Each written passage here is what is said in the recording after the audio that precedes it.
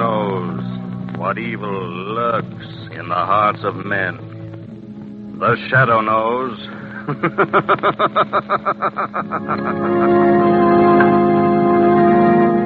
Once again, your neighborhood blue coal dealer brings you the thrilling adventures of the Shadow, the hard and relentless fight of one man against the forces of evil. These dramatizations are designed to demonstrate forcibly to old and young alike that crime does not pay.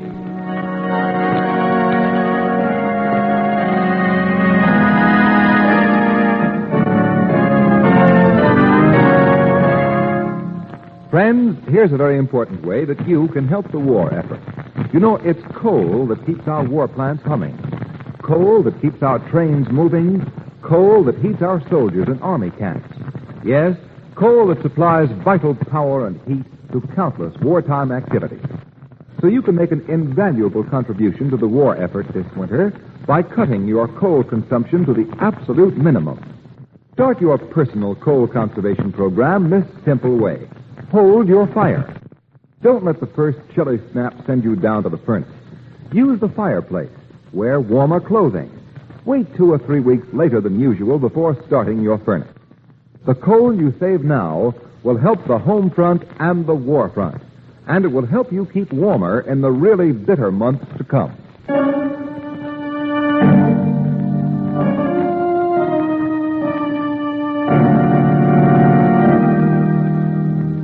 The Shadow, mysterious character who aids the forces of law and order, is in reality Lamont Cranston, wealthy young man about town.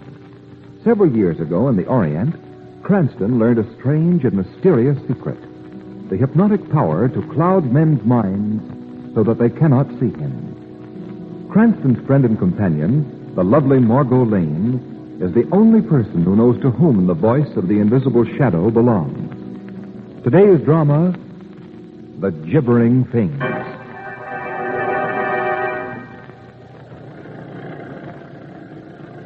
Well, nature puts on quite an autumn show up here, Margot. Yes, doesn't it, Lamont? Yeah.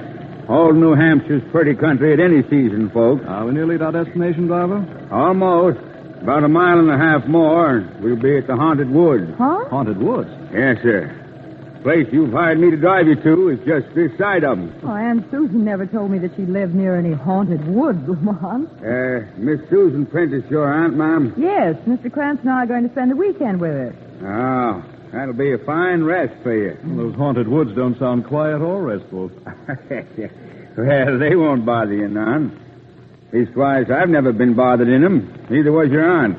Or Professor Surgoff, who lives smack in the center of them. Why are they called the Haunted Woods? Well, it's said that quite a few fellas have gone into them woods and completely disappeared. There was 2 lumberjacks and 4 or 5 harvest hands. The shucks, I figure they simply walked into the woods on one side and out the other. Your logic is spoiling a nice mystery, driver. Oh, I figured a natural explanation for the gibbering things, too. The gibbering things? Ever so often, the doggondest noise is heard from them woods. A funny, squeaking, chattering kind of noise. Don't sound like it was made by either man or beast. The folks say it's made by things. You figured that it's not made by things? Mister, that gibbering noise is made by monkeys. Monkeys? In New Hampshire. Yeah, Professor Surgoff's got a couple at his place that he's brought up from South America. I admit I don't know how their squeaky little voices can be heard so far away from the professor's house, but them monkeys is the only natural explanation. Are those the haunted woods ahead of us now? Yes, ma'am. That's them. Heavens. What's that? Something screamed in those woods. Yes, that was just an old screech owl. There it is again. Well, screech owls don't make their home this far north. They must have been brought up here like the monkeys you mentioned. That's right. Another pet of Professor Surgoff. Here's Miss Prentice's place. Oh, Lamont, what a lovely little house. I'll get your luggage out the back. Let me help you, Margot. Thank you. Step directly on these flagstones. Ground's pretty wet. Well, we had some thunderstorm today. Started early this morning and pulled down telephone wires and raised all kinds of nests. That's all? Yes. Why, I'd like to wait and say howdy to Miss Prentice, but as long as I'm out this way, I want to drop off a package at Professor Surgoff. Getting late, and I'd like to be in and out of them woods before dark. Not because of the gibbering things. Well, shucks, no. Just that the road through there is pretty terrible. Fellow wants daylight to get over it. I'll stop off on my way back from the professor's, see if your aunt wants anything fetched from the village, my next trip. So long. So long. You never told me your aunt was deaf, Margot. Deaf? Well, she isn't. Well, she can't be at home then after this noisy arrival in front of the door. Well, it is funny that she hasn't... Aunt Susan! Aunt Sue! Be sure she expected us today. Oh, of course. Oh, the door's unlocked. Let's go in, Lamont. She must have stepped out for a moment. For a long moment. Let's have a look around. You take a peek at the kitchen. All right. Everything here's tidy, shipshape, and deserted. Well, the kitchen door's been left unlocked. Well, evidently your aunt didn't intend to be gone very long. Well, what do you suppose has happened to her? Well, chances are your aunt left here this morning, pay a brief call to some neighbors, and she was forced to stay there by the storm. I was beginning to think Aunt Sue had been swallowed by those gibbering things in the haunted woods. We have Mr. Doremus' assurance those gibbering things are vastly overrated. What's that? Now, listen. It's the gibbering from those woods. It's from deep in the woods. Doesn't sound like the chattering of any monkey that I've ever heard. Lamont! Might be the screech owl again? That cry sounded human. It's like a scream of mortal terror.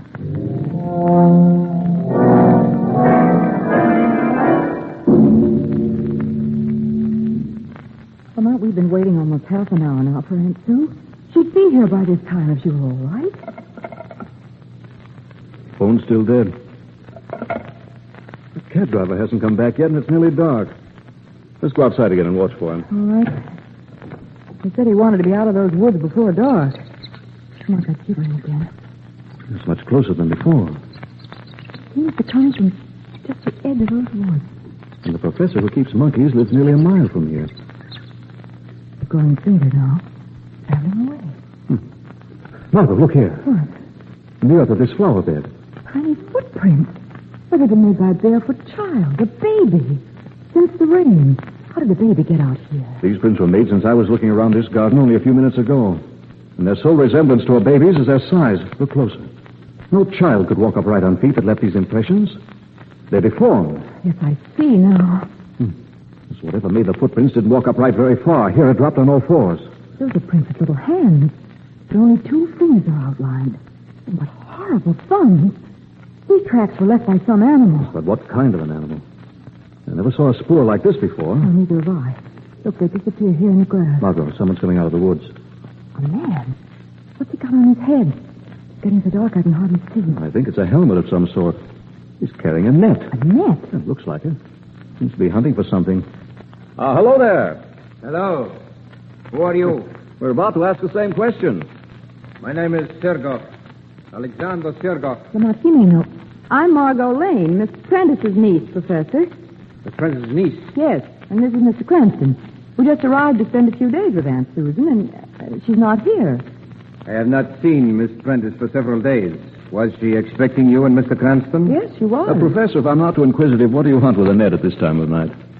I keep a small zoological collection, Mr. Cranston, and one of my little animals escaped this afternoon, and I was searching for it with my net. A dangerous animal? I see you're wearing heavy gloves. It was a small ape with sharp little teeth that can, what you call, nip very painfully. Perhaps you heard it chattering in the woods a while ago. We heard something gibbering in there. That was my little pet. Is it malformed hands and feet, Professor? Does it leave tracks like this? You did not see it leave those tracks? No, we found them by accident a few minutes ago. The creature I'm searching for is not a perfect specimen. These tracks are fresh, which means that it is close by, and I'm most anxious to recapture it, so if you will please excuse me. Good night. Good night. Night. Well, at least we've learned what's behind those footprints and that gibbering. I'm still wondering if that was a screech owl we heard soon after Doremus left us. What for, Lamont? I'm going to get a gun and flashlight out of my bag and do a little hunting of my own in these woods. But... where's the light switch? Here. Oh, thanks. Lamont, they're gibbering again. It's just outside the house. We know it's only a crippled ape that... Margot, what? The face at the window. Where? Gone now. but it was pressed close against the glass. It had no features, Lamont, except eyes and a toothless mouth. It was the face of the Gibbering Thing!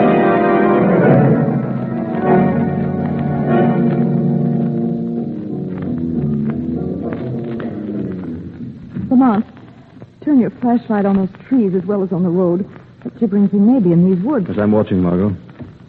There's only one set of tire tracks in this road, so Doremus traveled it only one way. You sure, Margot, that the face of the window had no features? It was just pink bald flesh with tiny pig-like eyes and grinning toothless gums. What could it have been? If you weren't having a nightmare, I don't know. Good Lord, look there. Doremus' cab turned on its side. Come on. There's Doremus. Oh! He's been thrown from his cab against that rock. His head's all crushed. Oh, Lamont. Strange. There's no blood around the wound. No blood. Someone or something has washed it absolutely clean. Look at his throat. Big bruise mark. His fall from the cab didn't do that. No. Looks as though some terrific suction had been applied by something like a giant leech. That thing with the toothless mouth. Lamont, you've got to find out what that gibbering monster is. It may have killed Aunt Sue as well as Doremus. Come on back to your aunt's house. After I see you locked safely inside, Professor Seargoff is going to receive a visit from the Shadow.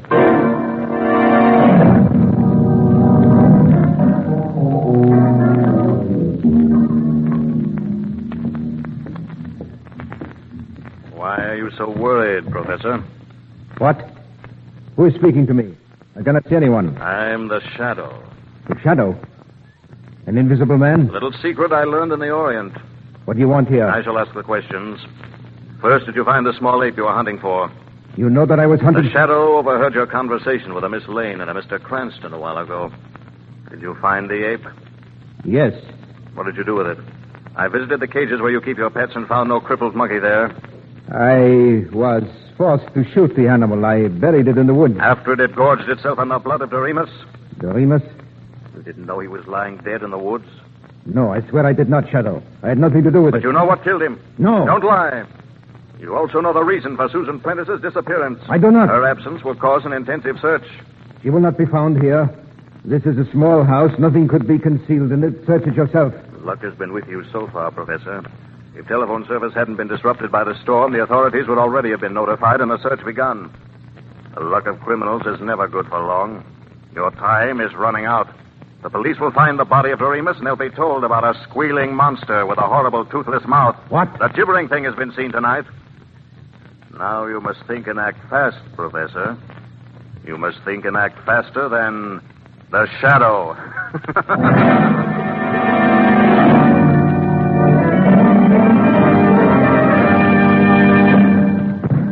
Friends, if you heat your home with coal, listen. Here's some important good news. Your friendly neighborhood blue coal dealer is happy to announce that he already has available, on a first-come, first-served basis, a small supply of automatic heat regulators to aid in the urgent coal conservation program. Now listen to what an automatic heat regulator does. It takes full charge of your furnace operation, giving you a constant, even temperature day and night. It eliminates those wide swings in temperature when it's always too hot or too cold. It saves you those incessant trips to the basement when you try to control the temperature yourself. It helps protect your family against winter colds, which many doctors agree result from overheating or unstable temperature. And most important, it saves coal vital to the war effort and money for you. An automatic heat regulator costs little to begin with and soon pays for itself in fuel savings. Don't wait for the first freeze. There are just a few automatic heat regulators available, so act now. Call your friendly blue coal dealer and place your order tomorrow. And now, back to the Shadow.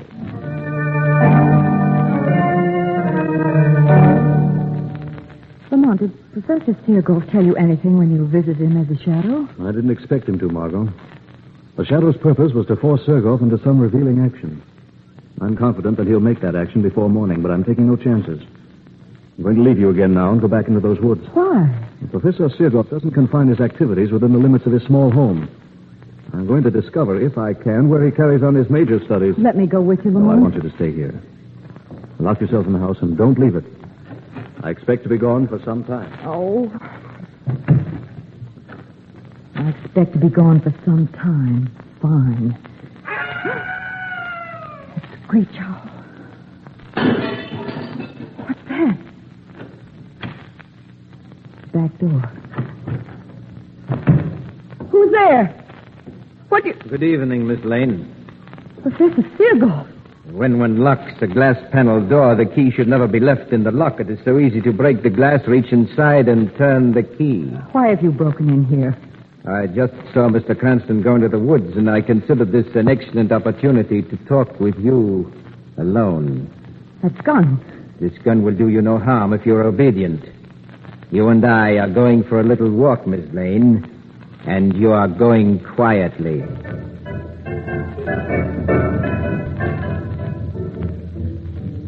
Where are you taking me through these woods? You'll soon learn. Here's our stopping place. There's nothing here but trees and that big rock. Yes, watch that rock.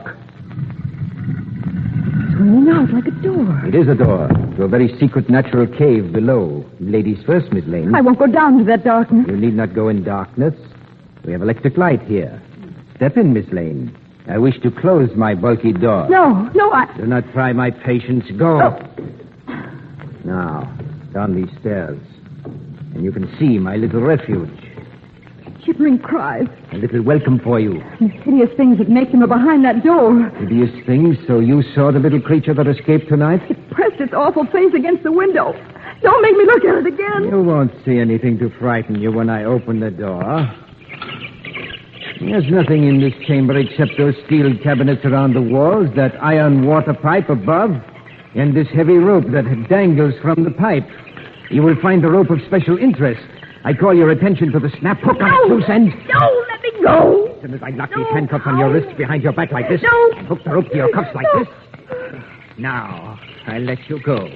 Nicely tethered. What are you going to do to me? I shall satisfy your curiosity about the gibbering things.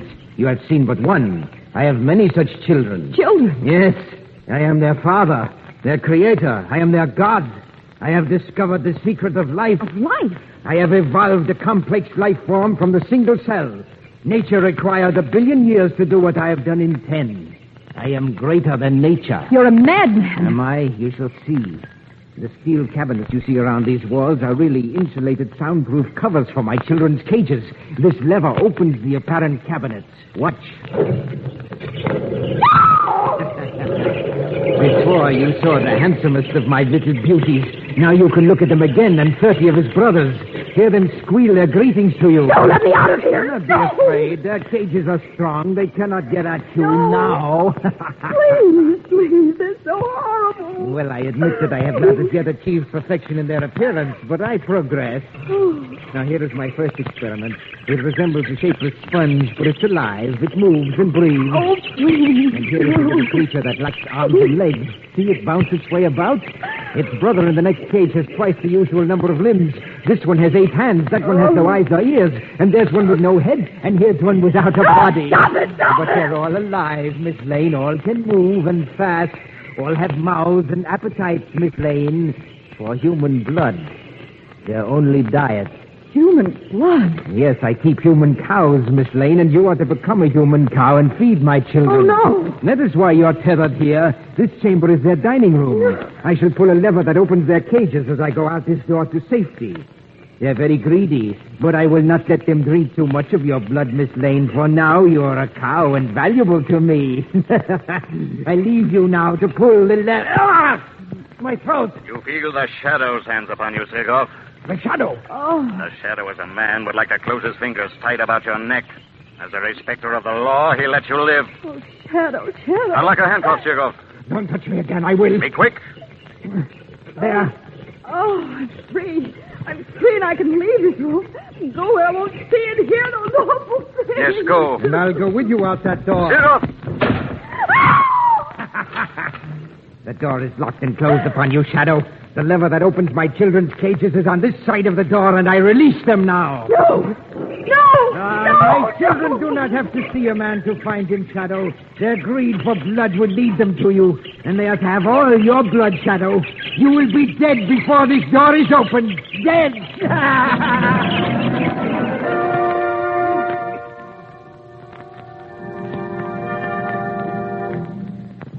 It is now half an hour since that door was closed upon our former friend, the Shadow.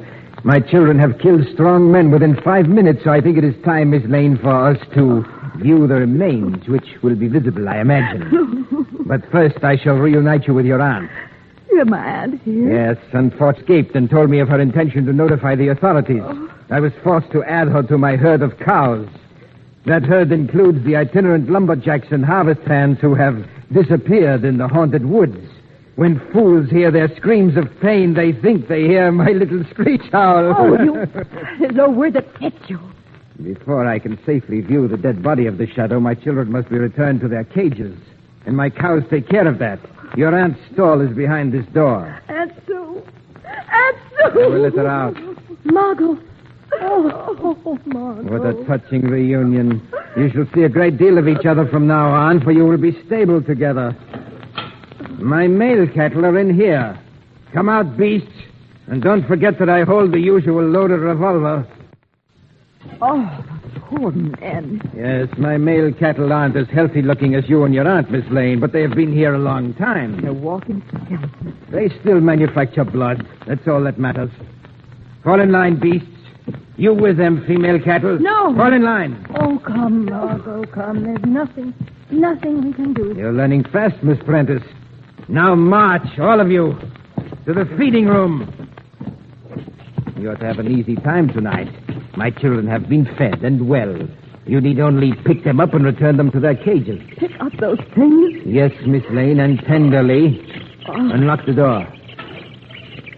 Go in and do as I've told you. And you see how tame my cattle are, Miss Lane? You will soon be like them. Hurry in there.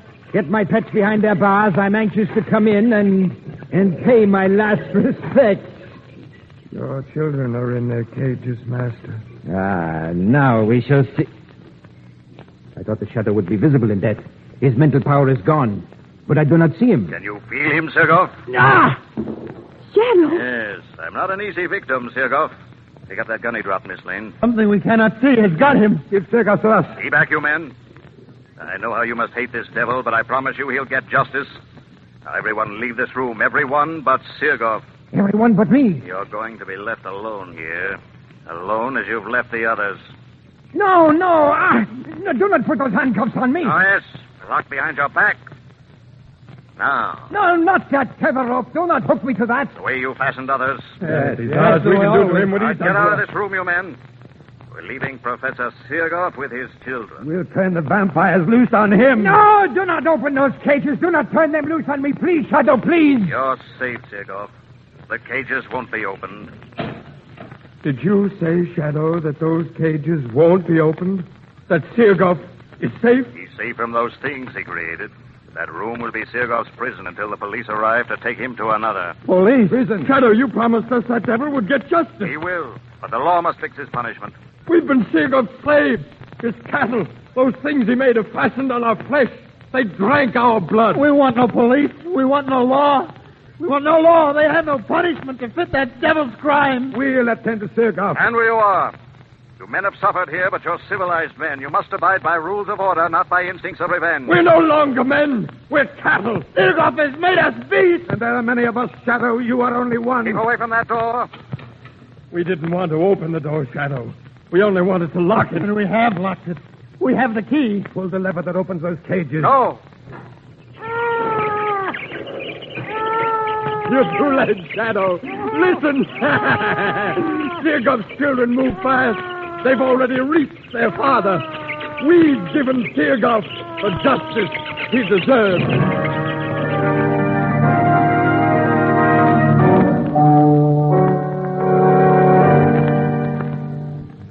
Well, Margot, Sergoff's cattle were too many and too quick. But Sergoff won't put the state to any expense. Your aunt's safe in her home again. And his children... Those men just trampled them after you finally forced that door. And I'm not sorry things happened as they did. Sergoff was going to turn those gibbering things loose on me. Well, he did turn them loose on the Shadow. Lamont, you haven't told me why the Shadow wasn't killed by those monsters. Well, Sergoff made a serious mistake. When he left other victims in that room, their hands had been secured behind their backs and fastened to the tether rope. The Shadow was free. One end of the tether rope was attached to an iron pipe near the ceiling. Well, he took a moment to loop the other end with its heavy hook over the pipe and fasten it. And seated in that swing, the Shadow was well above the reach of the little vampires. When you were locked in that room, I was sure it meant your death. One can never be sure of anything, Margot. You know, when I was invited to your Aunt Susan's, as I recall, I promised myself a quiet, restful weekend. Yes, I remember.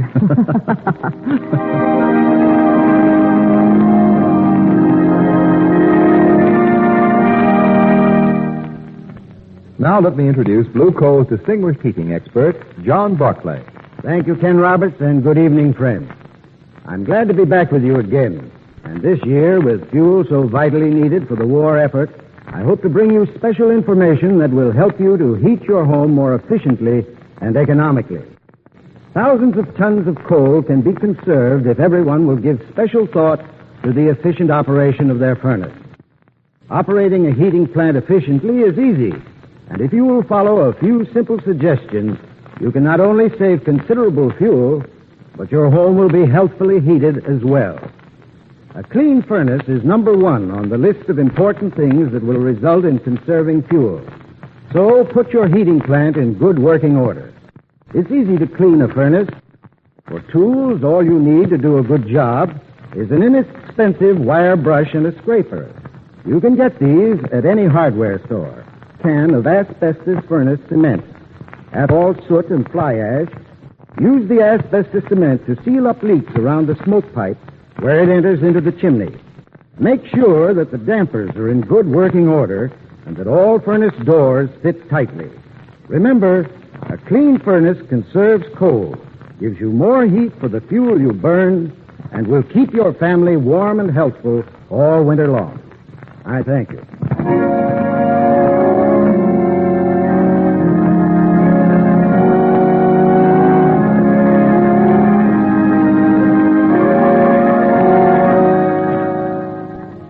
The Shadow program is based on a story copyrighted by Street & Smith Publications. The characters, names, places, and plot are fictitious.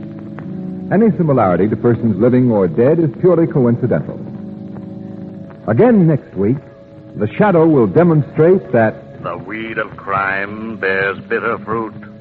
Crime does not pay. The Shadow knows.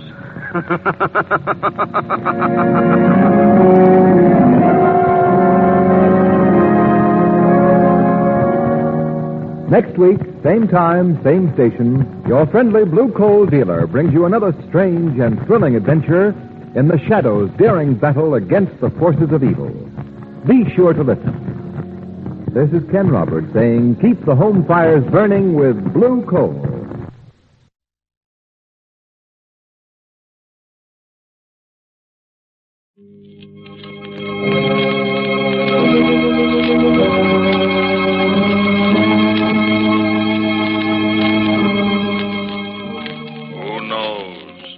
What evil lurks in the hearts of men? The Shadow knows. Once again, your neighborhood Blue Coal dealer brings you the thrilling adventures of the Shadow, the hard and relentless fight of one man against the forces of evil. These dramatizations are designed to demonstrate forcibly to old and young alike that crime does not pay.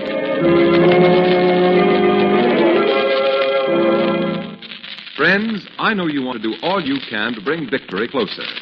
That's why you put 10% and more of your pay into war bonds. And that's why you'll all want to join a different kind of 10% club and pledge yourself to save 10% of your coal. You know, coal has the tremendous job of keeping our war plants up at peak production. And besides, coal must keep our railroads running, provide energy to produce electricity, and keep countless other indispensable wartime activities moving. You can start doing your share in conserving coal this simple way. Hold your fire. Hold off starting up your furnace as long as you can. Remember, if everyone will do this, thousands of tons will be saved. Normally, we burn about 250,000 tons of anthracite per day for heating. So if we all save, we will be well on the way towards that all-important 10% saving of wartime fuel. The Shadow, mysterious character who aids the forces of law and order, is in reality Lamont Cranston, wealthy young man about town. Several years ago in the Orient, Cranston learned a strange and mysterious secret. The hypnotic power to cloud men's minds so that they cannot see him.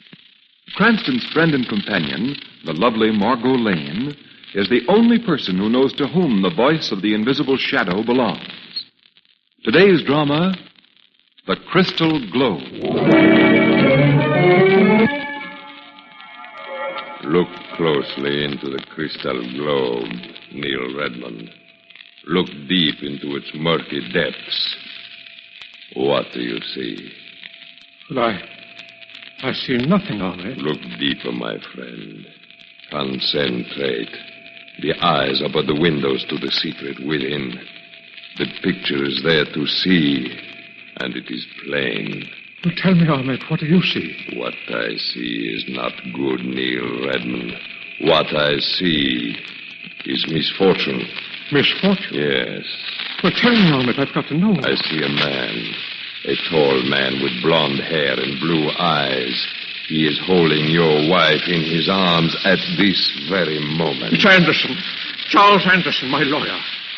The picture has faded, Redmond. But now, another has come in its place. Another? Yes. I cannot give you the details because the second picture is blurred. But this I can tell you, Redmond. Yes, Ahmed. You are going to kill yourself. I am going to... Look, Ahmed, what are you talking about? I think I have made myself clear. You're joking. There must be some mistake. No, my friend. There is no mistake. But how? What? Ahmed, listen. Try to see that picture clearly. Try to see. It's too late, Redmond. The picture has faded. It is no use looking any further. Well, you lie, Ahmed. Do you hear? You're a charlatan, a fake. I've a good mind to report you to the... Oh. Yes, Redmond. You were saying? That's nothing. Doesn't matter. You're acting very strange, my friend. Huh? Strange, yes. I'm on edge, I guess. Yes, I do hear it. You hear what? A voice. Indeed? Yes, a voice, I tell you. I've heard it 3 or 4 times now. There it goes again. And again, it's pounding inside my head. It's beating against my brain. Why doesn't it stop? Why doesn't it stop? It's too late, my friend. Only death can stop it now.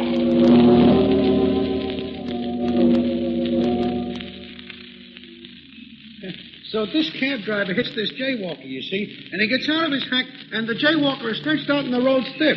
Well, so the cab driver says, "Too bad, buddy, you hadn't ought to been jaywalking. I'll be seeing you in the morgue."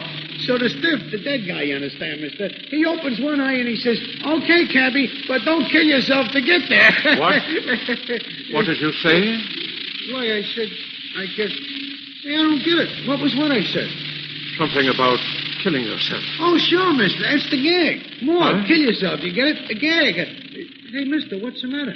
You don't look so good. Not so good. Kind of pale, like you had the pip. Driver, if you'd pay more attention to the road and less to what I look like, There it goes again. There what goes? That voice. Voice? What voice? Driver, Yeah? do you ever hear voices when there's no one else around? Oh, sure. I hear them all the time. Hey, what am I saying? How can you hear a voice when you're alone? Unless you're talking to yourself, you're talking. Hey, look, mister, if I may presume to advise... What? If I may presume to advise, maybe you ought to see a psychiatrist. You know what I mean. Get your head examined. Yes, I'll be all right, Driver. I guess. It's gone now. Well, here you are. Kensington Apartments. Yes, here we are. Oh, how much do I owe you? 6 bits, 75 cents. Just a moment, time. I'll see if I've got the change. You better go in and take it easy, mister. I think I'll be all right now, driver. I feel much better. You're going to kill yourself. Hey, mister, you forgot to pay me. Hey, come back here and pay off. 6 bits. I ain't hauling no deadbeats today, not today. Hey, come back and pay off.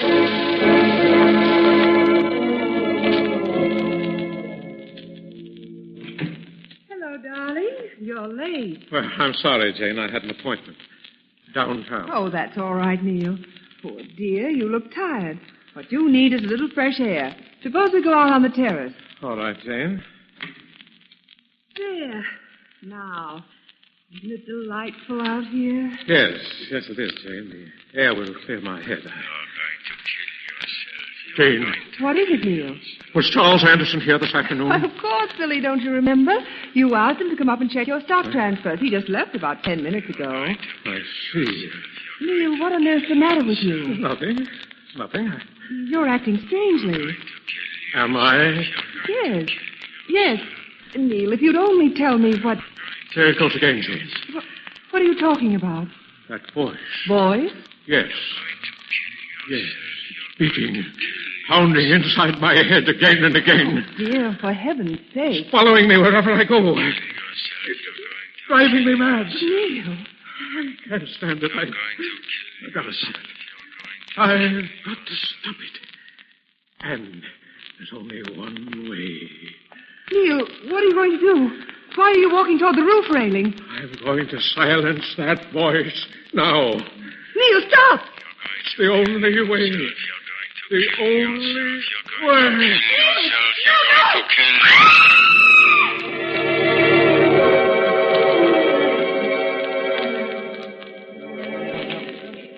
So I am standing here in front of the apartment waiting for this here deadbeat, Mr. Cranston. I'm waiting for this deadbeat, you see, to come out, when all of a sudden he does.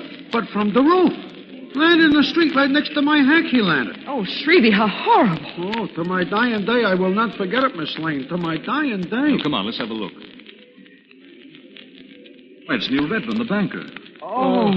Hey, Mr. Cranston, he ain't quite stiff yet. Lamont, he's trying to say something. Yes. What is it, Redmond? What is it? Ahmed was right. He said I would kill myself.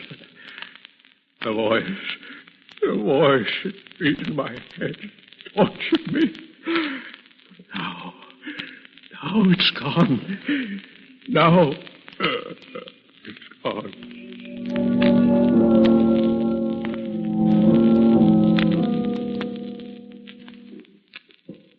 I don't know why you and Miss Lane insisted on coming along, Cranston. This is a police job, not a social call. Oh, come now, Weston. After all, we brought you this lead on Ahmed. You can't very well toss us aside like an old shoe. 2 old shoes, Lamont. After all, I'm here, too. I'm painfully aware of that, Miss Lane.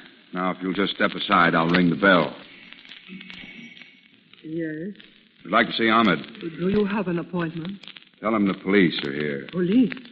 If you prefer it here, I shall see if Ahmed is in. He'd better be in. Exotic-looking place, isn't it, Margot? Like something out of either the Arabian Nights or the movies. Incense burning, dim light, crystal globe, heavy drapes. Sure. All the regular trappings of the phony. Maybe, Commissioner, but I can tell you one thing. This stuff never came out of any bargain basement. Well, he can well afford it, Margot. They say his fees are tremendous. Here he comes now. Good afternoon. I am Ahmed. I am Police Commissioner Weston. It's Miss Lane and Mr. Cranston. How do you do? How do you do? I must say this is an honor. A visit from the police. Never mind the heavy humor, Ahmed. Neil Redmond jumped from his penthouse terrace an hour ago. Committed suicide. Does that mean anything to you? Why should it, Commissioner? We have reason to believe you had something to do with this suicide. Really? And what do you draw that conclusion? The dead man had a slip of paper in his pocket with your name, address, and time of appointment. Mr. Redmond did consult me this afternoon, but that proves nothing, my dear Mr. Cranston. Well, maybe not. But it so happens that he mentioned your name and something about a voice just before he died. Very interesting. But it proves nothing. He also said that you knew he was going to kill himself. Excuse me, Commissioner. Miss Lane. Yes? Does something interest you in that other room? Why, no. I was just admiring your drapes. Thank you. But I would rather you admire them another time, if you don't mind. Why, no, I don't mind. Now, Commissioner, you were saying... I said you knew Redmond was going to kill himself. Yes, that is true. Just how did you know, Ahmed? I have occult power, Mr. Cranston. I can foretell the future. I suppose you saw Redmond's death in your crystal globe. Precisely, Commissioner. Well, I don't believe in this poppycock, precisely. You know more than you're telling us. Every man is entitled to his own opinion. Now, if there is nothing else... Not at the moment. But I warn you, don't try to leave town. We may want to see you again. I will be here. Good day, Commissioner. Phew. I got shivers running up and down my back. Lamont, Commissioner, did you notice Ahmed's eyes? Yes. They were dead, lifeless. Like the filmy eyes of a snake. No color or light.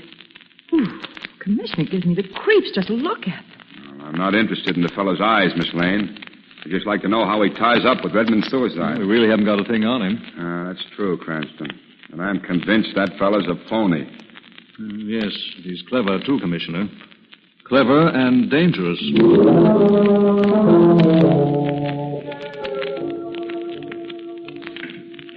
Ah, Mrs. Redmond, it was good of you to come. Why did you insist on my coming down to your studio, Ahmed, on the very day of my husband's death? I was so shocked to hear the news, believe me, Mrs. Redmond. Here, please, sit down. No, thank you. Let's drop this act. You know very well why you're here. Now, did you bring the money? Money? Yes, $20,000. Remember, we made a bargain. I was to drive your husband to suicide so that you could inherit his fortune and marry another man. And the price was and is $20,000. I'll give you $10,000, no more. The price is $20,000, Mrs. Redmond. Don't be a fool, Ahmed. You'd better take what I offer you or you'll get nothing. You have no way to collect and you don't dare go to the police. I see.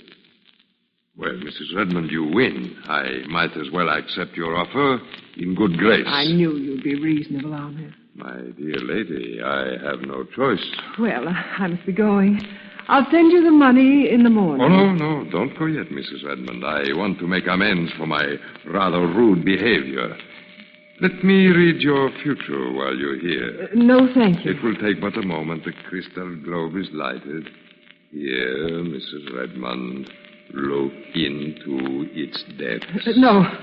Look deep into its depths, Mrs. Redmond. No, I won't look. Oh, yes, you will. You cannot help yourself. Look now. Look deep into the globe.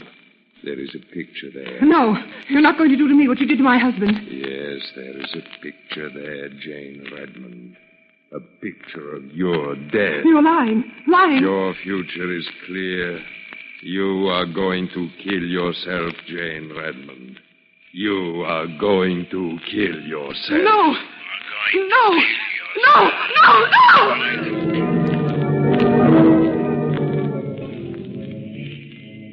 Now, ain't that just like a woman right in the middle of rush hour traffic and she don't look left nor right? Hey, lady, be careful. You want to get killed? I've got to stop it. I've got to stop that boy. Look out, lady. You're walking against the traffic light. There's a truck coming. Look out.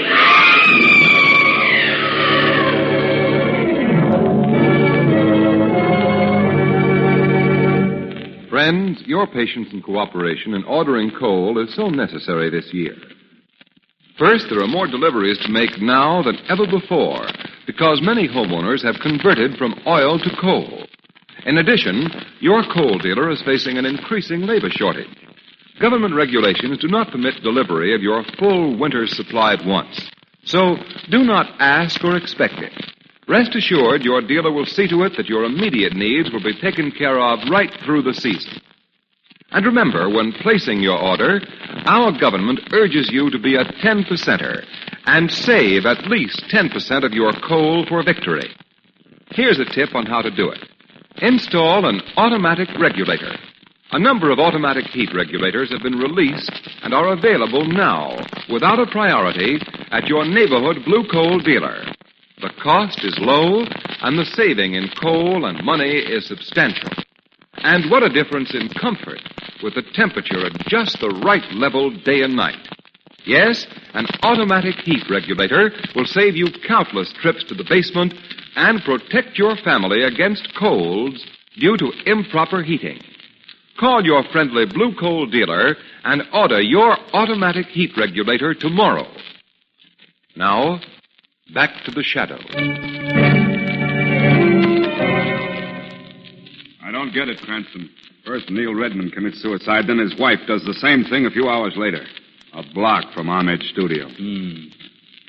You insisted on coming in on this case, and now all you can say is, Fine help you are. Haven't you got any ideas? Oh, few. But you wouldn't believe them, Commissioner. I've got an idea, Commissioner. Oh, you have? Yes. Don't you think Ahmed might have murdered the Redmonds by some kind of hypnotic remote control? Remote control? Oh, look, Miss Lane, I don't want any crackpot theories. I want evidence. Evidence that I can put before a jury. Wait a minute, Commissioner. Don't get excited. I think Margot here's on the right track. Oh, you do? Yes, I do. And I've got another idea. Oh, you have. Well, what is it? This one is my secret, Commissioner.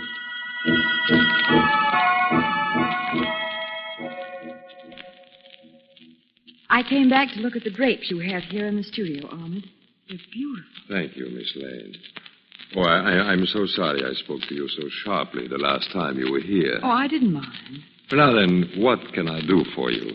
Well, I'm doing my house over, and I'd like to get a set of these drapes, if it's at all possible. Well, Miss Lane, you see, these drapes are imported from Iran. Oh. Naturally, with the war, I'm sure you understand, Miss Lane. Oh, of course. I knew there'd be a catch somewhere. Well, I must be going. You've been very kind. Oh, just a moment, Miss Lane. Yes. While you're here, why not let me tell you your future? I don't mind if you do. I don't know whether I could pay your fee, though. For you, there will be no fee. Here. Sit here, Miss Lane. Thank you. Now, look into the light of the crystal globe. Look deep. What do you see? Nothing. But you know, I have the strangest feeling. I see nothing, and yet I can't look away. Look deep, Miss Lane. Look deep into the crystal globe. This is the first time I've had my future told. I guess I'm a little nervous. And with good reason, eh, Miss Lane? What? What did you say? Oh, come now, Miss Lane. Let us be frank. You came to spy on me. No. Yes. Mr. Cranston sent you, didn't he? No, he had nothing to do with... With what, Miss Lane? With my visit here. Now, my dear lady, there's no need to be frightened. I wouldn't harm you for the world. You see, it's Cranston who's going to get hurt. Lamont? Yes. You see, Miss Lane, you are going to kill Lamont Cranston. No. Ahmed, no. Yes, you are going to kill Lamont Cranston. Kill Lamont Cranston. Kill Lamont Cranston. No. No, I can't. No, I can't!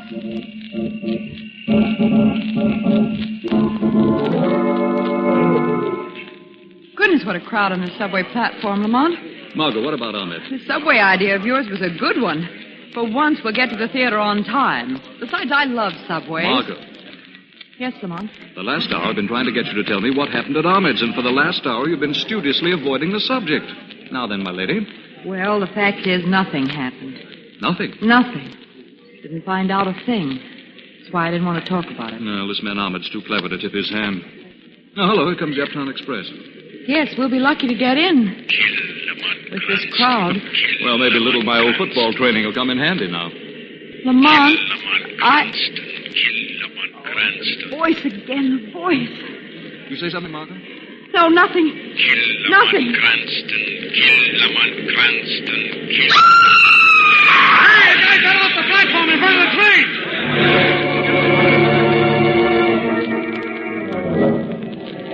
All right now, mister?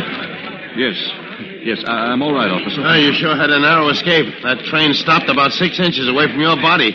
Lucky the motorman jammed on his brakes in time. Oh, Lamont, how did it happen? Someone in that crowd pushed me off the edge of the platform, Margot. Someone tried to kill me. Kill Lamont Cranston. Kill Lamont Cranston. Kill Lamont Cranston. Kill Lamont Cranston. Who's there? The window.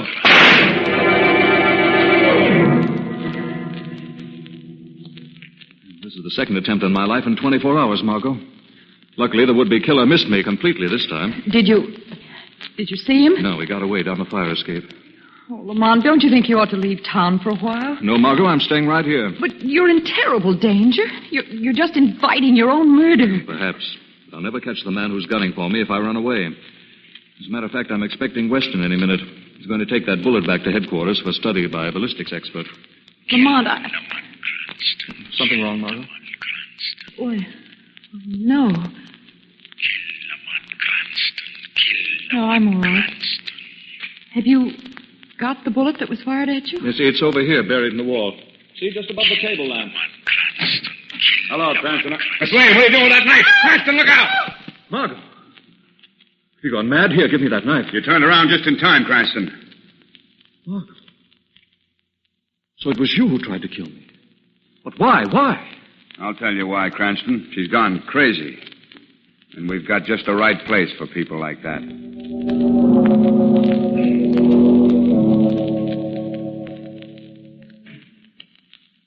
Dr. Chandler, how is she? In all my years as a specialist, I've never seen a stranger case.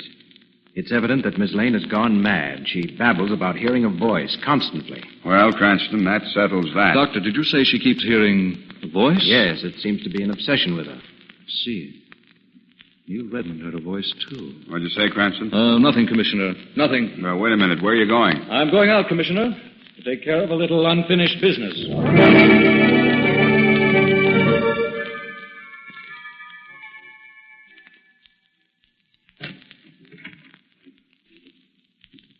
Who's there? Strange. Sure, I heard someone in my studio, and yet when I switched on the light, the room's empty.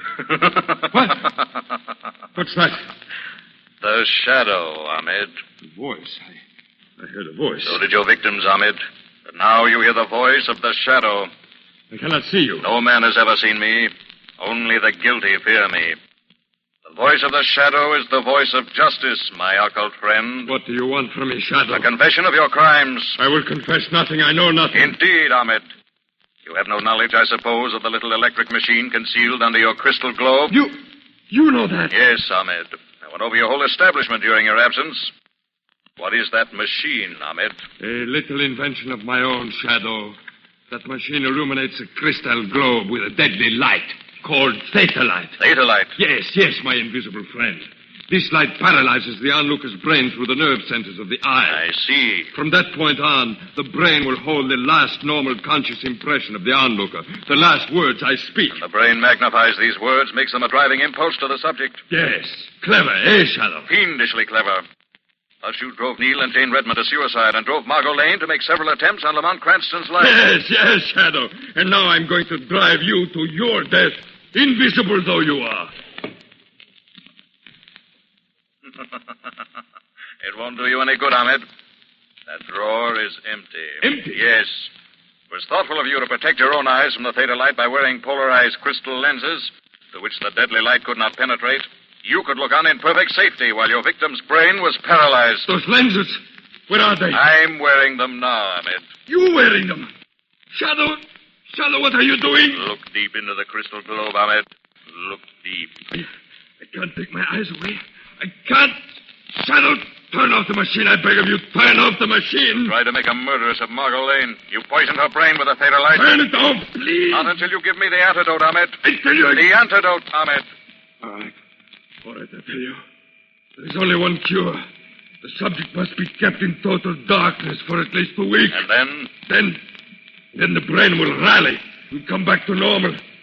Shadow, now turn off the theta light. In a moment, Ahmed.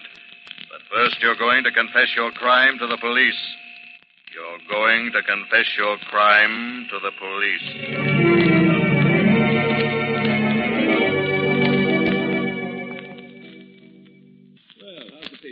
Oh, I'm fine, Mama. Never better. Well, what's so funny? It's Commissioner Weston, Margot. I've just come from headquarters. I haven't stopped laughing since. Why? What about him? He's a little baffled, you might say. He just can't figure it out. This fellow Ahmed walked right into his office and gave himself up. Spilled the whole story right in the commissioner's lap. Just like that? Just like that. Oh, poor Weston. Moves into the electric chair, and along comes one who practically insists on sitting down in it. I don't blame him for being upset.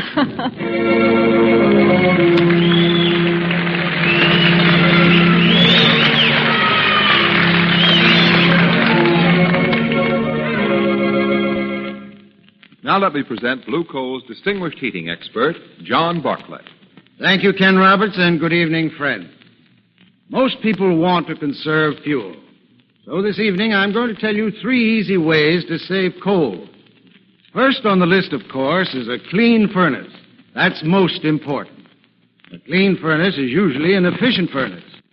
As a matter of fact, you may save up to 25% of your fuel bill this year by cleaning your furnace now. So put your heating plant in good working order. Second, if you haven't storm doors and windows, by all means try to obtain them. The added insulation and protection from double doors and double windows will result in your saving a very substantial amount of heat that otherwise would escape. And that means saving coal and money, not only this winter, but in years to come, long after the storm sash has paid for itself. Third, be sure to weather strip around doors and windows. Felt weather stripping is available and is inexpensive. It's also very easy to tack on. Closing cracks and crevices with felt weather stripping will reduce your heating bill still further. Try these suggestions. You'll find they will help you conserve important fuel by reducing wasteful heat loss in your home. I thank you.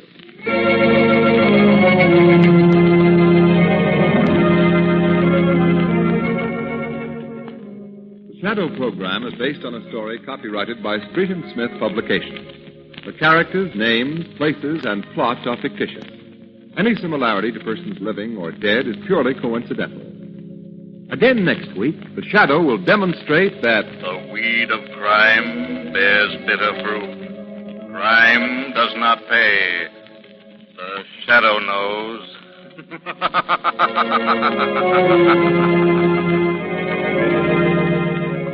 Next week, same time, same station, your friendly Blue Coal dealer brings you another strange and thrilling adventure in the Shadow's daring battle against the forces of evil. Be sure to listen. This is Ken Roberts saying, keep the home fires burning with Blue Coal. This story, E.L.N.W. Coal Company, distributors of Blue Coal.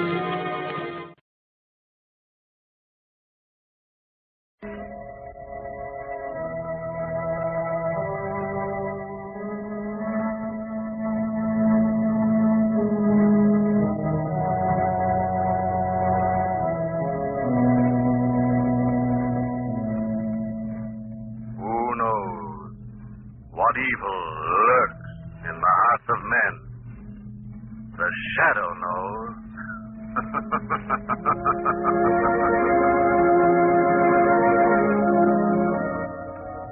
Once again, your neighborhood Blue Coal dealer brings you the thrilling adventures of the Shadow, the hard and relentless fight of one man against the forces of evil. These dramatizations are designed to demonstrate forcibly to old and young alike that crime does not pay.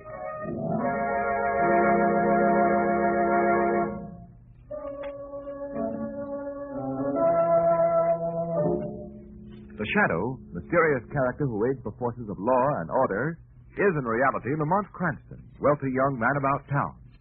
Several years ago in the Orient, Cranston learned a strange and mysterious secret, the hypnotic power to cloud men's minds so they cannot see him. Cranston's friend and companion, the lovely Margot Lane, is the only person who knows to whom the voice of the invisible Shadow belongs. Today's drama, Bubbling Jet.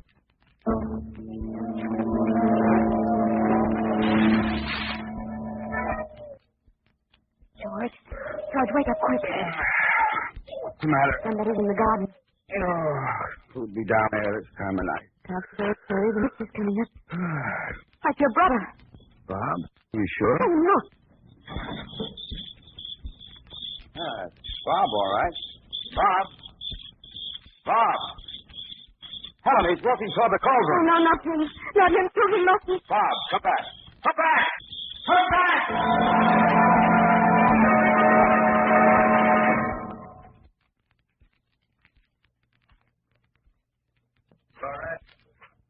Florette, where are you? Florette!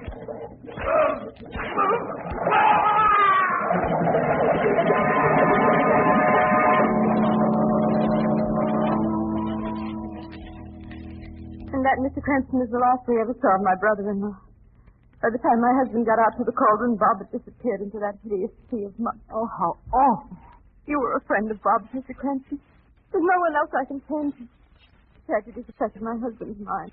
You've got to help me, Mr. Cranston. I've got to know what terrible secret is wiping out the Legrand. I'll do my best, Mrs. Legrand. There were 3 brothers, weren't there? Yes. The oldest brother, Jonathan, went the same way a few months ago. Walked into the cauldron in the middle of the night. Were you and your husband there at the time? No. My husband's an engineer. We were in South America with our little boy, Tommy. When we got Bob's cable, we heard back home. Where is your home, Mrs. Legrand? In the bayou country of Louisiana. When we got there, we found Bob gloomy and depressed. Couldn't get a word out of him for weeks. First Jonathan and Bob were sensitive and moved in. George is the same way. This cauldron you spoke about, exactly what is it? It's an old lye pit in the woods back of the estate. Lime has eaten away the soil around it. It's full of mud and quicklime now. The bath underneath it. The whole thing boils and bubbles all over. Tommy threw a ball out on it once, and his little dog tried to touch it, and the mud swallowed it. Oh, how horrible. Cauldron's got Jonathan and Bob now. It'll be my husband's turn next, and then Tommy. Oh, Mr. Cranston, you've got to come down to the estate and find out what's making the Legrands walk to their death.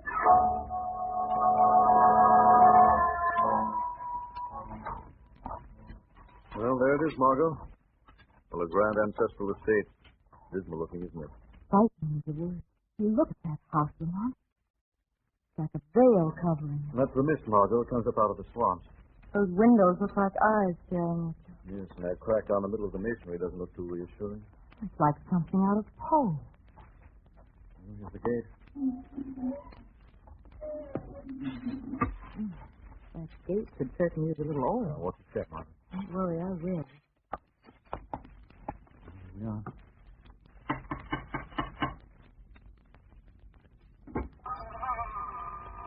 Yes? I'm Lamont Cranston, Mrs. Lane. Mrs. Legrand is expecting us. Yes, come in. My name is Keith. I'm the caretaker. Mrs. Legrand told me to show you to your rooms. I'll take your things. Thank you. Right this way to the living room. Even gloomier in here. Caretaker, Margot. I seem to remember. What, Lamont? No, nothing, Margot. Oh, Lamont, look. Hmm? Look at that painting over the fireplace. Why, she's lovely. Probably a family ancestor. Well, she is beautiful. I see you're admiring the picture. Yes. Who is she? That's Florette Legrand, the first owner of this house. You wouldn't think to look at her that she was a murderess. A murderess?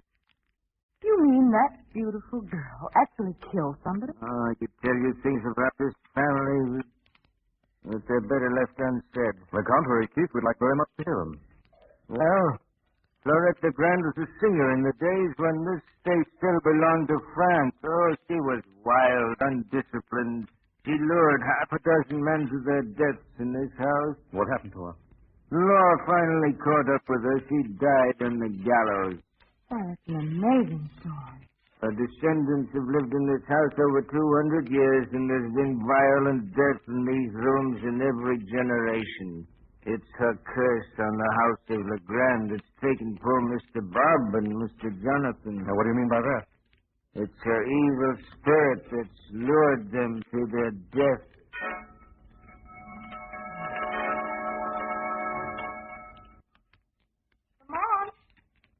I'm in here, Margot. The living room.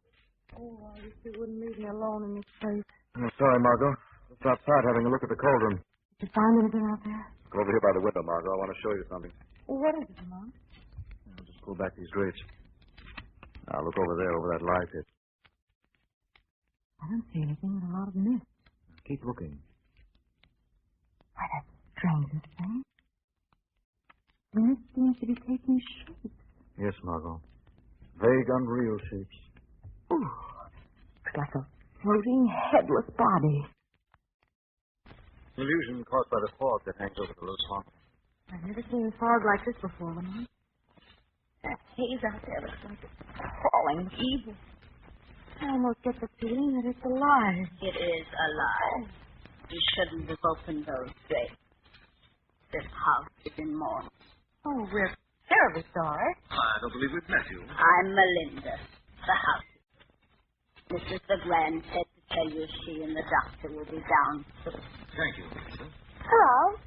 Hello. Who are you? I'm Margot Lynn. And this is Mr. Cranston. Hello, son. You must be Tommy LeGrand. Uh-huh. Mommy told me you were coming. Do you know one game? Well, I know a few. Gee, that'll be swell.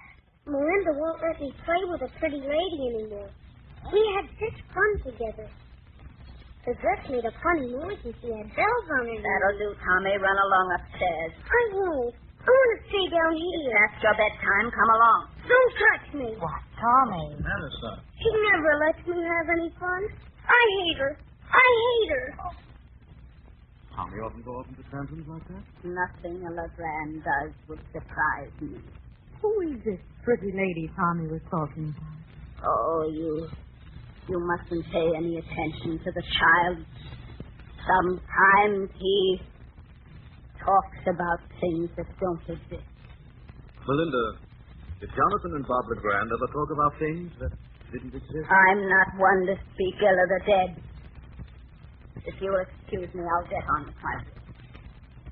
She's a strange woman. Sorry to have kept it so long, Miss Cranston, Miss Lane. This is Dr. Hanley. He's been attending my husband. How do you do? How do you do? Doctor, do you mind if I ask you a few questions about George? That is, if you don't mind, Mrs. LeGrand. Of course not. Well, this ailment George is suffering from, mightn't it be just shock brought on by the loss of his two brothers? It's more than shock, Mr. Cranston. The man seems to be constantly listening to something. Looking toward the door as though you were expecting something to happen. That's what's so horrible.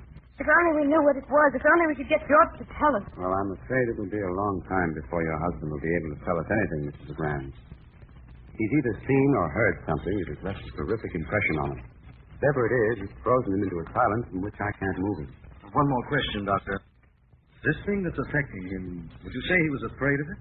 No.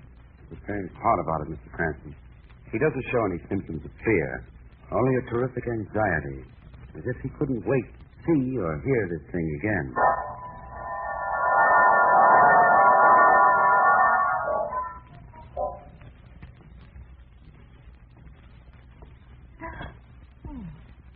Oh, it's you, Margaret. You gave me a scare. What are you doing walking around the halls of this hour, Margaret? Well, I kept seeing things behind those heavy black drapes in my room. So I'll just spend the night curled up on this hall sofa, fully dressed and wide awake. I don't blame you, Margaret. This place isn't exactly conducive to sleep.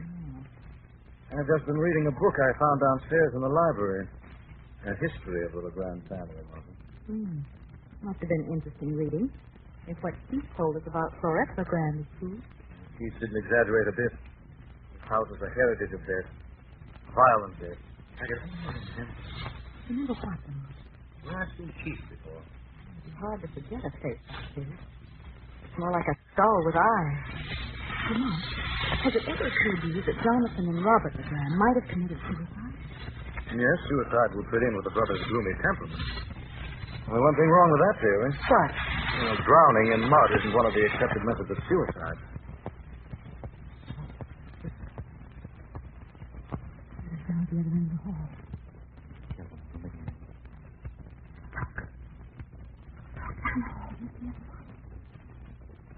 Some shape rising from the floor.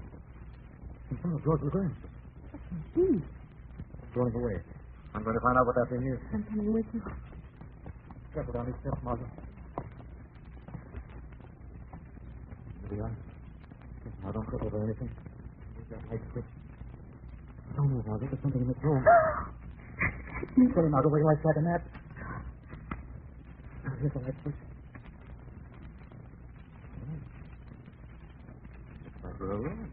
Oh, my. Oh, it was awful. Things on my face that felt like cobwebs.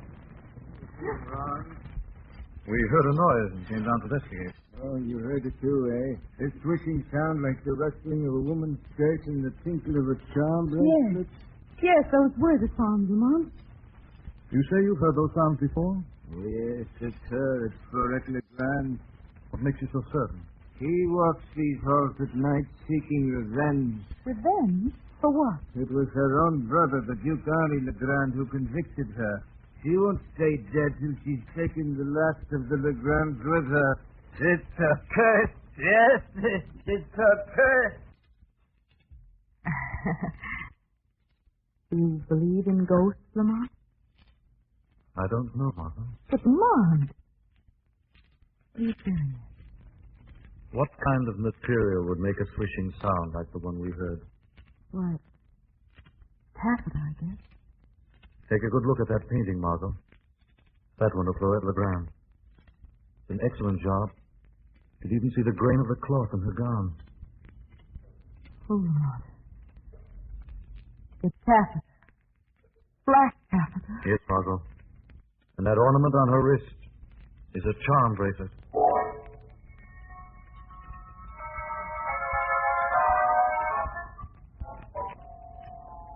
Lamont, I don't mind telling you this place gives me the creeps. What's the matter now, Margot? The picture over the fireplace, this living room, even the furniture seems to be hiding things. I know, Margot, but we've got to stick it out. 2 members of the family have walked to their death in the cauldron. Until we find out what's got them out there, George Legrand, his wife and child, are in danger of being murdered, too. Then you're certain it was murder? Yes, Margot. Cunning, diabolic murder. It's this ghost business that's got me on edge. That thing we saw in the hall last night wasn't a ghost. But... Quiet, Margot. There's a storm coming up. I'd better fasten the shutters. Oh, there's bad things brewing.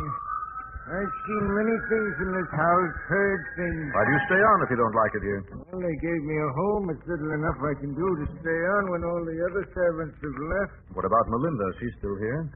It's one of the reasons I stayed. I wouldn't trust her alone in the house with Mrs. Legrand and the boys. What's the matter, Mr. Legrand? It's George. He's out there walking towards you. Good heavens, no. He's going toward the cauldron. You've got to stop him. Take care, Mr. Legrand, Margot. Going out. Oh, Lamont, be careful. There he goes, the way his brothers went out into the dark. It's your evil spirit that calls them. Stop him. Stop him.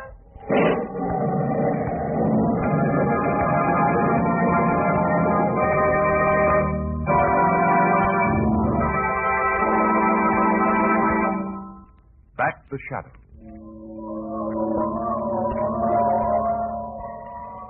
Now here are his footprints. Right up to the edge of the cauldron. I'm afraid we're too late.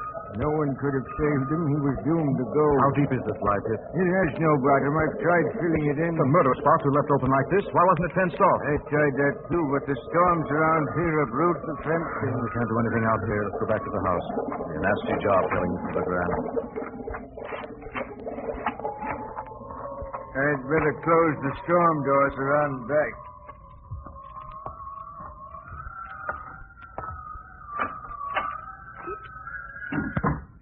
Well, Lamont, my husband, is he? Got to pull yourself together, Mrs. Legrand. George. I'm afraid we were too late. Oh, George. George. I came to his room to say goodnight. The door was wide open. He was gone. Oh, Mr. Cranston, what horrible thing has taken them all? My suspicions are correct, Mrs. Legrand. I can promise you we'll know before this night is over. Don't worry. Lamont, there go the lights. Mr. Cranston, I'm afraid. Some candles, Mrs. Legrand. I have some matches here. Margot! Margot, where are you? There are 2 candles on the mantelpiece. Oh, wait. Oh, I've got them. There, that's better. Margot! Margot's disappeared.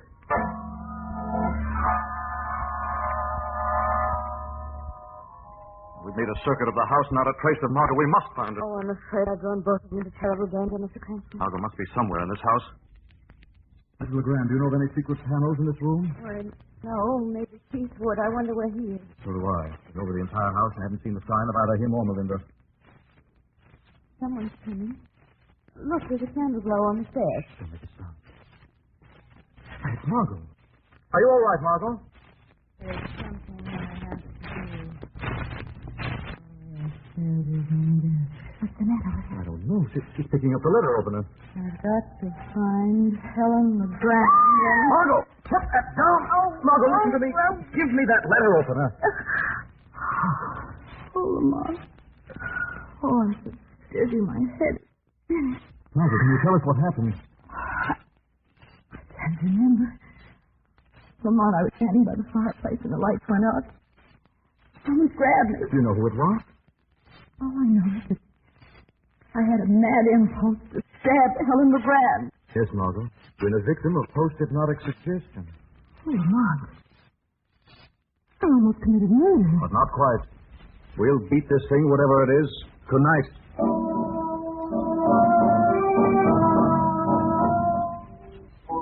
Somebody in this house is bent on wholesale murder, Margot, and there's no ghost. What do you mean? I didn't want to tell you until Mrs. LeGrand went up to her room. When Keith and I went out to the cauldron, I noticed another pair of footprints beside George's. Tiny footprints like those made by a woman's slipper. Woman's slipper? I don't understand. I found something else. Wasn't the storm that put out the lights. How do you know? While we were looking for you, I noticed the fuse box in the hall was ajar. One of the fuses had been removed. Lamont, do you think Keith could have... Keith, if I could only remember... Keith. Hypnotism. I've got it. I know where I've seen him before. Look, Margot, go on upstairs, stay in your room, and lock the door. Well, what are you going to do, Lamont? I think it's about time the shadow took a hand in this game. I've got a hunch that old caretaker isn't the superstitious fool he seems.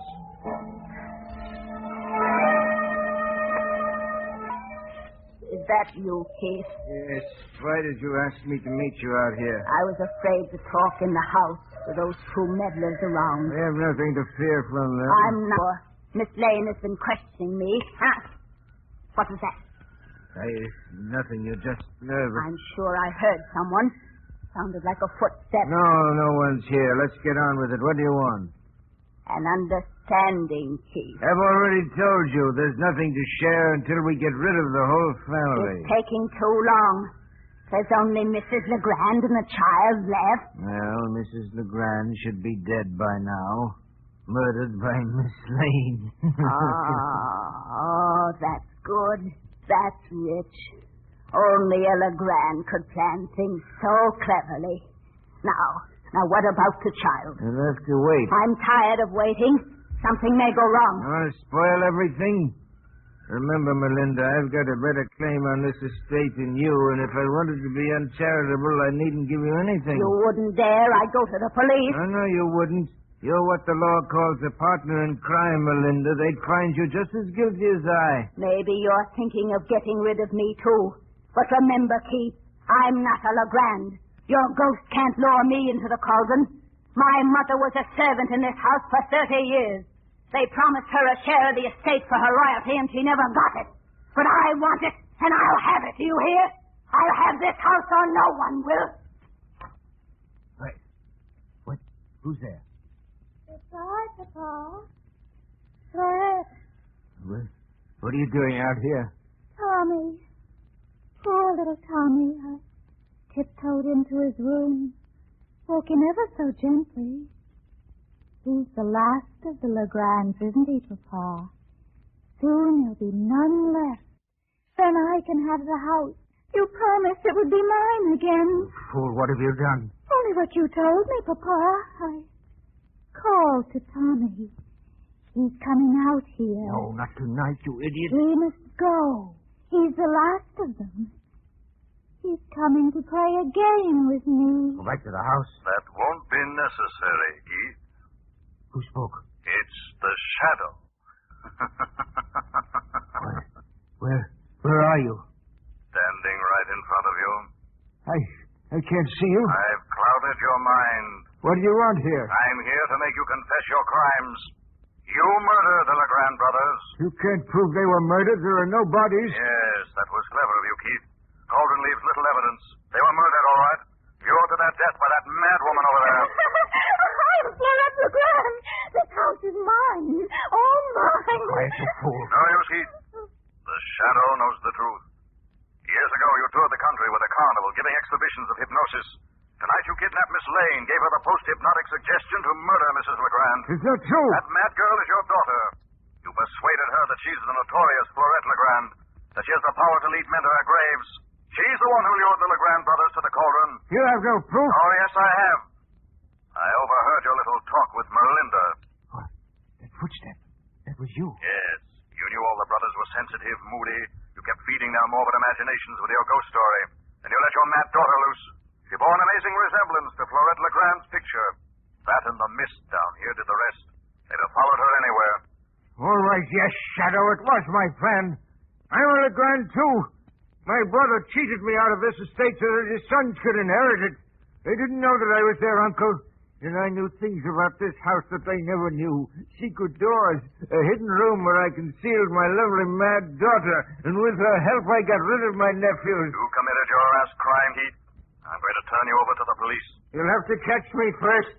I know every inch of this land, Shadow. It's treacherous land. You wouldn't dare follow me through these swamps. No, but I'm going to stop you. Put your arms behind you. Papa, who's speaking? You won't get me so easily. Florette! Florette! Yes, Papa? He's got my arms. I'm going to force him back toward the cauldron. You push him in. Papa, I don't see anyone but you. He's back of me, you fool. He's got my arm. There. I've got him at the edge of the cauldron. Now, push him in. Like this, Papa. Now, you fool. You're pushing me into the cauldron.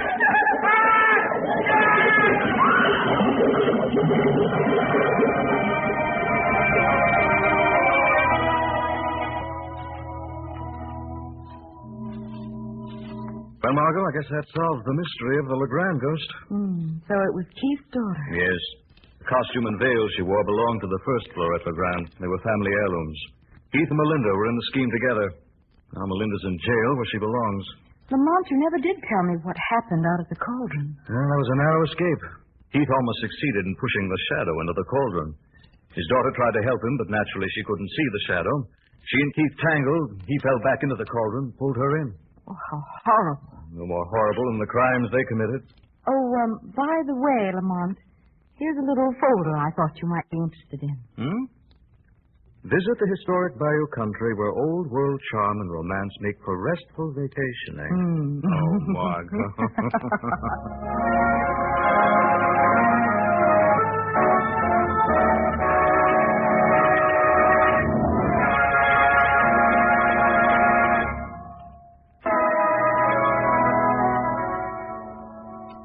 The Shadow program is based on a story copyrighted by Street and Smith Publications. The characters, names, places, and plot are fictitious. Any similarity to persons living or dead is purely coincidental. Again next week, the Shadow will demonstrate that the weed of crime bears bitter fruit. Crime does not pay. The Shadow knows. Next week, same time, same station, your friendly blue coal dealer brings you another strange and thrilling adventure in the Shadow's daring battle against the forces of evil. Be sure to listen. This is Ken Roberts saying, keep the home fires burning with blue coal. This story produced by the DM&W Coal Company, distributors of blue coal. This program came to you from New York. This is Mutual.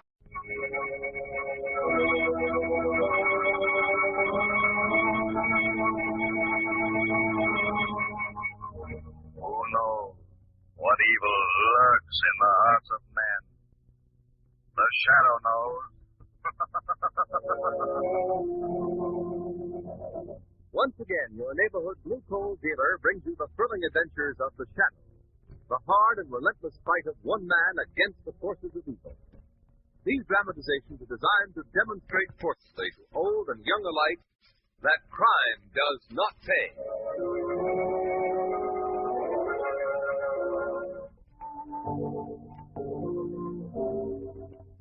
The Shadow, mysterious character who aids the forces of law and order, is in reality Lamont Cranston, wealthy young man about town. Several years ago in the Orient, Cranston learned a strange and mysterious secret, the hypnotic power to cloud men's minds so that they cannot see him. Cranston's friend and companion, the lovely Margot Lane, is the only person who knows to whom the voice of the invisible Shadow belongs. Today's drama, The Club of Doom.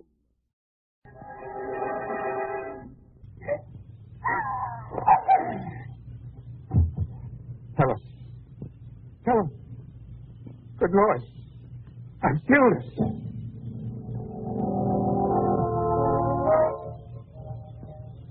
I don't believe it, Gibson. Sometimes I don't believe it myself, Cranston. Like some hideous nightmare. Any minute I expect to wake up to find I dreamed the whole thing. Then I see these bars. Why? Why did you do it? I wish I could tell you. You mean you don't know why you killed your wife? No, Cranston, I don't. That's the horrible part about it. I don't even remember killing her. Yet I know that I did. Do you remember what you were talking about just before it happened? Yes, I was telling her about having landed the Sherman account. Well, I suppose you were feeling quite elated over it. Elated isn't the word. I felt as if I could have licked the world.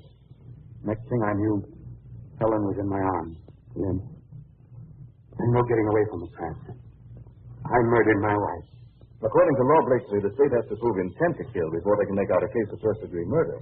That just about kicked me in the electric chair, Cranston. What do you mean? You see, I wanted to kill her.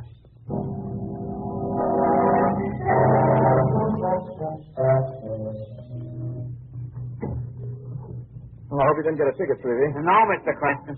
But I gotta admit, I was worried, I gotta admit. Parking in front of a jail ain't too healthy. Lamont, how'd you make out? Did Blakesby tell you anything? I'm afraid it looks pretty bad for him, Margot. But Lamont, it doesn't make sense. A man like Blakesby just doesn't murder his wife and reason. It just goes to show you. You can never tell a guy by his looks. Now, take what happened to me this morning. A guy tried to kill me, he tried. Kill you? Oh, who'd want to kill you, Shrevey? I don't know who he was, McLean, but he sure didn't look like no killer. More like a lawyer he looked, or a businessman, maybe. Tell us what happened, Shrevey. Well, it was like this, Mr. Cranston. I picked up this guy in front of the athletic club. The same one you and Commissioner Weston belong to. Got to go to Chester? I'll be late for my appointment. Gee, I'm going as fast as I can without getting a ticket, mister. Well, what are you looking at me like that for? Anything wrong with me? I wasn't looking at you. I was keeping my eyes peeled out for cops. I distinctly saw you looking at me through that mirror. Now, look, mister. Hey, let go. What's the big idea? You're joking me. You almost wrecked the cab. Holy smoke. I'm sorry, driver. I gotta get out here. Yeah, Well, Mr. Cranston, I never was one to run away from a fight. But the look on this guy's face didn't make me happy. Anyway, he pays me off with a nice flat tip and gets out of the cab. So it just goes to show you, you never know. Well, that's a strange story. Where did you say this man hailed you? Right in front of the athletic club. And boy, he was plenty athletic.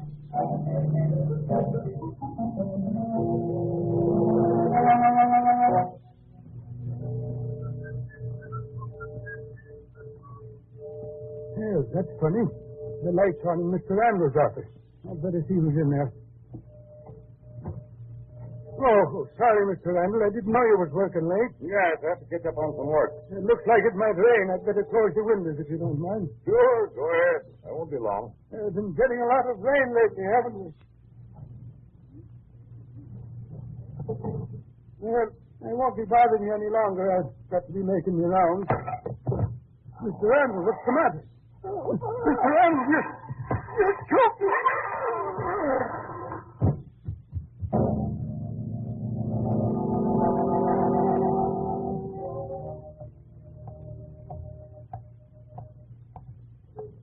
You got a match, mister? Why, yes. Here you are. Oh, thanks. Hey, what are you telling me? I ain't done nothing. I only asked you for a match. I just wanted to. Hey, take your hands over me. What are you trying to do? What are you going to do with that cane? Yeah, no, don't.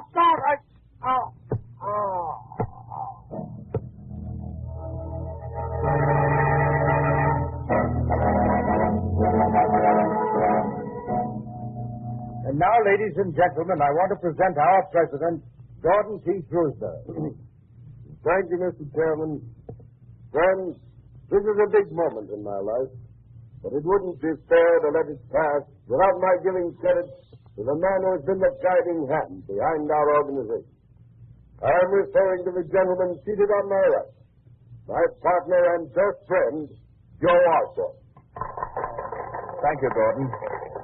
Joe and I have been together for a long time. Oh, look, George.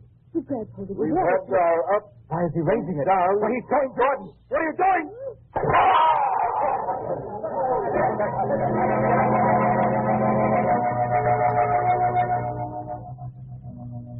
get it, Cranston. I went to school with these men. We're all members of the same club. All of them prominent, law-abiding citizens. Suddenly they go berserk. One of them murders his wife. Another kills the night watchman. Third one clubs a hobo to death with his cane. Last night's true story. Splits open his partner's skull with a water pitcher. What's gotten into them? Maybe it's an epidemic. You can't be more helpful than that, Miss Lane. Margot may have something there, Jimmy. Are you serious? An epidemic of murder? Not as fantastic as it sounds. Only that's not exactly what I have in mind. Oh, then you have something in mind. Would you let a very much concerned friend in on it? Gladly, Commissioner, as soon as I get a few more of the facts straight. The facts are clear enough, Cranston. It's the motive for these crimes that's keeping me up nights. You mean the lack of motive, don't you? Yes, that's what I mean. Special delivery for you, Commissioner. Oh, thanks. It's probably another headache. Nice a mistake of that omelet, Commissioner. I deduced that that's a wedding invitation. Wonderful, Margot. Commissioner ought to swear you in as one of his deputies. I don't think he appreciates our sense of humor, Lamar. What is he? Bad news, Commissioner? You had better. Take a look at this, Cranston. Let me see. Your note? That doesn't sound like a wedding invitation. No. More like an invitation to murder. Since I've been police commissioner, I've gotten exactly 73 letters threatening my life. I'm not going to let this one bother me too much. What's got me buffaloed is my best friends turning into killers. Did you say that all of these men were classmates of yours? Yes, I've known them practically all my life. Now I've got to hold them for murder. What makes you so sure they're guilty of murder? Well, what would you call it? I'd call it a plan for murder. A plan in which that warning note you just got may be a key part. What are you talking about? Just this. Four of the most prominent citizens in this town have committed crimes of violence. None of them actually remember committing the crimes, yet all of them have a very positive feeling that they wanted to kill their victims. Well, I'm sure of one thing. Those men aren't criminals. They could no more murder anybody than I could. That's exactly what I've been trying to tell you. Yeah. Well, you two will have to excuse me. I think I'm going to take the afternoon off, go down to the club for a workout. The case beats anything I ever handled. This is our exit to you, Margot. Bye, Commissioner. Bye, Miss Lane. Don't mind what I said. Oh, that's all right. Goodbye, Commissioner. If I were you, I wouldn't underestimate the importance of that warning note. What's all right, Lamar? Taking you home, Margot. Where are you going? Jail. Jail? But you've already seen Blake. One of the clubs with Randall and the others. Oh, in that case, I guess I'd better go home. You gave me a theory, Margot, when you said those crimes may have been an epidemic. I think the same as the commissioner does. Those men could no more commit deliberate murder than he could.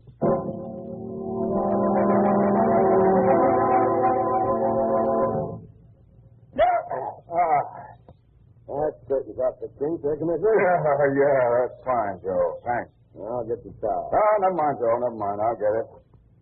You've been walking around too much on that leg of yours. Ever thought of having it operated on? I'm afraid I'll have to let it go. It's gone too long now. You look worried, Commissioner. I am worried, Joe. If I can throw some light on these things, I'm going to have to send four of my best friends for the electric chair. Yes, I've been reading about it in the papers. What about those murders? Well, such fine men. That steam cabinet today, Commissioner? Oh, yes. Yes, you may as well give me the work. Yes. Yeah. Boy, that feels good. Too bad about Mr. Blake's thing and the others. I wonder what made them do it. Yes, you and me both, Joe. Wasn't a nicer, friendlier person than Mr. Randall. Always asked about my leg.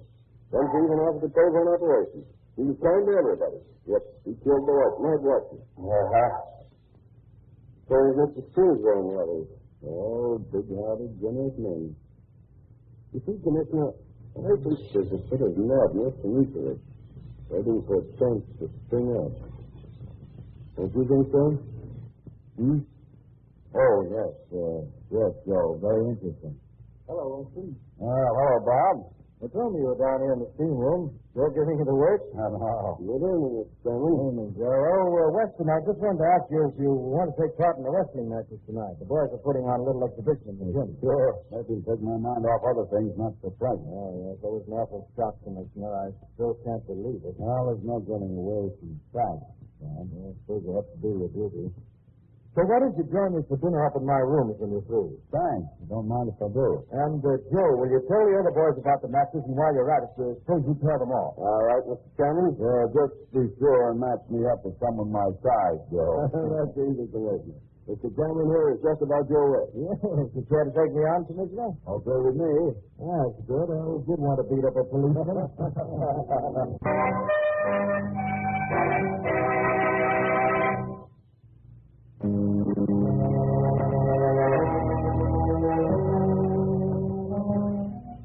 Suppose you tell me just how it happened, Commissioner. Horrible, Cranston. Cameron and I had been on the mat a few seconds. First thing I knew, he went limp. I said something to him. He didn't answer. He was dead. Is the coroner been here yet? Yeah. Going to do an autopsy, but it's a waste of time. I must have strangled. This is important, Commissioner. Tell me where you were and what you did from the time you got to the club until you went on the mat with Cameron. Yes. First thing I did when I got here was to go down to the steam room. Cameron joined me there and asked me if I wanted to take part in the wrestling matches. Then he invited me to have dinner with him in his room. You spent the evening with Cameron until the time you both went down to the gym for the matches. Is that right? Yes. That threatening note you got this afternoon, Commissioner, do you have it with you? Yes, here it is. I had photostat copies made before I left the office. My men are trying to locate the typewriter on which was written. Have they checked all the machines here at the club? Yes, doesn't check with any of them. May I hold on to this note? Oh, yeah, sure. But you're wasting your time, Cranston. I've been at this game too long not to know when I'm licked. Doesn't sound like you, Commissioner. Facts are facts. I killed Cameron. I know I killed him. What makes you so sure? Because just a few seconds before it happened, I distinctly remember wanting to kill him. I'd have killed anybody I got my hands on. I felt as if I could lick the world. That's exactly how Blakesley described his feelings when he killed his wife. Huh? And the way Randall felt when he strangled the night watchman, and Shrewsbury when he split open his partner's skull. All of you had that same feeling. Right. They did tell me that. But why, Cranston? What's gotten into us all? I'm not quite ready to answer that question, Commissioner. However it is, it doesn't change things much. I still killed Cameron. Maybe you didn't. What do you mean? Smell this tube of toothpaste, Commissioner. Funny odor, like burnt almonds. Where'd you get it? I picked it up in Cameron's dressing room. He brushed his teeth before he went down to the gym with you, didn't he? Yes, he did. I think you'd better phone the coroner. He might have something of interest to tell you. You didn't kill Cameron. He was poisoned.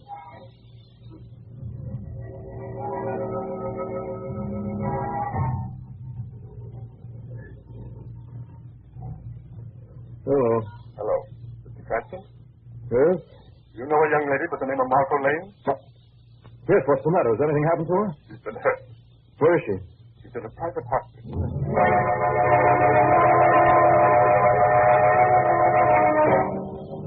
How much farther do we have to go, Shrevey? We're almost there, Mr. Cranston. We're almost. Boy, this is the middle of nowhere if I ever saw it. Are you sure somebody isn't playing a joke on you? Getting you out here in the middle of the night? It's no joke, Shrevey. I phoned Miss Lane's phone. She's not there. Sure hope she's all right, I hope. Definitely. Well, this is the place, Mr. Cranston. It don't look like no hospital to me. You wait here, Shrevey. Okay. But I hope you won't be too long, I hope. This ain't exactly a gay neighborhood.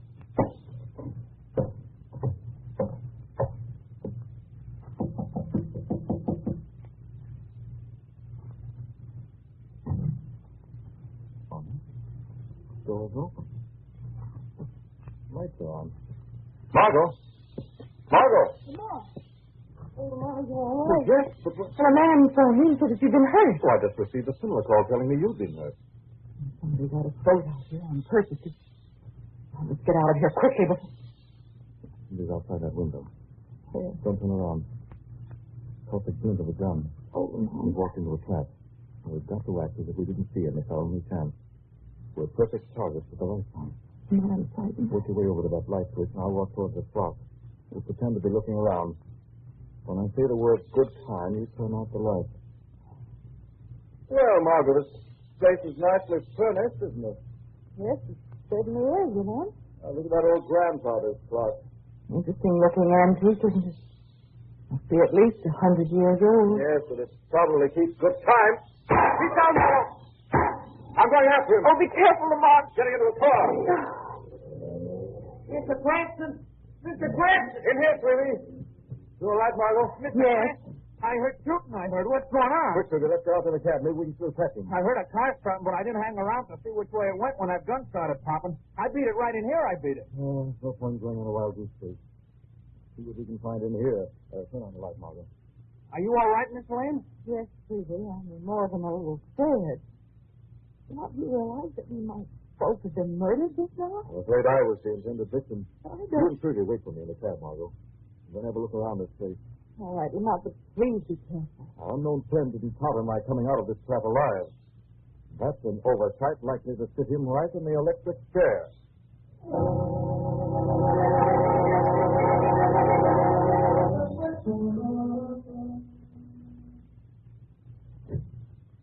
Oh, good morning, Margot. I was just on my way out. Have you seen the papers? Oh, not yet. Well, listen to this. Police Commissioner cleared in Cameron County. Yes, Margot. Now, for a while, Commissioner Weston was in the very uncomfortable position of having to arrest himself for murder. But he didn't kill Cameron. No, they found traces of cyanide on Cameron's tongue. His toothpaste had been poisoned. He died a few seconds after he got on the mat. You know, man, I don't see the tie-up between what happened to us last night and the pipe killing. A very definite tie-up. Remember the threatening note Commissioner Weston received? Yes. Last night, I found the typewriter on which it was written. I also found a completely equipped chemical laboratory. Where? In the cellar of the house next door to the one we were almost trapped in. Margot, doesn't it strike you odd that all of these killings were done by members of the same club? All classmates at college? Well, what does that mean? Only this. Someone is out to get these men, to get anyone who interferes with his plans. The man we're looking for is physically and probably mentally warped. How do you know that? I can't tell you just now, Margot.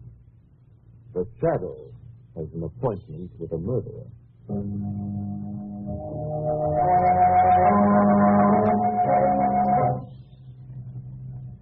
That's fine, Joe. Now, massage my neck a little to the left, eh? That's the spot.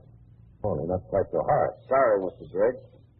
That better? Yeah, that's fine. Hey, you've got a bit much steam on, Joe. Right? Yes, I feel a little dizzy. I think I've had enough of the cabinet today. Oh, no, you haven't. Not half enough. Well, what are you talking about? I've been waiting a long time to get you into this steam box. Hey, what kind of a joke is this? Open the cabinet and let me out of here. Still don't understand, do you? Take a good look at me. Don't you recognize me? Why, no. Then maybe this will help your memory. At college, they used to call me Acid Raymond. Acid Raymond? The chemistry professor's first pupil. Yes. None of you recognize me. It's been a long time since the night of the initiation. Oh, why didn't you let us know what became of you? That whole affair was a terrible accident. A very unfortunate accident. Did you think you could make amends for my broken leg? Did you think your surgery would cure my spinal injury? The doctor told me long ago I could never be cured. But money that you want... I don't want your money. I want your life, Drake. And the life of every man who was in on that initiation. Now, you must be insane. Maybe I am. He said that spinal injury might affect my mind. But I don't think it has. My mind has never been clear. I don't think it's hot enough for you in there, Drake, but I'll fix that. Joe, listen to me. Why do you think I took this job? Not for the glory of rubbing your thick hides? No. And every member of this club who was in on that initiation will pay with his life. Only you won't go the way the others will. You were the ringleader of the hazing. I've got a special way to take care of you. You're crazy, Joe. You'll burn for this. I'll burn. That's a good one. You'll burn, Drake.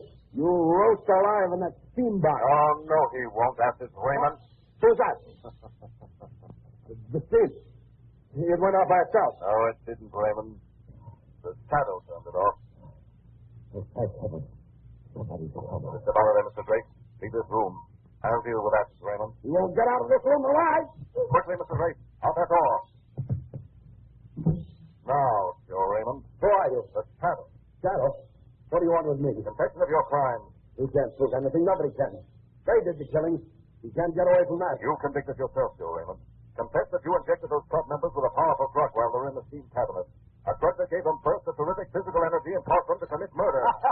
Yes, I did. I did it. Killing them off was too easy. I wanted to pit one against the other, have them murder each other, kill their wives, everything they loved. At school, I majored in chemistry. I made good use of that knowledge. They never suspected when I rubbed the backs of their necks what I was massaging into their system. You chose the wrong path, Joe Raymond. You tried to wipe out the accidental wrong that was done to you with crime, but you can't get away with it. Oh, yes, I can. Because you won't live to tell on your tale, Shadow. Yes, Shadow. I've locked you in. I'm going to open all the steam valves, Shadow. The heat will take the skin right off your body.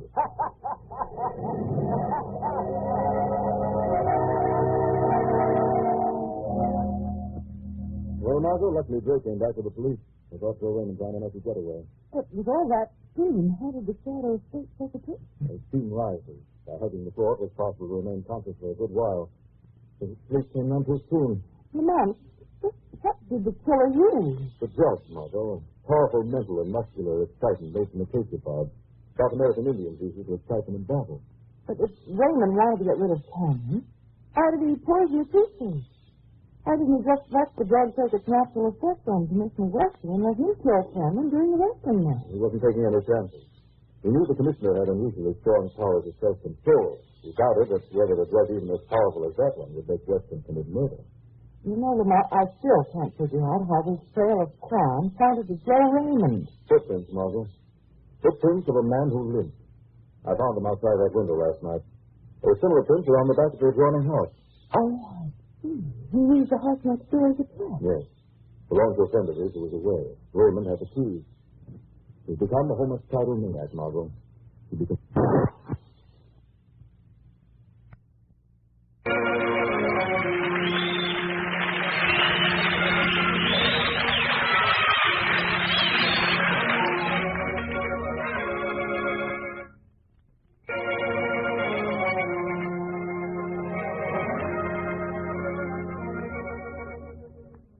The Shadow program is based on a story copyrighted by Street and Smith Publications. The characters, names, places, and plot are fictitious. Any similarity to persons living or dead is purely coincidental. Again next week, the Shadow will demonstrate that the weed of crime bears bitter fruit. Crime does not pay. The Shadow knows.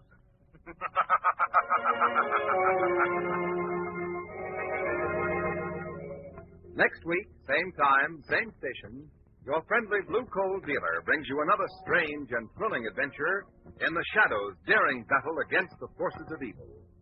Be sure to listen. This is Ken Roberts saying, keep the home fires burning with Blue Coal.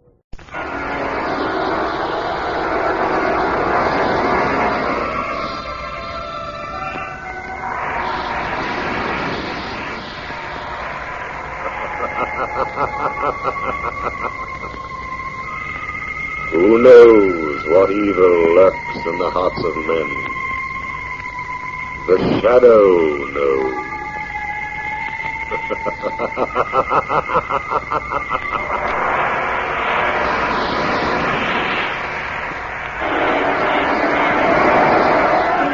Once again, we bring you the thrilling adventures of The Shadow, the hard and relentless fight of one man against the forces of evil. These dramatizations are designed to demonstrate forcibly to old and young alike that crime does not pay.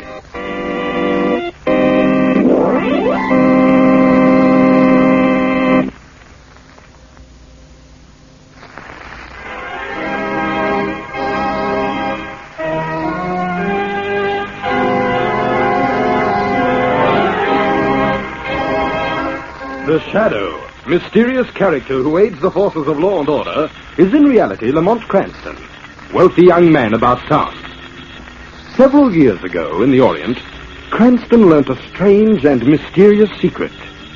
The hypnotic power to cloud men's minds so they cannot see him. Cranston's friend and companion, the lovely Margot Lane, is the only person who knows to whom the voice of the invisible Shadow belongs. Today's drama, The Juggernaut.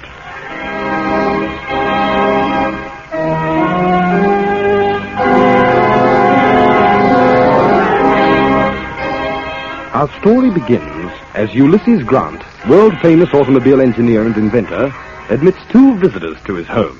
My name is Frederick Butler, Mr. Grant. And this is my associate, John Gibbons. Oh, yes. I believe I've heard of you two gentlemen. Oh, what can I do for you? We've come to talk business, Mr. Grant. We want to buy the designs to your new invention, the Juggernaut. The Juggernaut? What do you know about it? As much as anybody does, perhaps a little more. We know that the Juggernaut is a new post-war automobile that will revolutionize the whole industry. We know that your designs are ready and that you are preparing to build it in a secret workshop. Well, Mr. Gibbon, so far you know only what has been published in the newspapers. Very true. But we also know that Eric Logan, your protege, is the only other man to share the secret of the Juggernaut, and that he is going to help you build the car. Where did you find that out? Oh, we have our sources, Mr. Grant. But to return to our proposition. We are prepared to pay you very well for those designs. How much is very well, Mr. Butler? $150,000. That's a lot of money. But the answer is no. But, Mr. Grant... The answer is still no. Those designs are not for sale. But, sir, you're being unreasonable. Do you think that I'd sell the Juggernaut to you, too, so that you could create a monopoly and line your pockets with money? No, gentlemen. I have other plans. When the Juggernaut is finally ready, it will be released on a low-cost basis for the benefit of everybody. Mr. Grant, for the last time, you'd better take our offer. And for the last time, Mr. Butler, I am not interested. Very well. But we warn you, Mr. Grant, you'll regret this. There are other ways of doing business.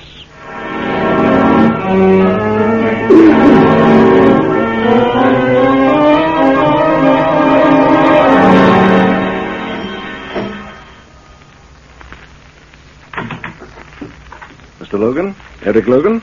Yes? I'm Frederick Butler. This is Mr. Gibbons. Oh, yes, you phoned me. Come in, won't you? Who is it, Eric? Oh, Barbara, this is Mr. Butler. How do you do? How do you do? Gibbons. How do you do? Now, gentlemen, what can I do for you?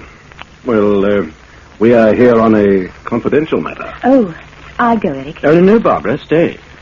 I have no secrets from my wife, Mr. Butler. Very well. Well, here's how things stand, Logan. We know that you're working with old Ulysses Grant on the Juggernaut. No? But how? It is our business to know. We want you to sell us the Juggernaut designs, Logan. The designs? But, gentlemen, I can't do that. The Juggernaut's the property of Mr. Grant. We'll pay you $150,000 for them. $150,000? Well, that's a lot of money, gentlemen. Enough to make you comfortable for life. Well, Logan? I'm sorry, gentlemen, but I can't sell you those designs. Don't be a fool, I Logan. can't violate Mr. Grant's confidence in me for any amount of money. Logan, you're making a terrible mistake. Gentlemen, my husband is right. He can't sell those designs. I feel just as he does. I see. Look here, Logan. Let me put this another way. Suppose Ulysses Grant should die. What? I don't understand. That would leave you the sole possessor of the Juggernaut designs. And you'd no longer have any moral obligations to Mr. Grant. Would you sell then, Logan? I don't know. I hadn't thought about it. What makes you think Ulysses Grant might die? Old men often die, Logan. It's a law of nature. Well, we must say good day. Oh, if you change your mind, our offer still holds good. Barbara. Yes, dear? You didn't really mind my turning down that offer, did you? Mind? Why, no. I was proud of you. That money would have made us financially independent, Barbara. But I just couldn't cheat Mr. Grant. Not after all he's done for us. For my career. Well, of course you couldn't, Eric. And that's one reason why I love you. You're so loyal. If you had taken that money, it would have been tainted. We could never spend a penny of it with a clear conscience.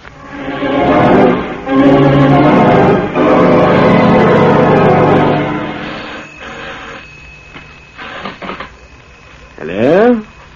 Oh, hello, Eric. This is Ulysses Grant. Oh, hello, Mr. Grant. Can you come over to my house immediately? Of course. But what's the matter? Well, I hate to call you at night like this, but I've got a special problem concerning the Juggernaut transmission. I'd like to discuss it with you. All right, sir. Are you all alone? Yes. I sent all the servants out. Don't want anyone spying on us. Get over here soon, will you, son? Of course. I'll start right away.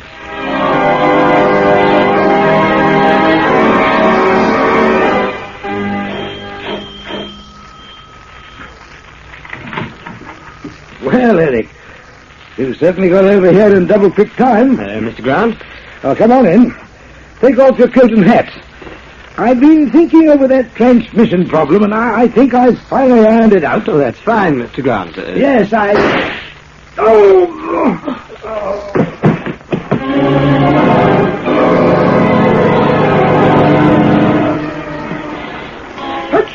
Extra! Sensational Ulysses Grant murder trial ends today! Jury's verdict awaited! Will Logan hang? Extra! Extra! Read all about it!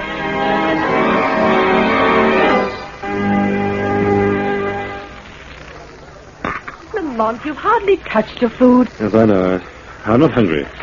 Thinking about Eric Logan. Yes. Margot, I'm sure he hasn't a hope. Certainly looks that way. You know, I just can't believe that Eric killed Ulysses Grant. I've known him for years. And, well, it just doesn't make sense. You know the kind of fellow he is, Margot, an idealist, a true scientist, completely wrapped up in his work. Yes, and he worshipped the ground Ulysses Grant walked on. You know, Margot, when you stop to analyze it, all the evidence against Eric was purely circumstantial. The whole case hinged on the testimony of Butler and Gibbons, those industrial promoters. Yes, that's right. Their testimony was pretty damaging. Yes, they're a pair of shrewd customers, Margot. When they said that they had heard Eric boast that he'd sort of the Juggernaut plans if Grant died, why... Lamont! What is it, Margot? Speak of the devil, or rather devils. Butler and Gibbons. They're coming over this way to our table. I wonder what they want. Mr. Cranston? Miss Lane? Yes? I'm Frederick. Yes, I know. We saw you at the trial. Oh. Yes, a very unfortunate case. Very. I feel sorry for young Logan. I'll bet. What was that, Miss Lane? Nothing. Mind if we sit down, Cranston? Well, our 2 chairs here. Thanks. Mr. Cranston, of course you realize that Eric Logan is almost certain to be hanged. Yes, thanks to you 2 gentlemen. Now, look here. Careful, John. This is no time to lose your temper. Mr. Cranston, you are a close friend of Eric Logan, are you not? Yes. And naturally you do anything you could for him. Naturally. Isn't it a little late for that, Mr. Butler? Oh, no, not exactly. Eric Logan's beyond help, I'm afraid, but there's his wife. Barbara? What about her? She needs money, Mr. Cranston. If Logan dies, he'll leave her practically destitute. Look here, gentlemen. What are you driving at? Just this. Eric Logan is the only man who knows the whereabouts of the Juggernaut designs. You're quite sure of that, Mr. Butler? Positive.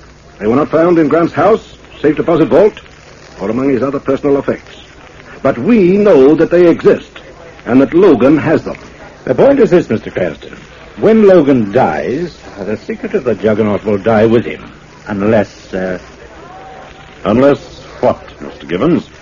Unless he passes them on to someone else. I see. Now we see exactly what this is leading up to. In short, Mr. Cranston, we're prepared to pay heavily for those designs.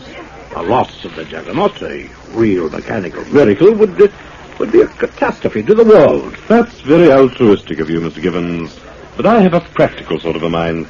Where exactly do I fit into this scheme of things? I'll answer that, Cranston. We think you could persuade Eric Logan to part with those designs on the basis of your personal friendship with him. And turn them over to you, is that right? That's right. When he does, we'll deposit a certified check in Barbara Logan's name for $250,000. That's a lot of money. As you say, Miss Lane, it is a lot of money. And what do I get out of this, Mr. Gibbons? Well, we're willing to pay you a very handsome commission, Mr. Cranston. 50,000. Well? The answer is no. I should think so. Very well. We'll raise it to 100,000. Now, look, gentlemen. I don't like you, and I don't like your proposition. And I'm not in the habit of making a profit by trading on a friend's life. Cranston, I've had enough, Butler. Now take your partner and get out.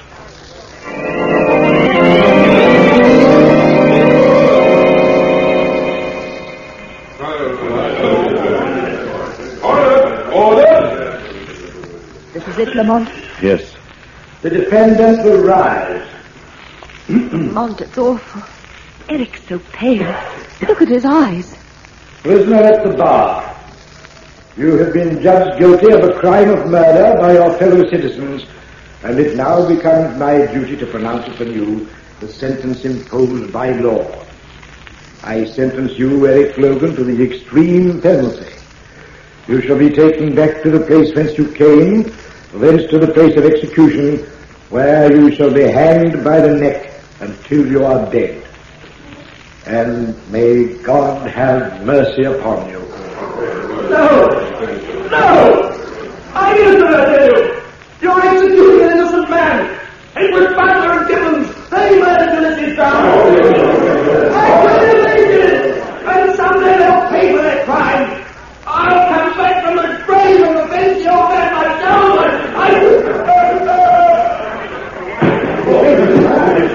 All right, move back! Collapse! Order in the court! Oh, he's all right. They're helping him up. For a moment, I thought... Lamont, look! Yes. He's broken away from his bound. Lamont,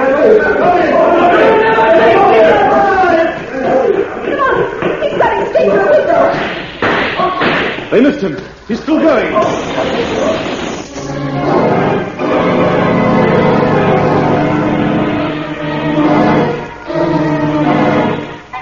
Keep listening for the thrilling climax to tonight's Shadow story.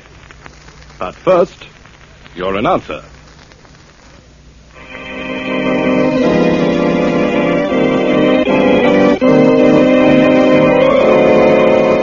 And now, back to the Shadow. It is just a year since Eric Logan made his sensational escape from the courtroom. Now we find Lamont and Margot with Commissioner Weston at police headquarters. You know, Commissioner, I'll never forget the way Logan plunged through that window. How he managed to survive, that's the mystery to me. Well, it was the act of a desperate man, Miss Lane. Luckily for him, the courtroom was on the ground floor and that window faced the side lawn. I still don't see how he got through your police cordon, Weston. No, neither do I. Neither do the newspapers. They've been pretty critical. Oh, you don't have to remind me of that, Miss Lane. And critical isn't the word for it. They've been downright insulting. Did you see that editorial in this morning's press? What are the police doing about Eric Logan? Confidentially, Weston, what are you doing? Oh, so you too, eh? Oh, no, Commissioner. It isn't enough that every parish pump politician, every newspaper in town go to their way to attack me. Now my own friends start on Commissioner, this. we're just a little curious, that's all. Well, we thought that perhaps you had closed the case. I never close a case, Cranston. And what's more, I'll let you in on a little secret. Yes?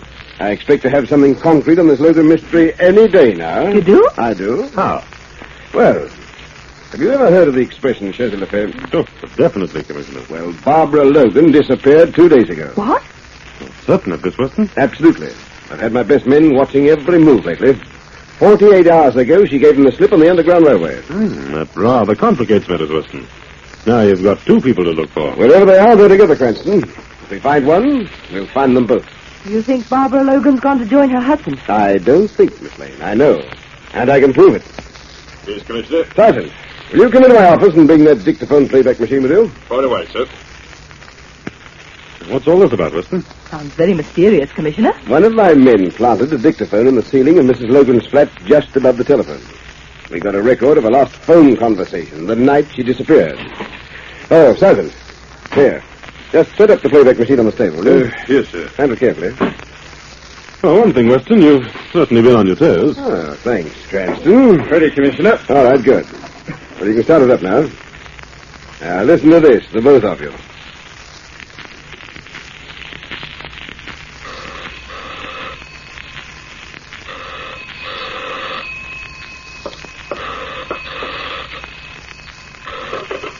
Hello? Eric! My dear, where are you? At the secret workshop. But where... Oh, so that's where you've been all this time. That's what you meant when you said you'd come back from the grave. And you say you're finished, Juggernaut. Yes. Yes, of course, Eric. I'll come at once. That's all there is, Commissioner. All right. Well, Cranston? Very interesting. Very. So Zetty's come back from the grave, eh?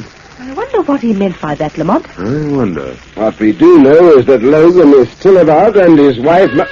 Oh, excuse me. Winston speaking. Who?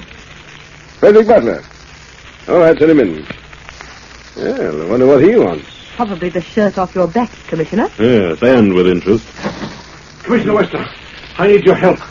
You've got to protect me. What are you talking about, Butler? Protect you from whom? Eric Logan. Logan? Yes, he just called me. Threatened to kill me tonight. I came right down in my car. Now, look here, Butler. Did your partner, John Gibbons, get the same kind of phone call? I don't know. I dissolved partnership with Gibbons. We're no longer in business together. All I know is that Logan has threatened to kill me. Well, in a way, you can't blame him. He's already been convicted of murder, and he has nothing to lose. Yes, I never thought of that. Look, if I said that Gibbons and I worked out the story between us, testified falsely... That'll be perjury, Butler. It's perjury or death, Butler. It's true. Gibbons and I, all our testimony was false. Look here, Commissioner, you've got to contact Logan somehow. Now, just a moment, Butler. Calm yourself. But I tell you, Logan will stop at nothing. We'll do everything possible to ensure your personal safety. You just get into your car and drive back home. Alone? But, Commissioner... Don't you worry, you won't be alone. Mr. Cranston, Miss Lane, and myself will be in a police car right behind you.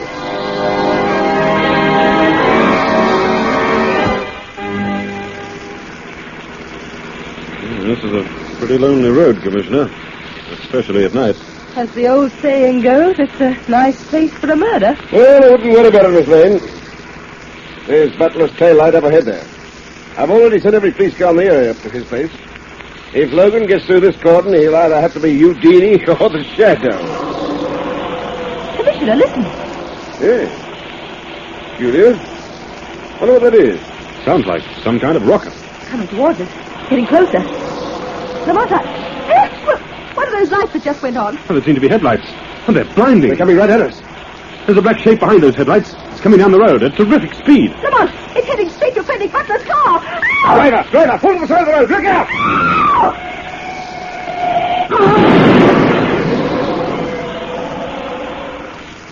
Lamont, that ugly black shape, it smashed Butler's car to bits as though it were an eggshell.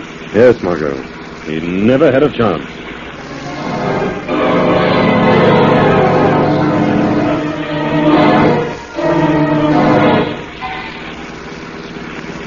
Tired, Margot? A little. I'll take you home. What you need is some sleep. I don't think I'll ever be able to sleep.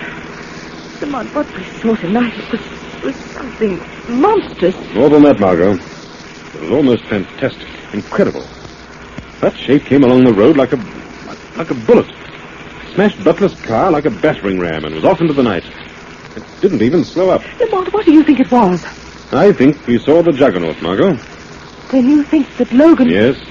He promised to kill Butler, and Butler died. Margot? Yes? Did you notice the direction in which the Juggernaut headed after it smashed Butler's car? I think it went to the right, down River Road. Yes, and River Road is a dead end. There's nothing on that road between the point of the murder and the river itself, except Haven Cemetery. Haven Cemetery? Well, what about it? Remember what Eric Logan told his wife over the phone? Yes, he said something about being at the secret workshop, that he'd come back from the grave to... What? Back from the grave? Yes, and it so happens that Ulysses Grant's mausoleum is located in Haven Cemetery, Margot. Then it might be the secret workshop. The only thing to do is to go there and find out.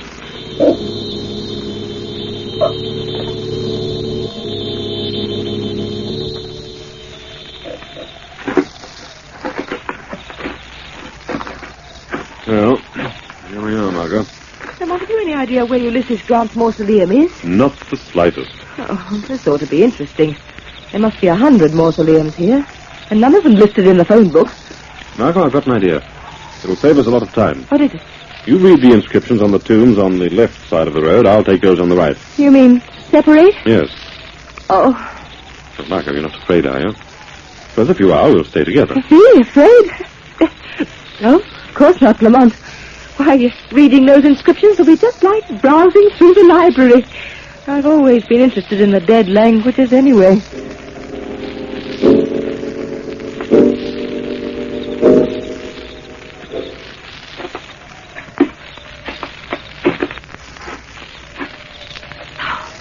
Mr. Grant could have done was to leave his forwarding address. This is worse than flat hunting. Well, let's have a look at this one. Looking for someone? Don't move or I'll kill you. All right. Now turn around slowly so that I can see your face. What? Why, it's Margot Lane. Eric! You alone? No, Lamont's around somewhere. Listen, Miss Lane. I know you don't understand what this is all about, but I've got to talk to someone. Here, let's go inside. You mean inside the mausoleum? Yes. Oh, but how can we... There's a button hidden in this stone wall. As you see, it opens a wide door. Wide enough for the Juggernaut to get through. Juggernaut? Yes, I've just finished it. This was my secret workshop, Ulysses Grant's tomb. Now it's the Juggernaut's garage. Mr. Grant and I planned it this way, in case he died. Only I was left to continue the great work. No one would ever think of looking for me here. But come in, Miss Lane.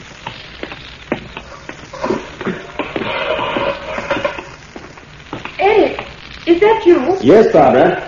I've got someone with me. Someone with you, but who? Oh, Miss Lane. Yes. What are you doing here? How did you know where to find us? Well, it's a long story, Mrs. Logan. Never mind about that. Here. Come and look at the Juggernaut, Miss Lane. Wait till I remove the tarpaulin cover. Oh. How do you like it? Well, I don't know. It looks so strange. Perhaps it does. But in the future, the streets will be crowded with Juggernauts, Miss Lane. So see, it's completely accident-proof. It'll save countless lives. Now lost to automobile accidents. Come on, Barbara. You too, Miss Lane. We're going for a drive. Where? I'm going to drive it to the city, to the Science Institute, and turn it over to the authorities there. You can't, Eric. You're wanted for murder. They'll arrest you, send you to the gallows. I'll have to risk that, Barbara. This is the moment I've been waiting for. To bring this car to the whole world. My work is finished.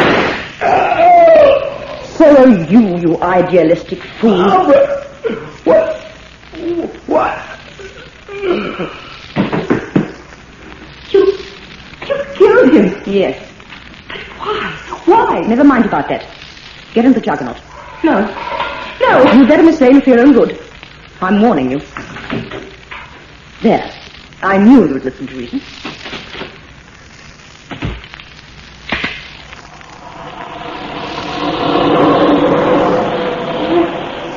Where are we going? You're going for a ride, Miss Lane.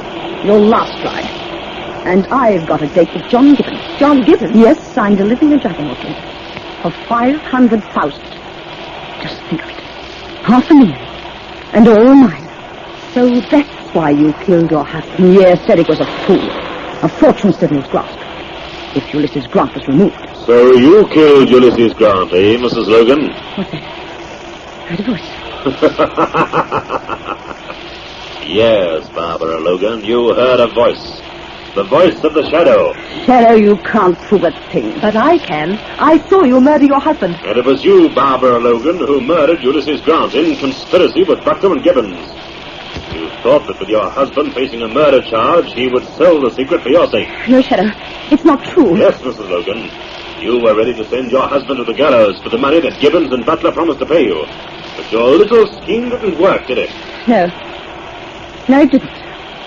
Was it you who was driving the Juggernaut earlier this evening, Mr. Logan? Did you kill Frederick Butler? Yes, I tried to persuade my husband to kill him, to revenge himself. But it went as far as to call Butler that he wouldn't go through with it. Why did you murder Butler? Because Gibbons offered me 500,000 for the Juggernaut. Butler wouldn't agree to that. They quarreled. So you killed Butler to get the 500,000 instead of a smaller sum? Yes.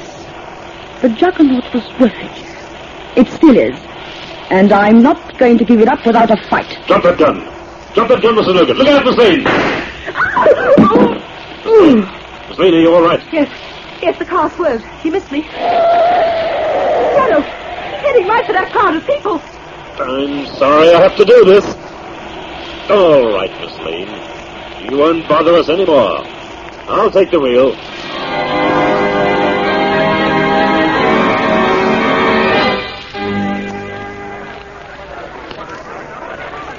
Margot, I just phoned Weston's office. They found Gibbons dead. He shot himself. Monk, did you ever see such a crowd? Yes.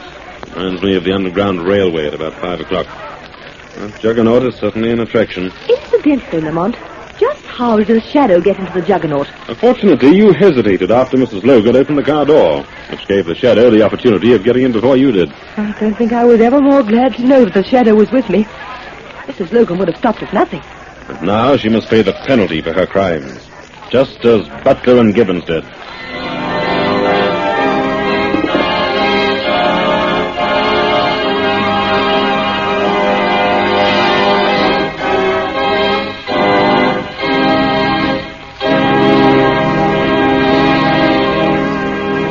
In a moment, we'll tell you something more of The Shadow.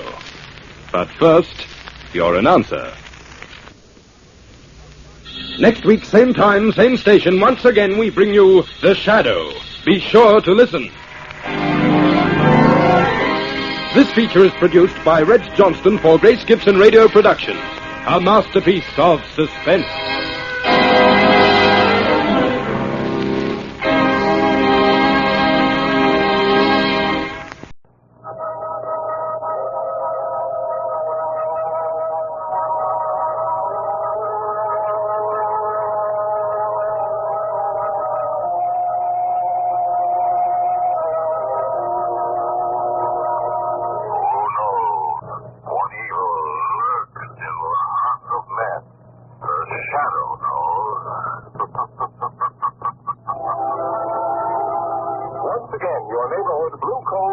brings you the thrilling adventures of The Shadow, the hard and relentless fight of one man against the forces of evil.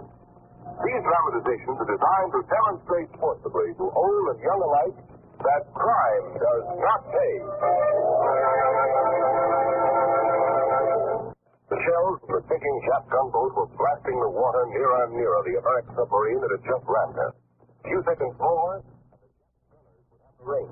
Commander Howard Gilmore, rushing to follow his men down the hatch, was cut down by Jap machine gun bullets.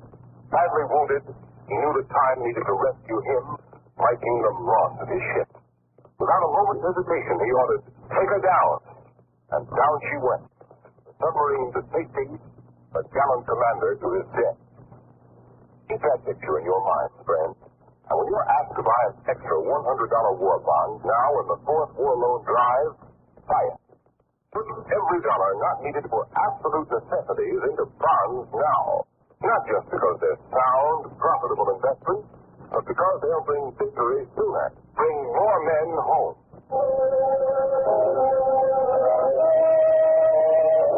The Shadow, the serious character who aids the forces of law and order, is in reality Lamont Cranston, wealthy young man about town. Several years ago in the Orient, Cranston learned a strange and mysterious secret. The hypnotic power to crowd men's minds so they cannot see him. Cranston's friend and companion, the lovely Margot Lane, is the only person who knows to whom the voice of the invisible shadow belongs. A path to death. I'd like to leave that. Let me out. Let me out of this electric chair. No, wait. Don't touch the switch. No, don't. Don't! Don't! No!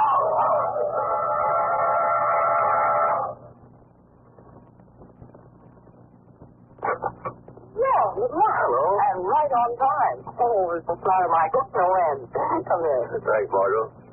There's me, please, and others in law can be kept waiting, but the cook, never. Because I'm hungry. Well, we'll eat in a minute. First, I want you to meet someone. Right into the living room. All right. Peter, here's the gentleman you've been so anxious to meet. Is this Mr. Cranston? Yes. Well, do you remember Alice Bentley? Yes. Well, this is his son, Peter. Really? Well, hello, Peter. I knew your mother quite well before she moved south. She still talks a lot about you and Miss Lane. Oh, is that so? That's why I've been so anxious to meet you. What Mother tells me, Gabby, you're quite something in the field of crime detection. Well, outside of being a headache to the police commissioner once in a while, Peter, I don't think you could call me more than an interested amateur. That isn't what the commissioner called you. Good job, aren't you? Thanks, Margaret. Well, up north on a little vacation, Peter? Well, no, Mr. Cranston. I'm up here on business. You have to be a part of that business. I am? He's taking up journalism in college, Lamont, and school sent him up to do an article on prison management. Well, that's interesting. You want you to help him? Of course, I'll be only too happy to help you, Peter. Prison management's a bit out of my line. Well, all he wants is a pass to visit the state prison. I sure didn't too, but the rain's outside, Lamont. Well, I don't want just the usual visitor's pass. I want to write about the whole wood, especially the death chamber. Reckon that's about the most interesting place in the prison. For a budding journalist, I suppose it is. Well, I think you can count on the pass. I'll arrange it as soon as you want to go. Oh, that's swell, Miss Cranston. Thanks a lot. This is going to be a real thrill. I've never been in a death chamber before. All right, Peter, this is on your head. I don't think you'll find it a pretty place.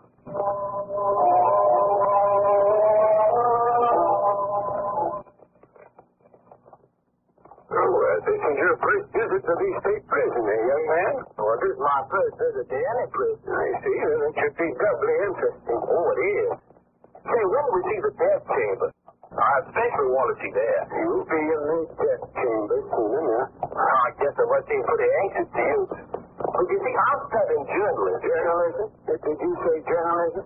Yes, I'm preparing an article for the college paper. A student of journalism should know who I am. Take a good look at my face.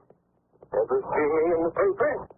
No, I can't say that I have. Never mind, you're young. It was before your time.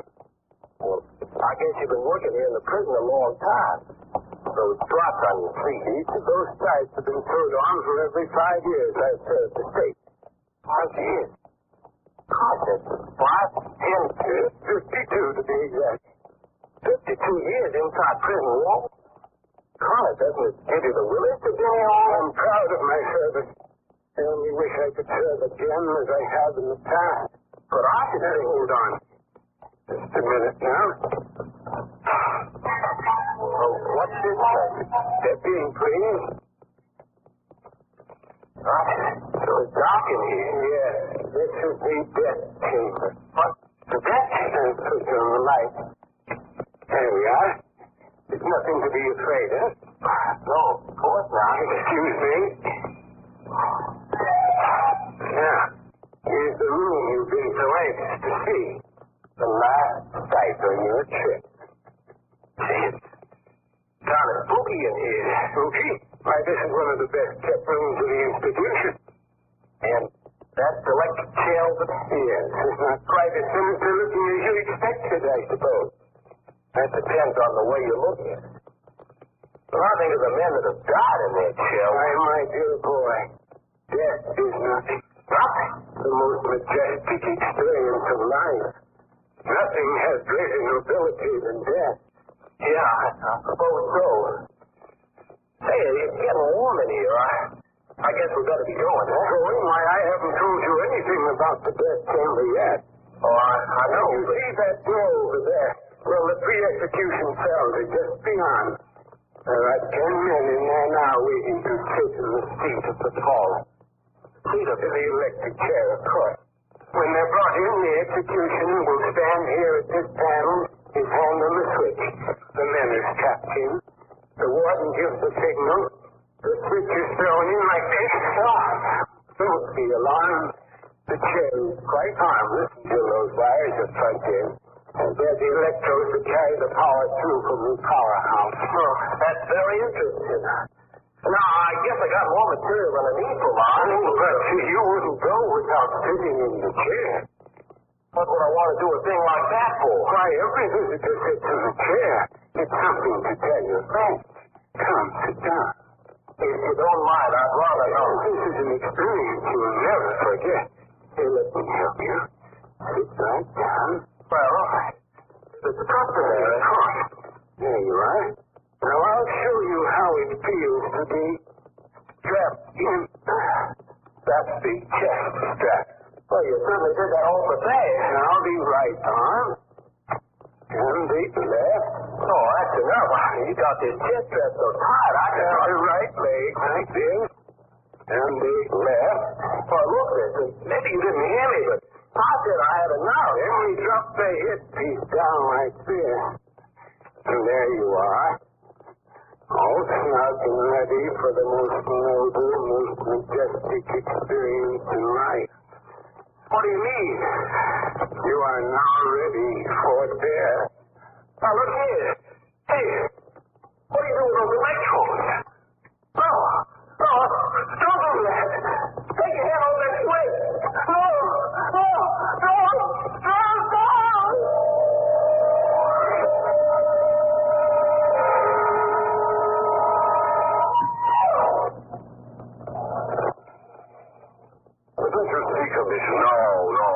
Just a minute, Cranston. Hold it.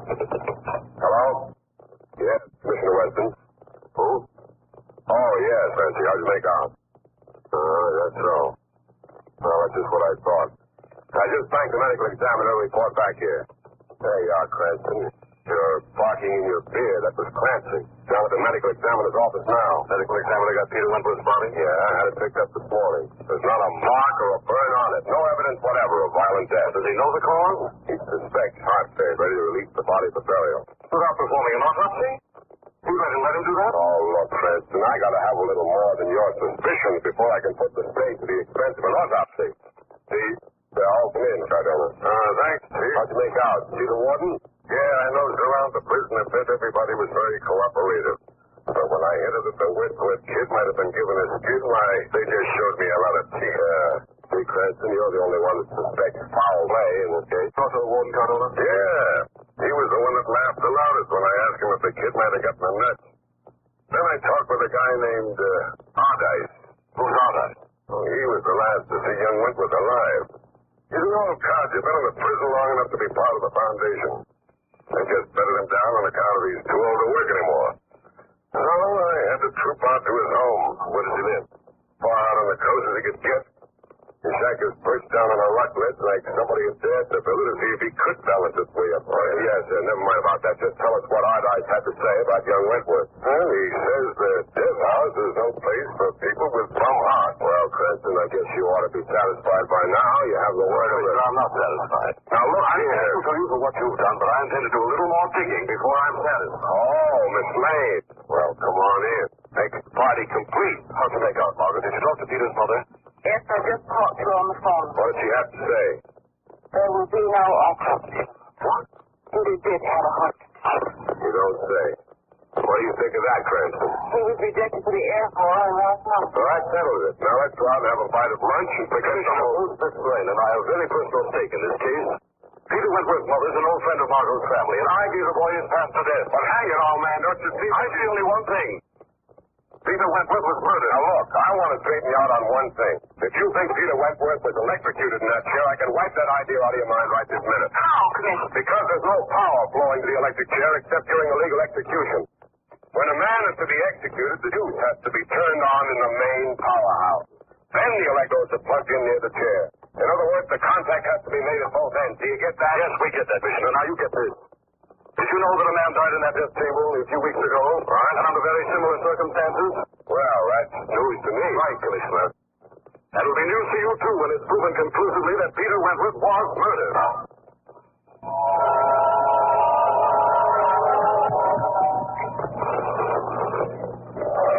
There's a prison empty south the bottom of the hill, Margot. Food cart right here. Oh, Lamont, you have to go through with it. Yes, Margot, I do. The only way I can possibly find out what happened to Peter is by going through the prison just as he did, as a visitor. I only hope you won't come out just as he did. You're afraid of it? Well, why wouldn't I be?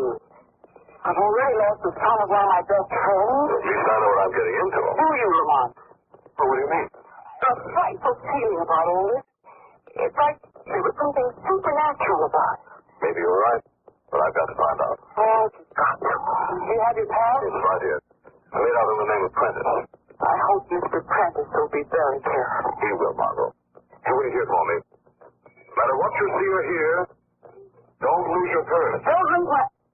Lamont, what do you mean by that? Lamont!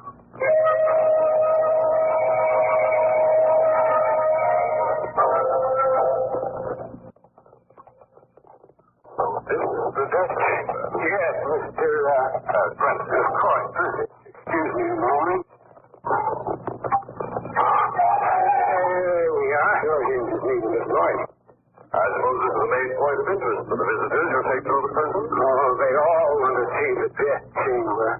It has a strange fascination. Part of the prison seems to be completely deserted. Not many live ones around here. Very funny. Is this your regular job, taking visitors around? I've been doing it for several years. It's a poor substitute for the position that rightfully belongs to me. Position that rightfully belongs to you? What do you mean by that? Nothing at all. Come now, I'm a little nervous tonight. I understand. Suppose I'd be nervous too if I did the things you've done. the things I've done? Well, I'm just thinking how I feel if I spent the better part of my life behind prison walls. Just play on the nerves. Well, it was very interesting tour. You've been very patient. Oh, but your tour is not complete yet. Not complete? Why, you haven't sat in the chair. Oh, yes. Well, I'm afraid my curiosity doesn't go quite that far. But your tour won't be complete unless you can tell your friends you actually sat in the electric chair. Well, if you feel I'm spoiling your final touch, of course I'll sit in the chair. Good. Sit right down. Not a very comfortable seat, is it? I've strapped you in. It won't take a minute. There. The chest strap's on already, see? Very good. Sound like an expert. I am an expert. Now the leg strap. You ever seen an execution? Just a moment. Your right leg. And the left. So tightly strapped, I don't think I can move a muscle if I try. Yes, quite so. There we are. Now, you asked me a question before. I asked if you'd ever seen an execution. Seen one? Did you ever hear of Martha Jefferson? Why, yes. She was the only woman ever executed in this chair. That's right. Well, I executed her. My last official act, the state executioner. They took my job away from me right after that. Said I was getting too old. Old? The fools. Nobody ever did as neat a job either before or since I was executioner. Surely you don't regret the fact you were redeemed for such a grisly job as that? It's a fine reward for faithful service. Just let it serve you, so... They humiliated me by making me guide. But tomorrow... What about tomorrow? They're retiring me from the service entirely. But I'll have the last laugh on the whole pack of them. What are you talking about? I came to this institution as state executioner. I leave it as an executioner. Oh, very interesting. If you'll just unstrap me now. Catch you.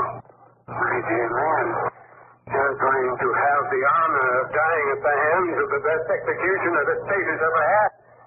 The moment I'm going to attach those electrodes, pull the switch, and fling you into eternity. You'll die yourself in this chair. No, I won't. There won't be a mark on you. You'll die as only Fred Ardas can execute a man, and nobody will ever suspect you haven't died from a heart attack. Ardas, you're a fool if you think I'd follow your story. What do you mean? Well, I happen to know you can't kill a man unless the electrodes are plugged in on the main power line. My dear man, they are connected, not to the main power line, but to the old dynamo that was once used for execution. It hasn't been used in years, except for the use I've made. Everybody's forgotten it but me. I haven't. You're a fiend, Ardas. Be quiet. Certainly you won't deprive me of my last chance to talk. You know, you're not only a fiend, Ardas, you're a fool as well. Be quiet. Don't let me get away with it. I've had enough. To cover your face with the death knell. Now, shout all you wait. Take the tail off it. Now the electrodes. Turn the switch. Put the switch on it. And now eternity.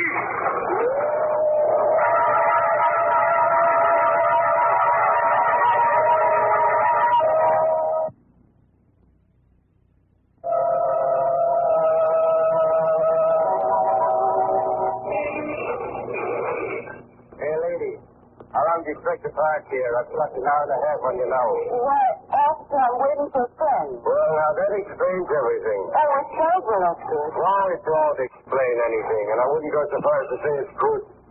Don't you know this is a restricted area? No, I didn't know that. Well, I'm telling you, now you'll have to move along. But, officer, my friend could be back any minute. So will my friend the sergeant, giving me the old Harry for being so lenient with the traffic laws. Oh, just let me wait 5 minutes longer. Well, where is this friend of yours? Well, he went to visit prison about an hour and a half ago. What's the matter, officer? The visitor, did you say? Yes. And he went into the prison about an hour and a half ago? Yes, that's right. Was he a good friend of yours? Was he? What do you mean by that? Well, if it's the same man I'm thinking about, you're going to have a long wait, I'm afraid. Why do you say that? Because, lady, that poor fellow just died in the death chamber.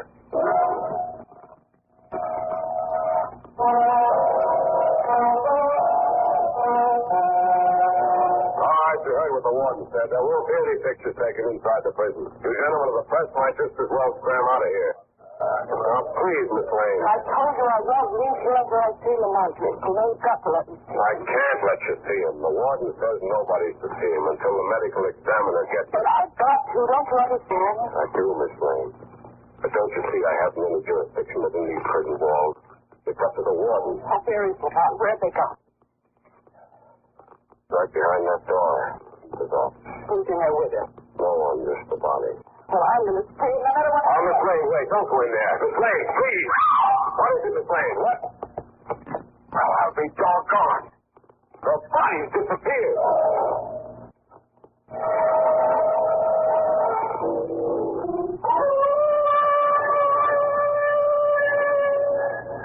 Mr. Audrey!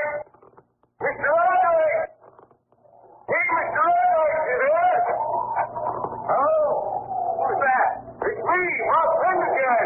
You all right? Of course I'm all right. What are you yelling like that in the middle of the night for? We're worried about you. It's all right. That hung dog of yours been yelling most all night. What's unusual about that? Don't see any reason for you wearing yourself out climbing up this cliff. Well, it ain't right when a hound dog yells like that. Folks say it means somebody died. Somebody's dying all the time. Now get on back to your cabin and leave people alone. You hear that? Enough to make a body's skin creep. You reckon he sees something? What makes you think he's seeing something? Because I thought I saw something myself a while ago while I was setting out my lobster traps for the night. What did you see? A man climbing the rocks along the shore. He was coming this way. Well, then I heard the doorbell yell. That's your imagination. Now go on home, go to bed. Well, all right, Mr. Aldice. I'll get along. I'm glad to find out you're all right.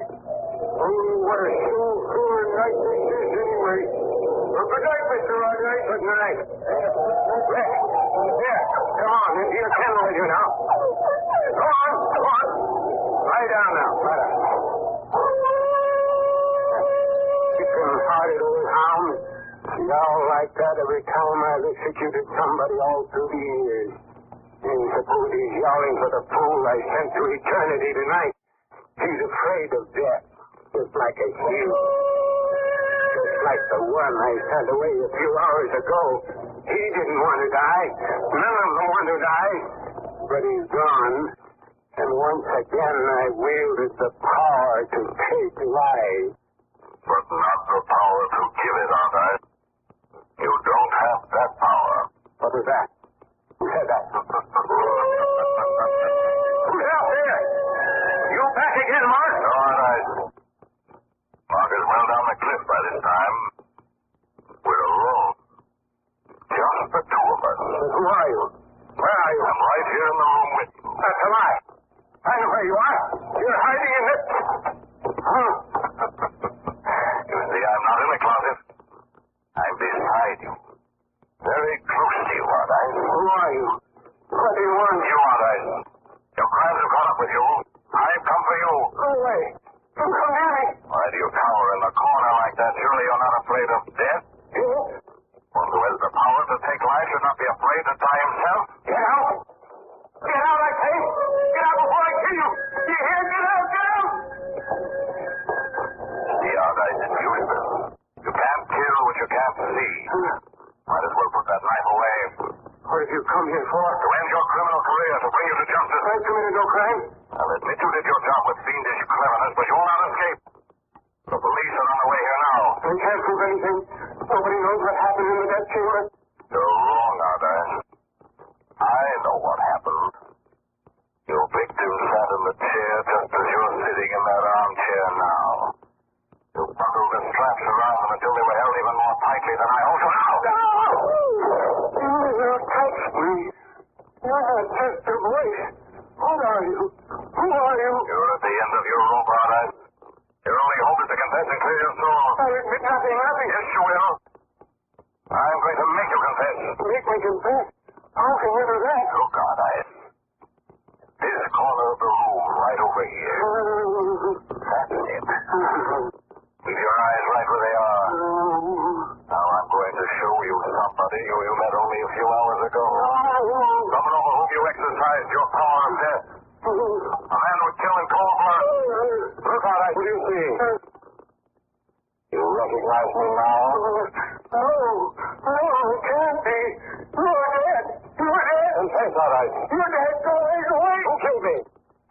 2 hours ago, who killed Peter Wentworth? I don't know. Leave me alone. Confess, all right. Oh, no, go away. Confess. No, confess. All right. I did it. I killed him. But I'll never be taken alive. They'll never execute him. All right.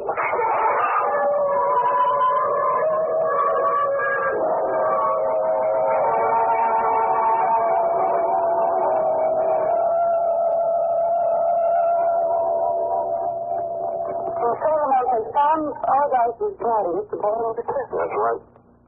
Well, now look. Clemson West will be here in a minute, and before he comes, there are 2 angles of this case I'd like to get clear in my mind. Okay, Margot, what are they? Well, first I'd like to know how you found out about that old dynamite. Everybody in the prison had forgotten it, but Aldice. Oh, that was easy, Margot. The Shadow just slipped into the prison and spent a few hours with Aldice while he tinkered with his secret death machine. But couldn't Aldice tell that he wasn't getting any power to the chair when he started on it? No, he was getting power, Margot, but not enough to hurt me. The prison electrician and the warden helped me fix that. Oh, and I suppose the warden helped you carry out your hope of not being dead. Correct, Margot. I suppose we had everybody fooled. Oh, a little too well fooled. Since the Western still doesn't know you're alive. Tell me, how did he take my death, Margot? The Mark, believe it or not, he cried on the thing. Don't believe it. But that's the one, I'm free. But it's Mr. Western now. Open the door, Margot. Oh, easy now, Mom. Remember, you're supposed to be dead. Yes, so I understand. Let's see how Commissioner Weston reacts to that slight exaggeration. Good evening, Commissioner. Good evening. What? Oh, hey, Cranston, you're supposed to be dead. You were electrocuted. Oh, wait. Let me get this straight. Yeah, I'm supposed to be dead, and I'm very happy to know you cried over my demise. Now, that's a lie, Cranston. I never cried in my life. Besides, I knew in my heart that you were... Say, how did you come back to life? I mean, we know what you mean. Now, come on in and shake hands with a real live corpse.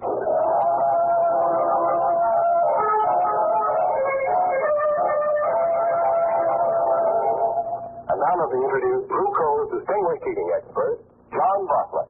Thank you, Ken Roberts, and good evening, friends. Some folks, especially you ladies who put a little coal in the furnace during the day, are apt to look on the fire as a sort of pancake batter.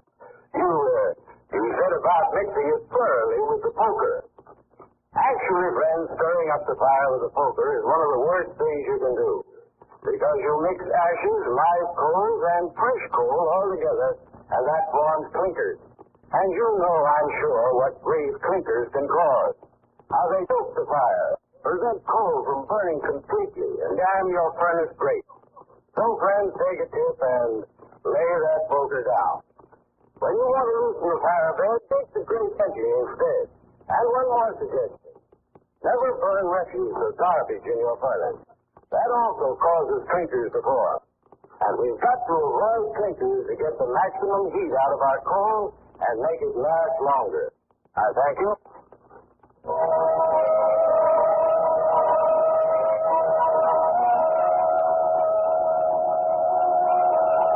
Shadow program is based on a story copyrighted by Street and Smith Publications. The characters, names, places, and plots are fictitious.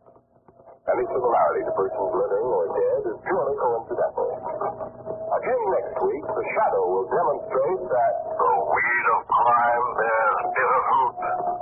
Crime does not pay. The Shadow knows.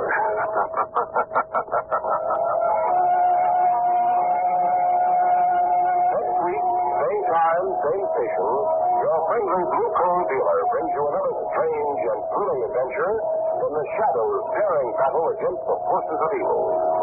Be sure to listen. This is Ken Roberts saying, keep the home fires burning with Blue Coal. This story produced by the B&W Coal Company, distributors of Blue Coal. This is Mutual.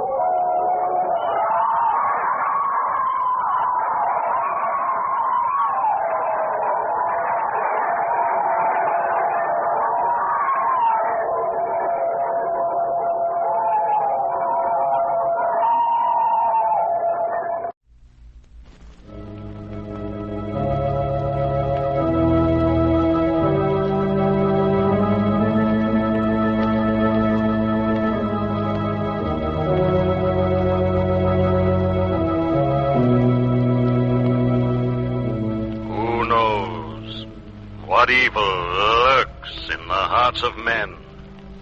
The shadow knows.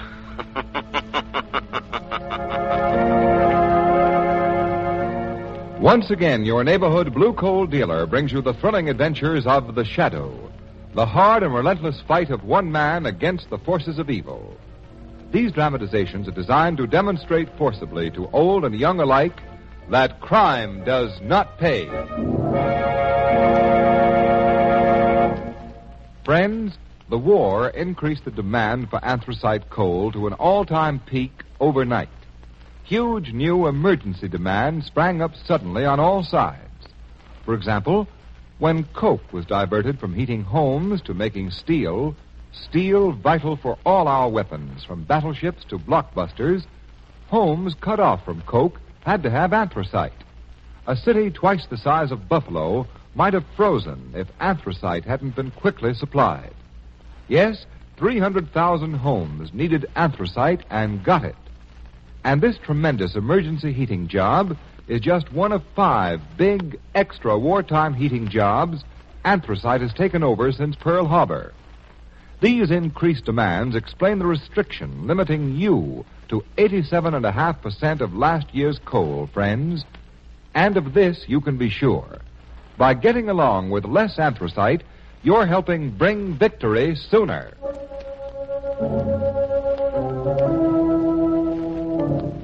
The Shadow, mysterious character who aids the forces of law and order, is in reality Lamont Cranston, wealthy young man about town. Several years ago in the Orient, Cranston learned a strange and mysterious secret, the hypnotic power to cloud men's minds so they cannot see him. Cranston's friend and companion, the lovely Margot Lane, is the only person who knows to whom the voice of the invisible shadow belongs. Today's drama, Death to the Shadow.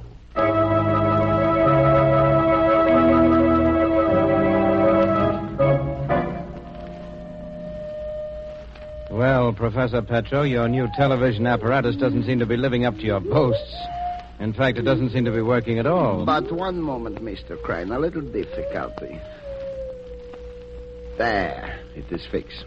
Now, what shall my television machine show to you?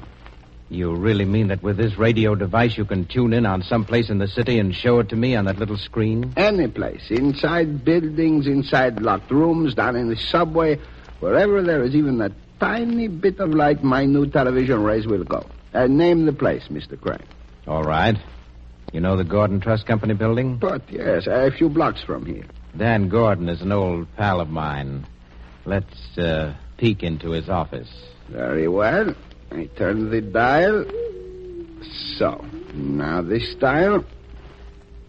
So. And on the screen. By George, it is the Gordon building. The office. Which is it? The 5th floor, those big windows. So. Adjust this dial. Why, it's as if we were sailing right up to the window. And now we see inside the office. I'll say we do. There's Dan Gordon at his desk, talking to his confidential secretary. Now you shall hear them speak. Listen. Got all the bonds there, Wilson? Yes, Mr. Gordon. And let's get them in the safe fast. They're worth $500,000 and good as cash. $500,000? Should I put them in the safe? I wish you would. Sphinx is the combination word. S-P-H-I-N-X. Yes, sir. S-P-H-I-N-X. You and I are the only ones in the world who know it, so don't talk in your sleep. No, not me. There.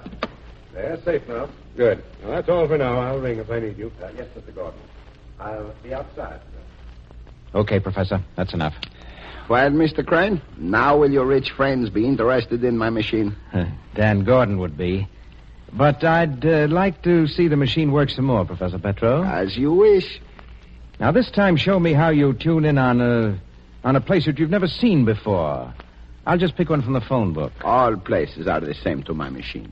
Here's a name. Fenton. Fenton. The address, 1137 River Drive. 1137 River Drive. On my special map, it is about here. I see. I turn this dial to the distance marked. So. And this dial to the direction the map shows. I'm right with you. Then I switch on the screen, and you see. I say, this is wonderful. We're looking at the front of a house, and there's the number. 1137. 2 men are just opening the front door. Let us look inside. Turn this control. And we're looking into the living room. Mr. Crane, look. What is it? The 2 men who have entered the room. Yes, I see. But there is a third man in the room, and they do not see him. Well, but how can they help but see him? He's right out in plain sight. Say, there's something queer going on. I recognize that third fellow. Let's listen in. Very well. We will hear. Well, the old place sure looks good, Lefty. After 3 years in Stirfinger, any place will look good to you. Not a thing changed. Yeah, you took good care of the place. Yeah, just like you ordered. Well, I'll be seeing you, boys. Okay, Lefty. I got some nice jobs lined up for you guys. So long, Finger. It's good to be a free man again. What was that? Lefty, was that you? It was the Shadow. Welcome home, Finger. The Shadow? Where are you? I can't see anyone. Your brother could not see me either, Finger, for no man can see the Shadow. My brother? Yes, Finger. The murderer the world knew was Killer Fenton. You, Shadow, it was you who sent him to the chair while I was up the river. I helped the law bring him to the bar of justice. I'm here, Finger, to warn you not to follow in his footsteps. You've got nothing on me. No, your debt to society is paid for the moment. But you've been planning to resume your criminal career as leader of your brother's gang. How do you know that? The Shadow knows many things. So follow the path of law, Finger, or suffer the consequences. You can't scare me, Shadow. I'm going to get you, do you hear? I'm going to get you and revenge my brother. Shadow, where are you? He's gone. All right, Professor. Shut the machine off. But I do not understand. This Shadow, the other could not see him, yet on the screen he was... That's it. Fenton must have been hypnotized. That's why he couldn't see the Shadow. But you can't hypnotize a machine. What do you say, Mr. Crane? Forget it, Professor. Let's talk about this invention of yours. Then you are satisfied. Your rich friends, Mr. Gordon, Mr. Jennings, Mr. Dexter, they will back me, no? I'm afraid you're making a mistake. Gordon, Jennings, and Dexter are no friends of mine. Not your friends, but... In fact, I hate them. They ruined me once, and I'll never rest until I get revenge. But, Mr. Crane, you make the joke, no? Yes, Professor, I make the joke. Very funny joke, but only I will laugh. I don't understand. Why, you poor fool. You don't see the possibilities of your machine. Why, already your little gadget has not only shown me how to put my hands on a cool $500,000, but it's actually told me the true identity of the Shadow. A secret of fabulous value to the underworld. You mean you would use my instrument for criminal purposes? How discerning of you, Professor. No, I won't allow it. You can't do it. You can't do it. Can't I, Professor? A gun? Yes, Professor. No! A gun.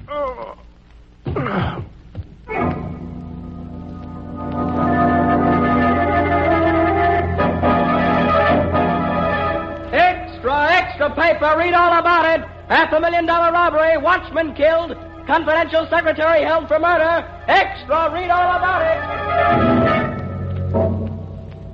Cranston, I don't care a thing about your hunches. The guy that knocked off the watchman was the old gent's secretary, this Wilson guy, and that's all there is to it. But, Commissioner, I know Arthur Wilson didn't do it. I've known that family for years. I went to school with Arthur's sister. Very nice, Miss Lane. That'll be Exhibit A for the defense. All right, Commissioner, but don't say I didn't warn you. Warn me? Yes, Commissioner. Don't look surprised when Wilson is proven innocent. Now, Cranston, if you got any ideas about snooping in this case, forget it. You're a nice guy, Cranston, for some of these screwy mysteries.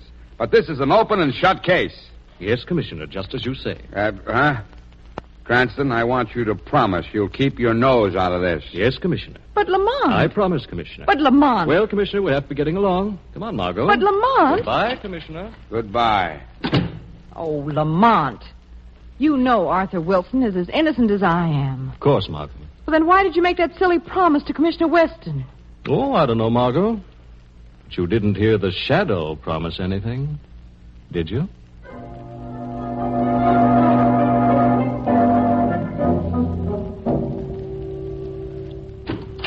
That you, Tom? Yes. I stepped out to get the late newspapers. The cops still think young Wilson is guilty. I know. I was just watching a very interesting scene at headquarters. At headquarters? Yes. What would you say if I told you that just 5 minutes ago the Shadow decided to try to prove Wilson innocent? The Shadow? Oh, no, you don't mean it. Don't be alarmed. I have all my plans worked out. The Shadow won't bother us. Yeah, I know, but... Plans, Tom, that go far beyond my vengeance on Gordon, Jennings, and Dexter. I'll have that and millions besides, and I'll make you rich, too. But we're going to need help. A gang to do the actual work. I don't follow you. Well, you will. Any moment now, we should be having a caller who... Oh, there he is now. Come in. Ah, Mr. Fenton. Come in. All right, I'm in. Which one of you is Crane? I am, Mr. Fenton. This is Mr. Cogan, my associate. How do you do? Never mind the chatter. Your phone, you knew something interests me, so I'm here. Now talk and talk fast. Very well. Yesterday, you received a warning from the individual known as the Shadow. How do you know that? And you want to revenge your brother's death by killing the Shadow, am I right? I'll get him if it's the last thing I do. I understand how you feel. What do you know about the Shadow? I know his true identity. What? Who is he? Oh, slowly, Mr. Fenton. I have a proposition to make. If it's dough you want. It's not money. I want you and your gang to join forces with us. Join up with you? I don't get it. I'll explain. I've perfected a machine by which I can watch every move made by the police, learn the combinations of safes, ferret out the most hidden secrets. I don't believe it. I'll prove it later on. Now, this is my proposition. You and your men will carry out our orders. We'll tell you whom to rob and how. We'll give you foolproof information. And in return, we get half the loot. You almost make me believe you mean it. I do. Join us and you'll be wealthy in a month. And, as a bonus, shall we say, I'll reveal to you the identity of the Shadow. What have I got to lose? Okay, it's a deal. Good. Now, your first action will be the removal of my enemies. Daniel Gordon of the Gordon Trust Company, Albert Jennings of Jennings Manufacturing, and John Dexter of Dexter and Company. Rub them out, you mean? Yes, like you, I put revenge before money. Okay, it's still a deal. Well, then I think a drink is called for. Tom, pour some drinks. Yeah, of course, Harold. There you are. Yes, and one for you, Mr. Fenton. Thanks. Now, what shall we drink to?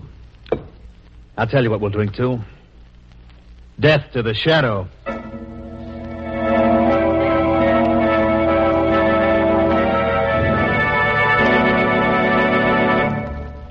Whatever inconvenience the wartime coal situation has caused, give it credit, folks.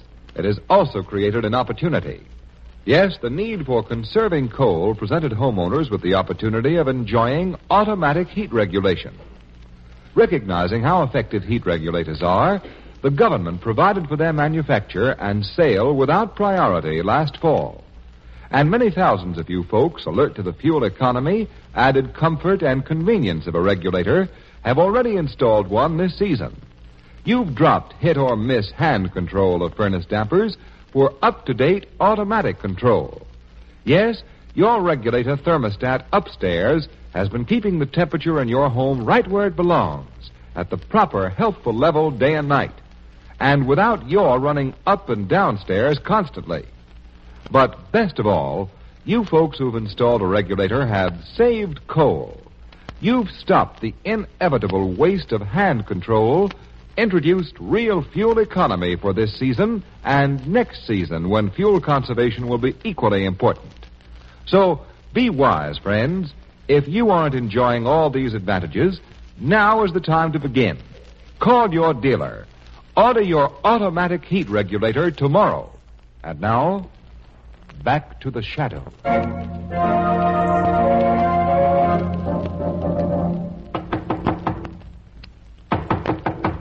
Yes? Who is it? Detective O'Grady to see Mr. Gordon. All right, just a moment.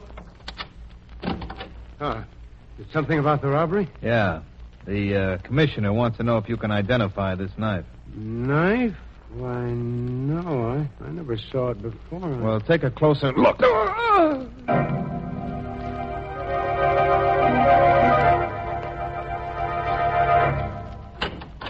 Yes, what is it? Package for you, Mr. Jennings. Just came special delivery. Package? Oh, let's see it. Yes, sir. Ah, marked confidential. I wasn't expecting any packages. The string seems to be stuck inside the packet. There. What? It's ticking. It must be a clock. Good Lord, it's...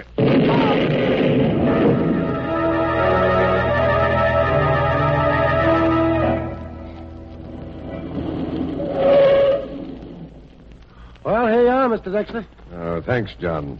I'm glad to be home. Been a bad day. Reading about the deaths of poor Gordon and Jenny. Mr. Dexter, look out. Hey, what's that the matter? car across the street. A man with a machine gun. He's gonna...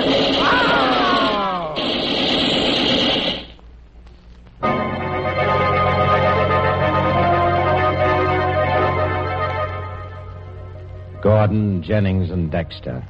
Now we can get down to business. In a month, we'll own this town. Extra, read all about it. Crime wave sweep city. Prominent men killed. Millions of dollars stolen. Police helpless. Extra, extra, read all about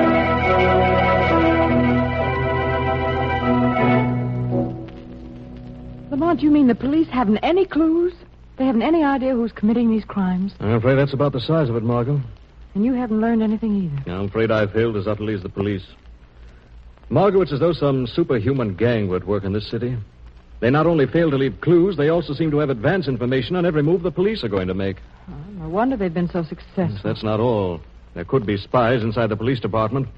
But the gang even knows in advance what I'm going to do. Oh, Lamont, you're joking. No, I'm not.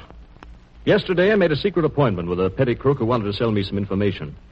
Before I ever saw him, he was murdered. Oh, how horrible. A dozen other similar incidents have happened. I'm checkmated at every turn. Why, it's as if they were able to watch everything you do. What? I said it's as if they were able to watch everything you do. Yes, I know. You just reminded me of something. What, Lamont? Seems impossible, and yet... Margot, some time ago, there was a foreign scientist, a Professor Petro, who tried to get me interested in a remarkable television machine he claimed he'd invented. Television? I wonder whatever became of him and his invention. What do you think? I think it's something I ought to check on. I have something else to do first. You see, Margot, at 10 o'clock, I have an appointment at apartment 9D, the Riverdale Arms.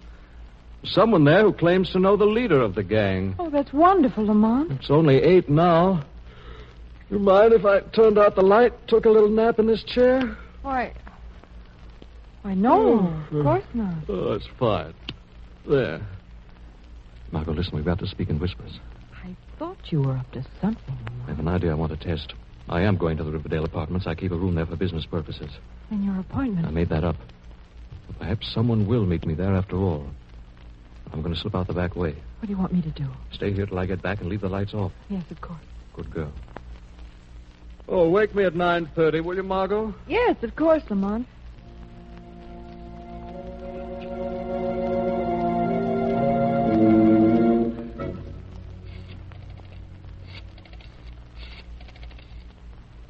Yes? This is Crane. Send Lefty to the Riverdale Apartments, number 9D. A man who knows something lives there. Have Lefty eliminate him. Rub him out? Right. Then go to the apartment of Miss Margot Lane. The address is in the phone book. Margot Lane. What's the job there? Bring her here. Bring along a man you'll find asleep in the living room, too. But be sure to knock him out before he can wake up. And bind them both tightly. There must be no slip-up. Don't worry, there won't be. But listen, Crane. What? It's time you spilled the dope in the shadow. I'm beginning to think you're bluffing. I'm just as anxious to be rid of the shadow as you are. He's becoming dangerous. But before the night is over, you'll have the pleasure of personally delivering him to the morgue.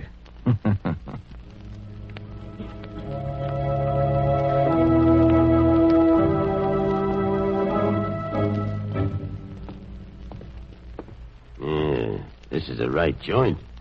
There ain't nobody here. The boy says to rub somebody out. There's nobody to rub. The room's empty.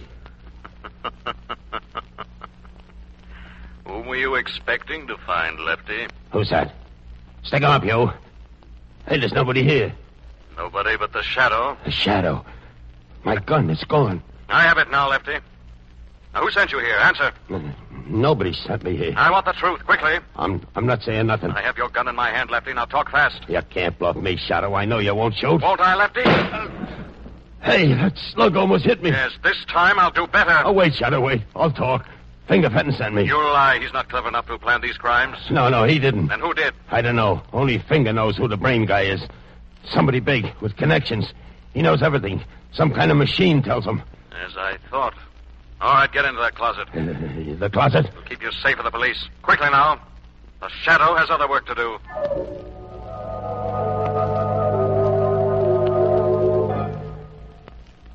Crane, I'm getting tired of this runaround. Now it's time you talked. Who is the Shadow? You'll know very soon, Fenton. I'm beginning to wonder. You slipped me 2 bum stairs tonight. I think you're trying to put over a third one. Lefty's capture couldn't be helped. Couldn't, huh? Now, what about the snatch? You said we'd find a guy and a girl in the apartment. There was just a girl in there. 2 mistakes in one evening ain't so good. Maybe that peekaboo machine of yours is slipping. There'll be no more mistakes. Within an hour, the Shadow will be dead. You better not be bluffing. Why, you fool, don't you realize it's just as important to me to see the Shadow dead as it is to you? Now go send in Tom Cogan and that girl, Margot Lane. I have a phone call to make. A very important phone call.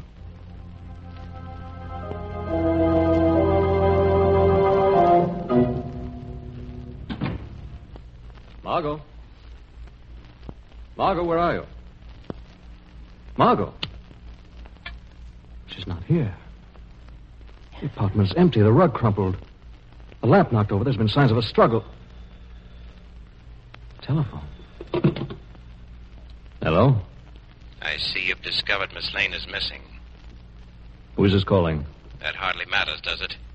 I just want to tell you that if you hope to see Margot Lane alive, you'll obey very carefully the orders I'm about to give you. Trying to make me believe you kidnapped her? You doubt it? No, I believe you. All right, what do you want me to do? As soon as you hang up the telephone, walk straight out of the building and get into your car, which is parked at the curb.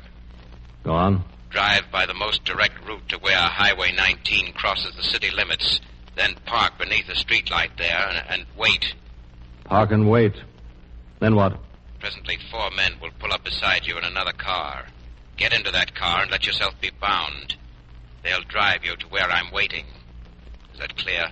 Perfectly. If you stop for a moment on the way, speak to anyone, or try to phone the police, Margot Lane will die. Rather horribly. I understand. It's a bright moonlight night. I can watch every move you make. One single false move, and the girl dies. I know your powers. All right, I'm starting now.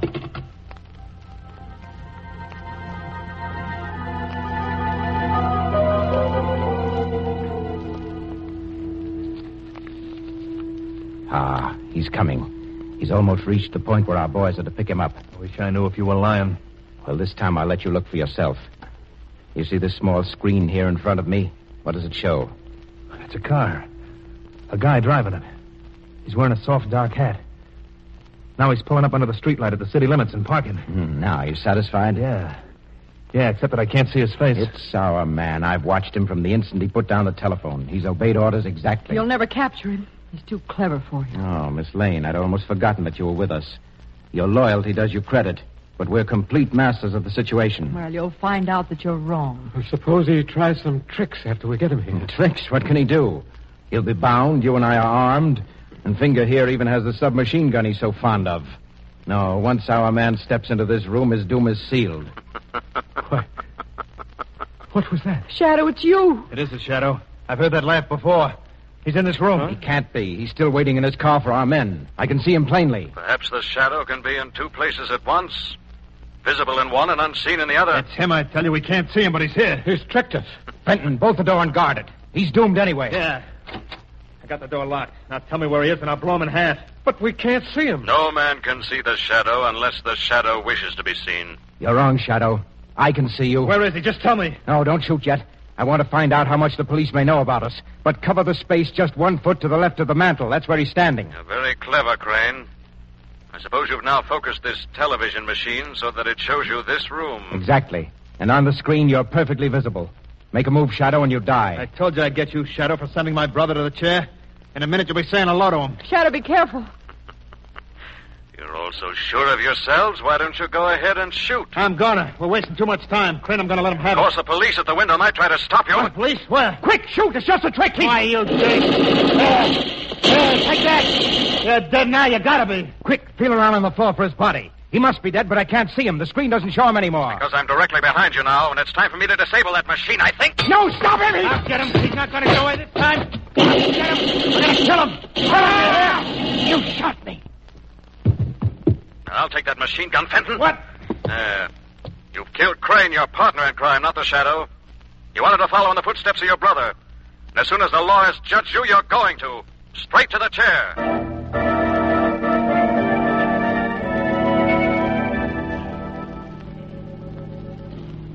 Lamont, if you don't tell me how the Shadow solved the case and escaped the trap those men set for him, I'll never speak to you again. Well, it was really you who solved the case, Margot. I did. Of course. If you hadn't said that it was as if someone was watching every move I made, I'd never have remembered Professor Petro and the television machine he once made such great claims for. Oh, and then when you slipped out of my apartment in the darkness. I was trying a little experiment which proved to me I was being watched. Then I knew some form of television had made all the recent crimes possible. But after Crane phoned you at my apartment, he was watching you on the television screen every second. How was it possible to trick him then? He wasn't watching me. He was watching a decoy. When you're being spied on, it's good strategy to have a double. A double? Before I returned to your apartment, I arranged with Commissioner Weston to have a detective who strongly resembles me stationed in the dark entranceway to your building. Oh, and when you left the building? It was my double Crane saw, not me. I stopped just an instant there in the dark hallway and whispered instructions to him. Oh, I see. My double got in the car and drove off. I went back in, traced the phone call, learned where the hideout was, and with the help of a fast car... The Shadow reached there long before anyone expected him. Exactly. There's no time to make any elaborate plans beyond phoning Weston to raid the place. Luckily, Fenton was so keyed up that when he fired at the Shadow, his aim with that machine gun was pretty bad. And then he lost his head and killed Crane while trying to kill the Shadow. That's right.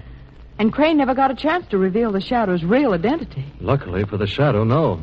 So it was easy when the police got there for the Shadow to slip out unseen and for Lamont Cranston to come puffing in a minute later to be twitted by Commissioner Weston. Oh, poor Commissioner Weston. Lamont, you know what he said when you arrived? No, Margot, what? He said that's just like Lamont. Always late when there's any excitement.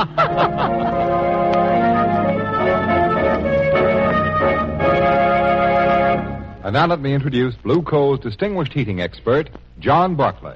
Thank you, Ken Roberts, and good evening, friends. Don't let a few days of mild weather fool you. You'll need a fire for a while, 6 to 8 weeks more, most likely. So, folks, in order to continue efficient firing right down to the last, give your furnace a cleaning now. And here's what I mean. Get the fly ash off the heating surfaces where it's been accumulating all season. That's the main thing. You know, fly ash gradually coats the heating surfaces and hampers them in carrying heat upstairs because it insulates them. Yes, even better than asbestos would. So get rid of all fly ash. It's the simplest thing in the world to do. Don't disturb the fire. Just open the clean-out door. Then with a wire brush or scraper, give the heating surfaces a light going over. Make sure you brush or scrape off all the fly ash or soot that's accumulated, and that's all you have to do. Cleaning your furnace is a small job, but it pays off big. Because with a clean furnace, you'll get more heat from less coal for the rest of the season. I thank you.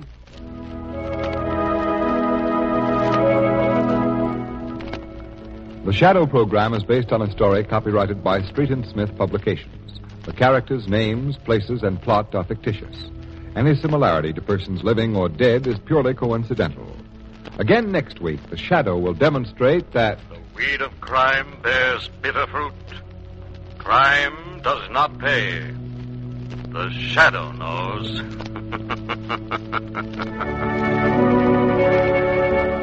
Next week, same time, same station, your friendly Blue Coal dealer brings you another strange and thrilling adventure in the Shadow's daring battle against the forces of evil.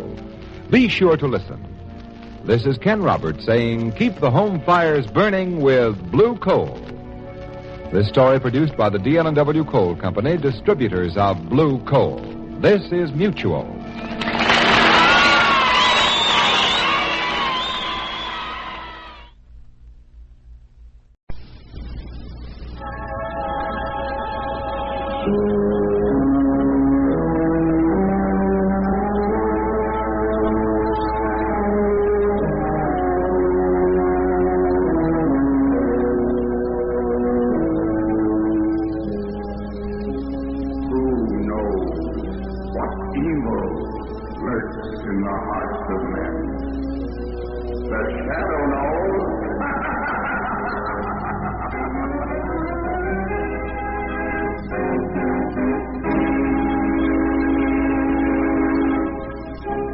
Once again, your neighborhood blue coal dealer brings you the thrilling adventures of the Shadow, the hard and relentless fight of one man against the forces of evil.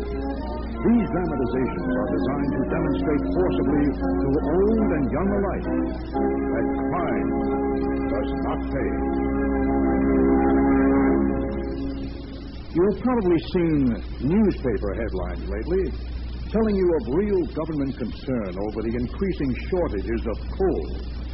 Bad weather has slowed down production and hampered transportation.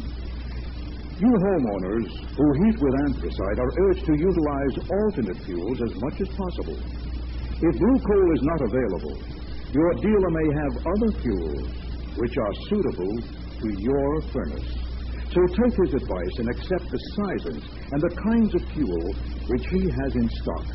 That's the way to do your share in the vitally necessary fuel conservation program. And that's the way to be sure that your home is kept warm in the cold months ahead. The Shadow, who aids the forces of law and order, is in reality Lamont Cranston, wealthy young man about town. Years ago in the Orient, Cranston learned a strange and mysterious secret, the hypnotic power to cloud men's minds so they cannot see him. Cranston's friend and companion, the lovely Margot Lane, is the only person who knows to whom the voice of the invisible shadow belongs. Today's drama, The Man Who Dreamed Too Much.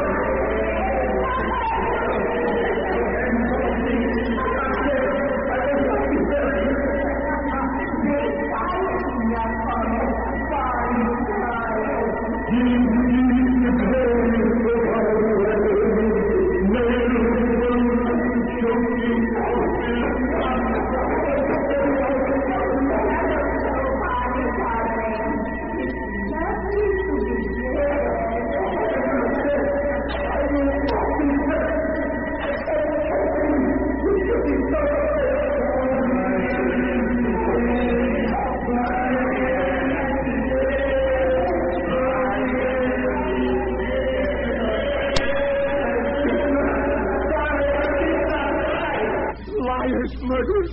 I'm still living! Rats! Corpse chewers! Let go your talons! Barney! Oh, Barney, wake up! No, I can't! No! Norma, open the coffin! I'm alive! I'm alive, Barney! Norma! Barney, please! Norma, I'm all mixed up. You were screaming. I dreamed again. Another nightmare. Yes, and it was horrible. Norma, they had me in a grave. They were... Don't think about it, dear. No, I can't stand it, Norma. I can't stand it. I haven't had a night's sleep in 3 weeks. I'm going out of my mind. Oh, but darling, what are you going to do? Norma, if doctors can't help me, maybe the police can.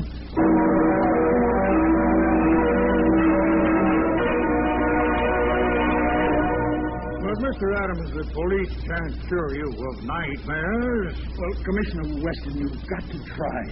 You are my last hope. Now, just suppose you sit down and tell me your story from the beginning. Right. Oh, Cranston, get a chair for Mr. Adams, will you? Of course. Here you are, sir. Thank you. Now, Mr. Adams, from the beginning. Well, it begins with nightmares, horrible dreams, and I have them every night, every day, every time I try to sleep. And they started about 3 weeks ago.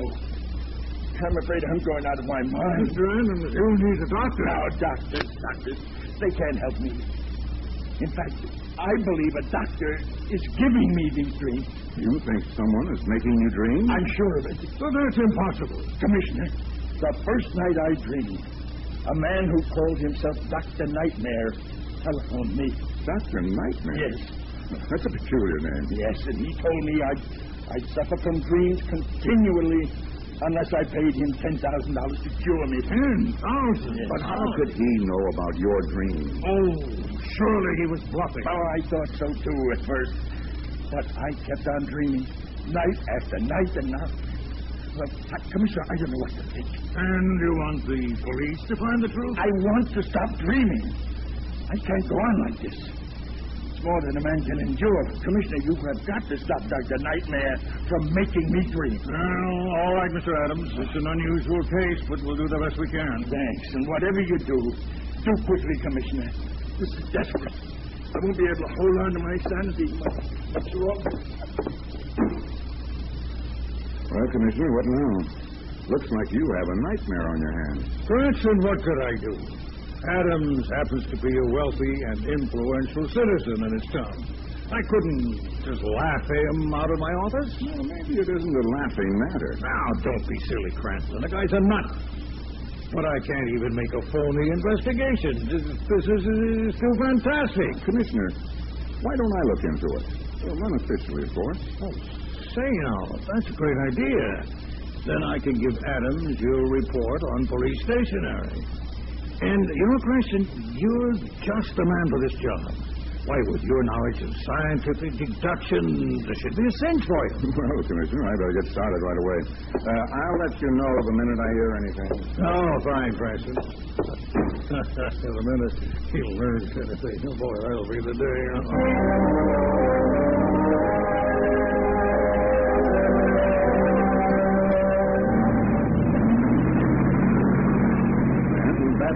The whole story. Weston, you thought he was being awfully clever. But Lamont here, you're not serious about this case. Margot, Adams wasn't joking, neither am I. But Dr. Nightmare can't do the impossible. He already has. How did he know Adams was dreaming the very first night? And why does he ask $10,000 for an impossible cure? Well, there must be some rational explanation. Maybe, but that's why we're paying this visit. Stop the car, Margot. There's number 1230. Must be Dr. Nightmare's house.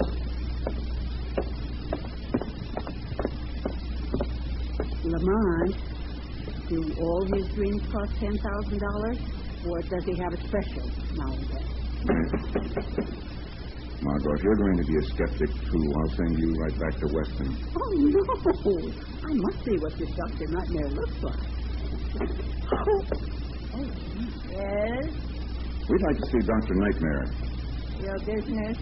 The case of Barney Adams. Oh, come in. You will wait here. I will call the doctor. You see her face? She's like a corpse. Sounded like a corpse, too. Well, this whole place is some terrible tomb. Maybe Dr. Nightmare really can give people dreams. That ghoul secretary of his is coming back. You will come this way, please. The doctor will see you. Come on.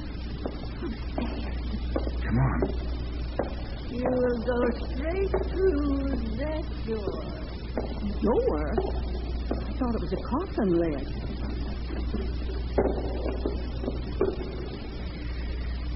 Good morning, good morning. Come in, please. Right this way. Oh, my goodness. Dr. Nightmare. They're the same, sir. You are Dr. Nightmare? But you're so, I don't know, big and jolly. Thank you. Here, come, sit down. My secretary tells me you're here about poor, unfortunate Adams. Mr. Lamont Cranston. This is Miss Margot Lane. Oh, charmed. Now, don't let's be gloomy. A doctor's office isn't just a bad place, you know. Well, that depends on which end of the cure you're holding. Yeah, that's very good indeed. I congratulate you on your wit, Mr. Cranston. I congratulate you on your fees, Dr. Nightmare. Eh? How's that? Well, isn't $10,000 a lot of money for any doctor to ask for a cure? Oh, not at all. Depends on the patient, you know. Must charge what the traffic will bear. And you know what Mr. Adams can afford to pay? Exactly. You wouldn't cure him for less?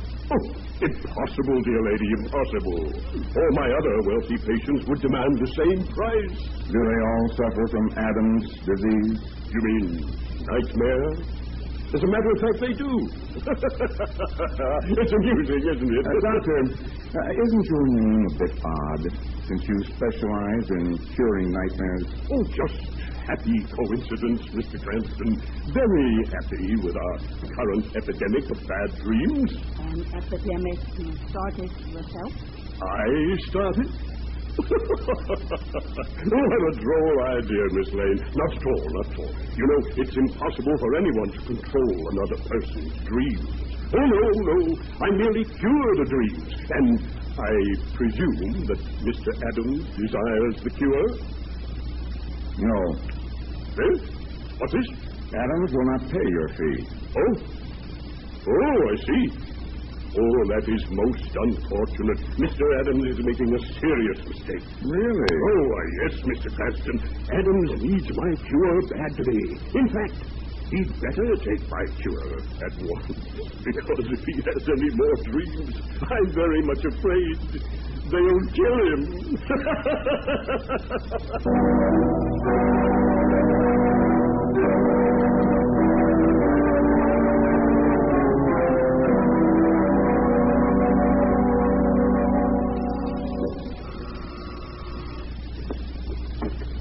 Mrs. Adams? Yes, what is it? Mrs. Adams, I'm Lamont Cranston, and this is Miss Lane. We've been investigating Dr. Nightmare for your husband. Oh, come in, please. Mr. Cranston, what have you learned? Have you found a way to stop Barney's dreams? Well, Mrs. Adams... What is that? That's Blinky. Blinky? Yes. It's our dog. Oh, my goodness, does he always howl like that? No, Miss Lane, only when Barney is about to dream. Where's your husband's room? We've got to get up there fast. It's right at the top of those stairs. Come on. No, stop it. Stop. Lamont, listen. Is that Mr. Adams yelling? He's having another nightmare. The door's locked. Mr. Adams! Mr. Adams! I'll never dream again, Mr. Nightmare. Never. Mrs. Adams, where's the key to this door? There isn't any key. He must have it bolted from inside. Mr. Adams, open the door. Maybe you can laugh this off, Mr. Nightmare. Barney! One side. We've got to get in here. Barney! What? Oh, Barney! Lamont, he shot himself. Yes, Margot. He'll never dream again.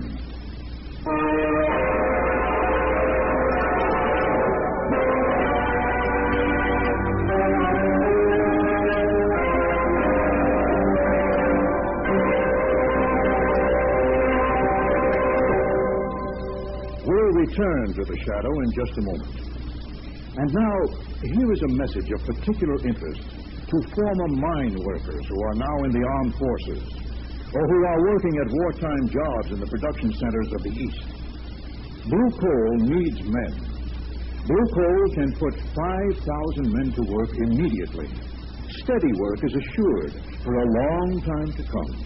Because more people today are heating their homes with anthracite coal than ever before. So if you are looking for a good job at good pay, send a postcard to the radio station which is broadcasting this program immediately. Just say, "Tell me about a job in the blue coal mines." Full particulars will be promptly sent to you. Blue Coal offers immediate employment for 6 days' work each week, with time and a half for the 6-day work, plus annual vacation pay accrued at $75 a year. Many good houses at reasonable rents are available near the famous blue coal mines. If your present job may not last, or if you have already been released by industry or the armed forces and want a good steady job at good pay, send that postcard now. Just say, "Tell me about a job in the blue coal mines." Send it to this radio station. Now, back to The Shadow.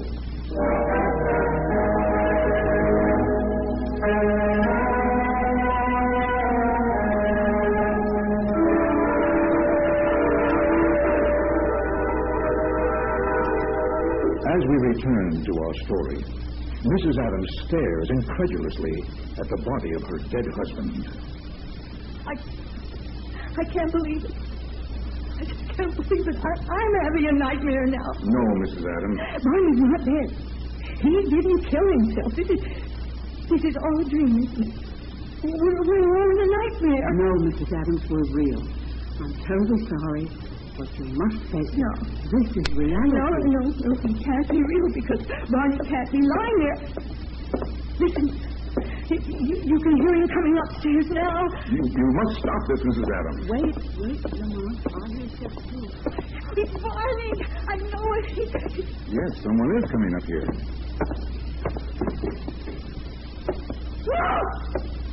Dr. Nightmare.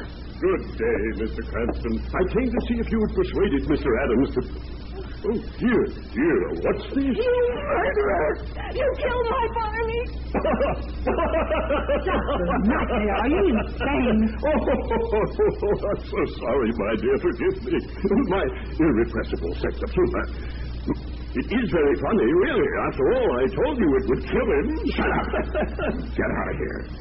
I don't like people who laugh at death. Certainly, my dear Cranston, certainly.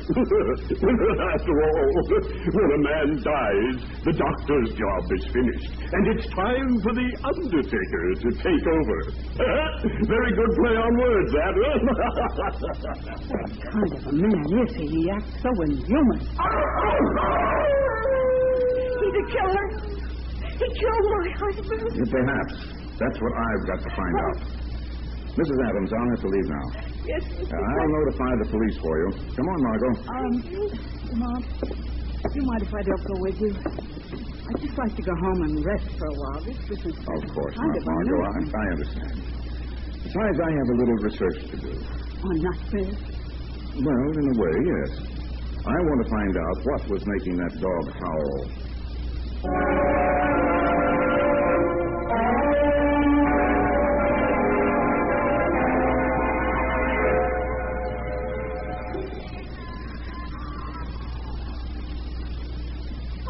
Kitty, what's the matter with you? Why are you screaming?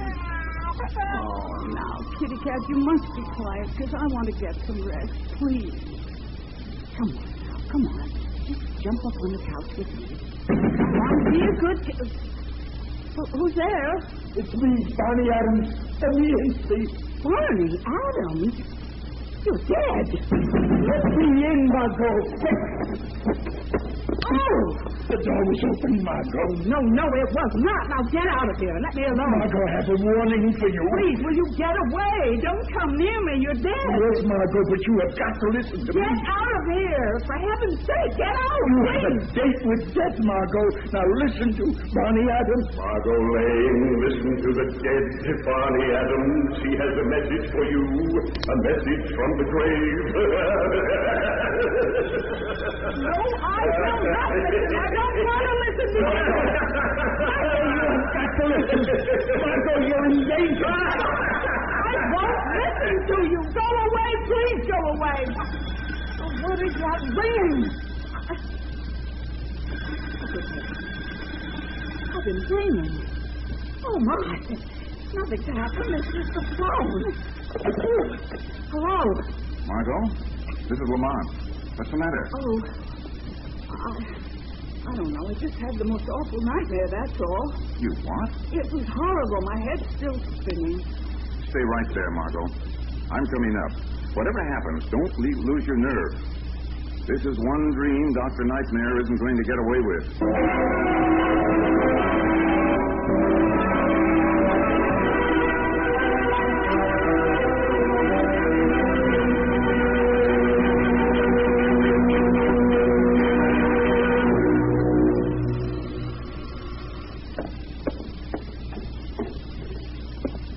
Lamont, I'm so glad you're here.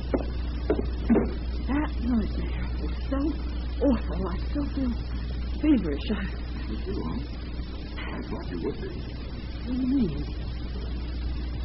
I mean, Dr. Nightmare has made you dream. What's that? Oh, it's just Kitty. She's been acting funny ever since I got home. Screeching and crying. I don't know. She has, son. Well, let's get hold of Kitty. She's going to show us how Dr. Nightmare is making you dream. Come on, Kitty. Come on. Come here now. I got you, Kitty. I don't understand. Margot, don't you remember that Adam's dog began howling when the nightmares began? Right. And now your cat cries when you start having nightmares. Well, I'll show you what makes Kitty cry and what makes you dream. Come on, Kitty.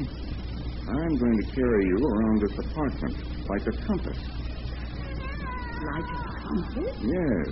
All right, you can go now, Kitty. You've shown us what we're looking for. Well, what is it? Now, wait.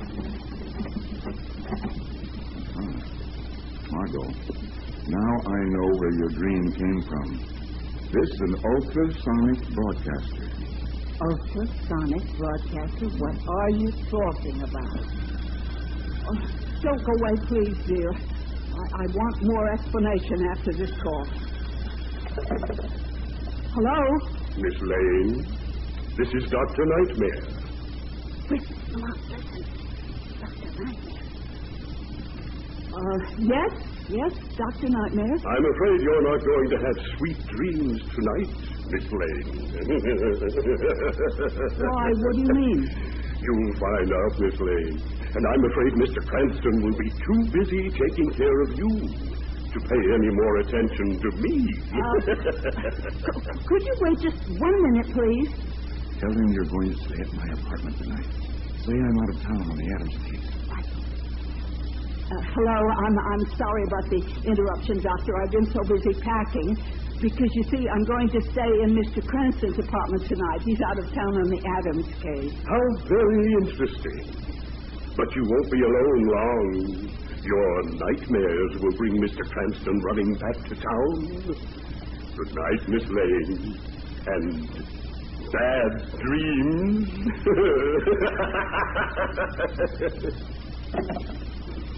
All right, Lamont, I told him. Now what? I want you to get over to my apartment as fast as you can. I'll meet you there later. Where are you going? To visit Dr. Nightmare. Maybe I can catch him with a dream in his pocket.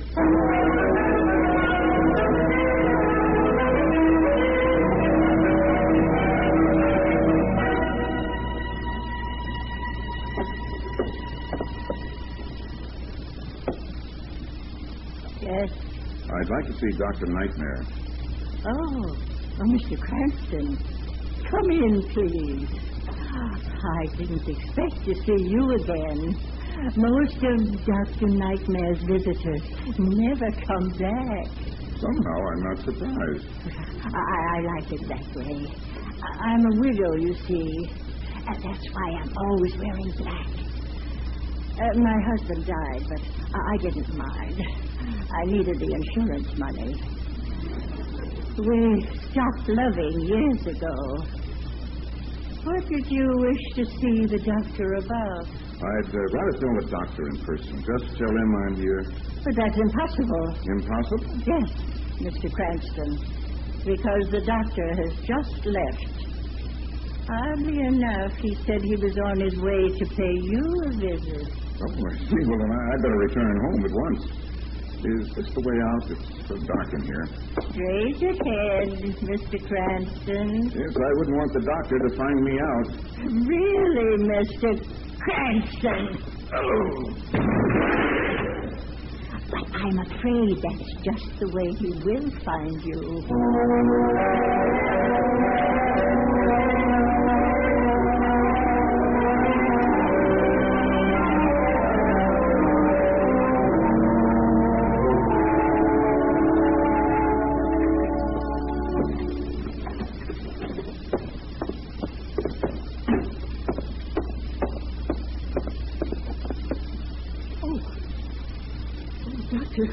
Nightmare, what are you doing in Mr. Cranston's apartment? Miss Lane.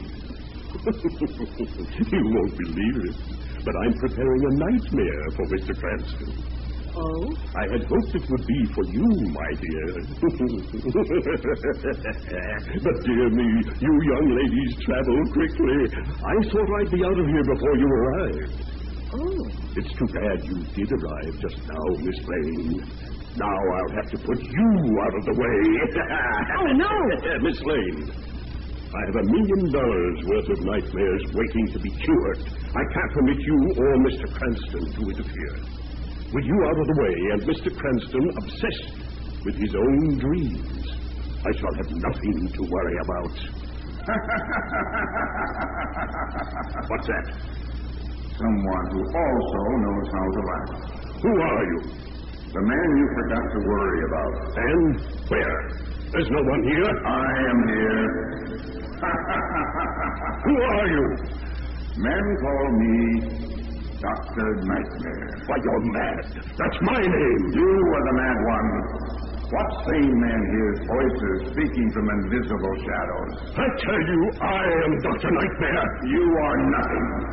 A mere dream image, a mad idea of mine. No, this is insane. You are a phantom, a shade slipping into nothingness.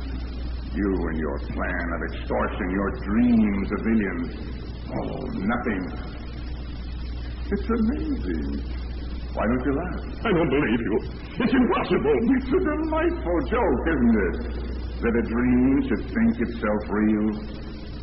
I am Dr. Nightmare.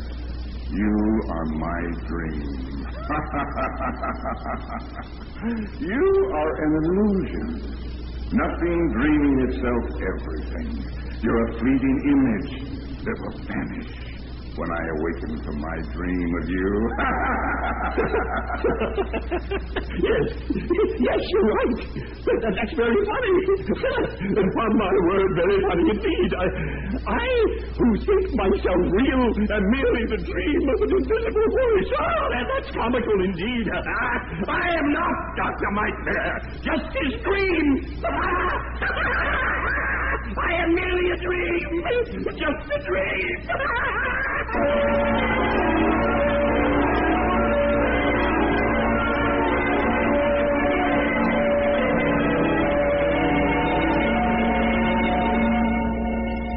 And that fool of a secretary blackjacked you? Yes, Margot, but fortunately I regained consciousness in time to be of some use to you.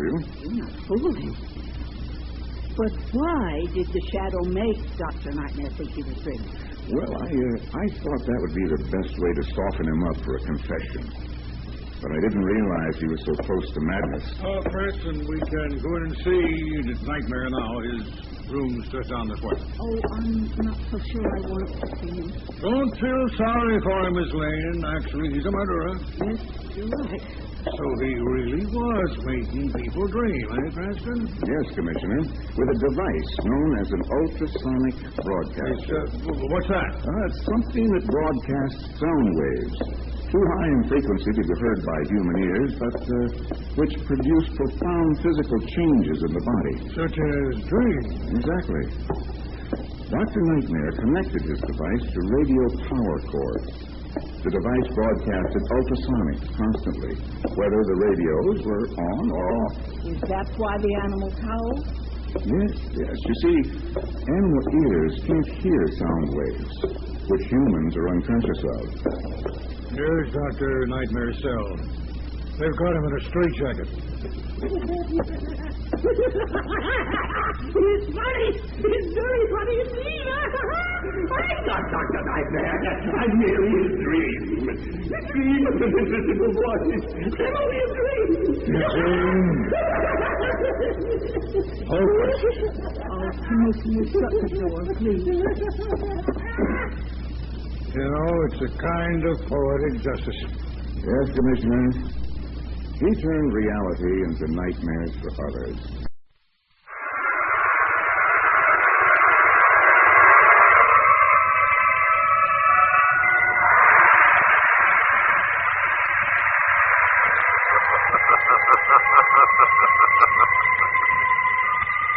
Who knows what evil lurks in the hearts of men? The shadow knows.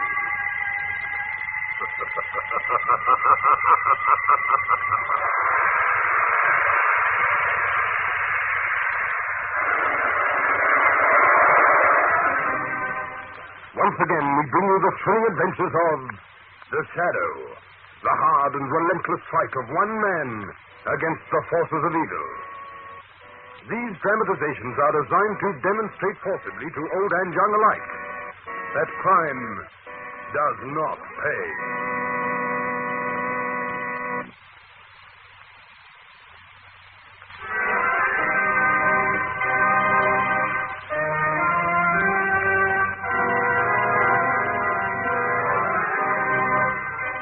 The Shadow, who aids the forces of law and order, is in reality Lamont Cranston, wealthy young man of our town. Several years ago in the Orient, Cranston learnt a strange and mysterious secret. The hypnotic power to cloud men's minds so that they cannot see him. Cranston's friend and companion, the lovely Margot Lane, is the only person who knows to whom the voice of the invisible shadow belongs.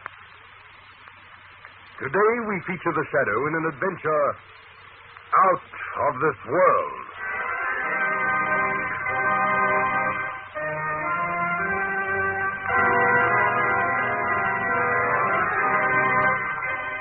Early morning. The scene, Lamont Cranston's flat. It's all right. I hear you. I'm coming.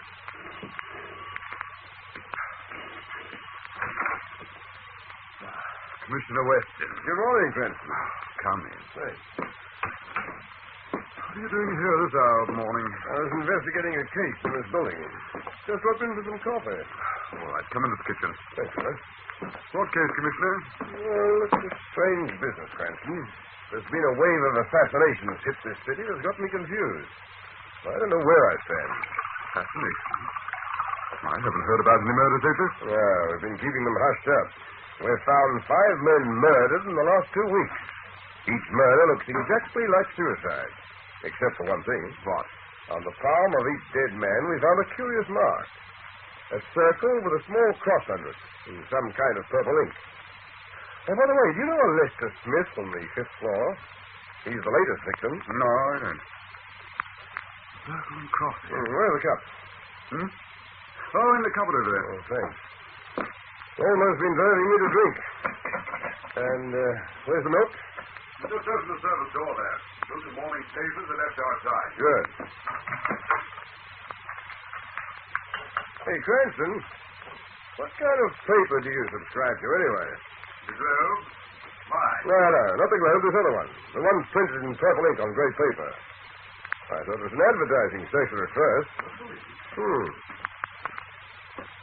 Grey paper? Here, let me have a look at that. Yeah, it's lying underneath the Globe. I've never subscribed to anything like this, Commissioner. Well, I've never seen a paper like that before. Seems to recall the rune. Exactly. And do you notice the date on top of it? 33rd lustrum in the 9th sequence of the 6th epoch. What's that supposed to mean? The tervitality enemy of Arch Ascension Master, the known as Fraser Blackburn. was yesterday aided to new life. Is that English? It's a kind of English. The time futuristic writers claim our descendants will speak in a few centuries. Well, if this isn't the weirdest thing I've ever come across... Moment, Commissioner. Huh? Oh, good morning, my dear Mr. Cranston. Oh, good morning.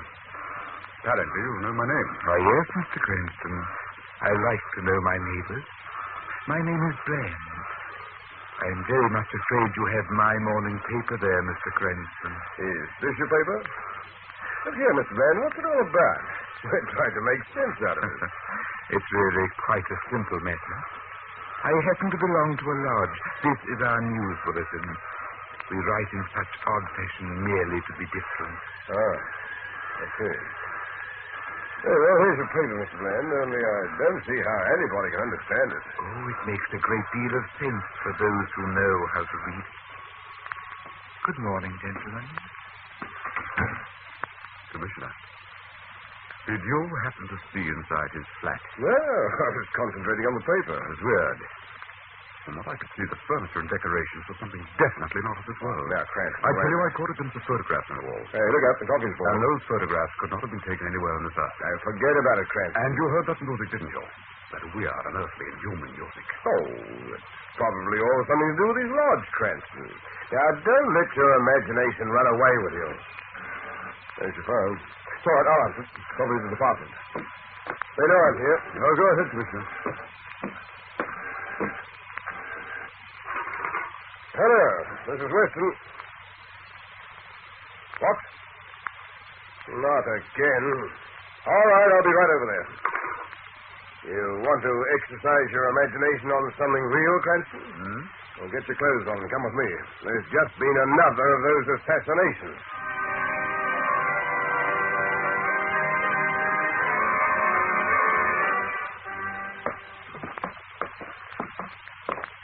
Yes, this is it. Room 824.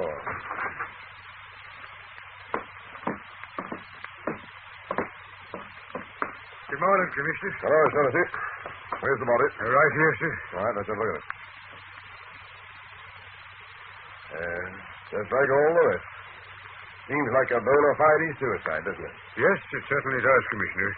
Pistol in the right hand, wound in the right temple. Powder burns and everything. Well, I'd believe it was suicide, O'Shaughnessy. It wasn't for that mark on his palm. Here. See, Cranston? Yes. The purple with a small red crop under it. Commissioner, I was thinking. Perhaps all those other men and Mr. Blackburn here belong to a suicide club or something. Oh, wait a minute. What did you say his name was? Blackburn. Fraser Blackburn. Fraser Blackburn. What's wrong with you? Commissioner, don't you remember? In Bland's paper this morning? Oh, that mumbo-jumbo rag? Well, what about it? That item about Fraser Blackburn being aided to a new life. Oh, yes, I say that's right. This is something we've got to find out about, Commissioner. Now, wait a minute, Cranston. Now, don't go off to the tangent. That item might have meant that Fraser Blackburn was promoted to a fancy wake in his lodge. Perhaps it could, but then again, perhaps it meant murder.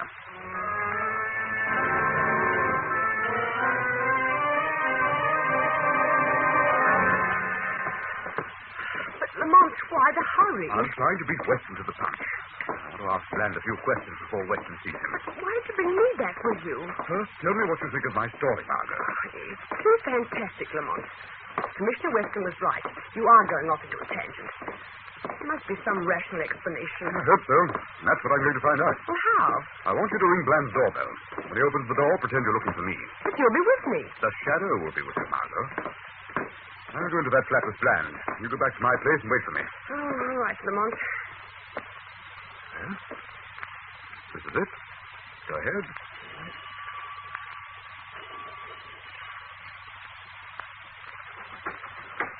Yes. What is it, please? Oh, excuse me. Is Miss Cranston here? I'm very sorry. You have the wrong flat.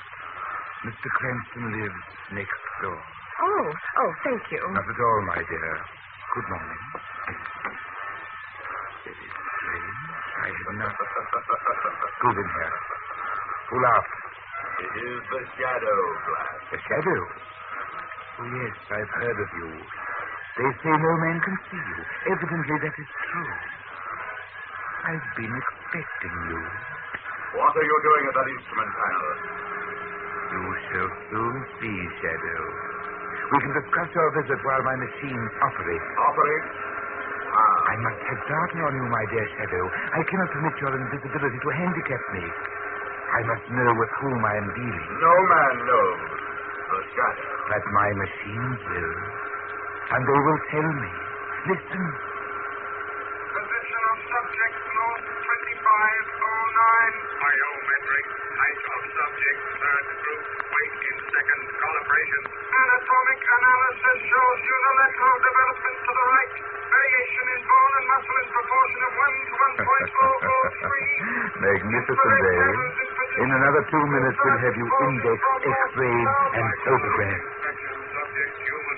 Temperature Fahrenheit 78.6. Exit the shadow.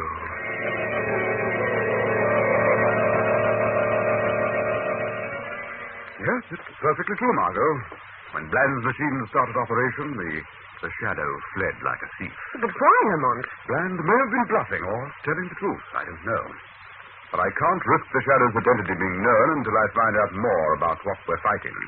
Lamont, I just can't believe all the fantastic things you're implying about Bland. They just can't be. Perhaps, Margot, but don't...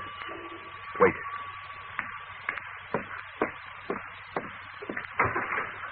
Mr. Cranston, greetings. May I enter, please? Yes, come in, Bland. We were just talking about you. How very odd. I was just talking about you, Mr. Cranston. I have very bad news for you and the young lady. Our chief is displeased with you. What do you mean? Our chief is quite angry. Forfeited, I have never heard him so angry. The young lady should never have brought the shadow into my house. What's that? We know you and the young lady, Miss Blaine, is it not? Our friends of the shadow. Analysis of our historical tabulators has shown you have invariably brought the shadow into cases in which you are involved. Go on. It was a serious mistake so far as we're concerned, Mr. Cranston. We don't like it. Who are you? I see no harm in telling you in view of what will shortly take place. Listen carefully, my friends, and try to understand. We are not of your world. Where we are from does not matter. We are not of your world. We look human. We play the role of humans, but we are not of your breed. You sound like some kind of organization. How many are you? Perhaps 3 million to date. Yes, we are an organization. A secret one, you might say, but we have discovered the best way to keep a secret is not to have one. We come out into the open, my friends. We live with you and work with you.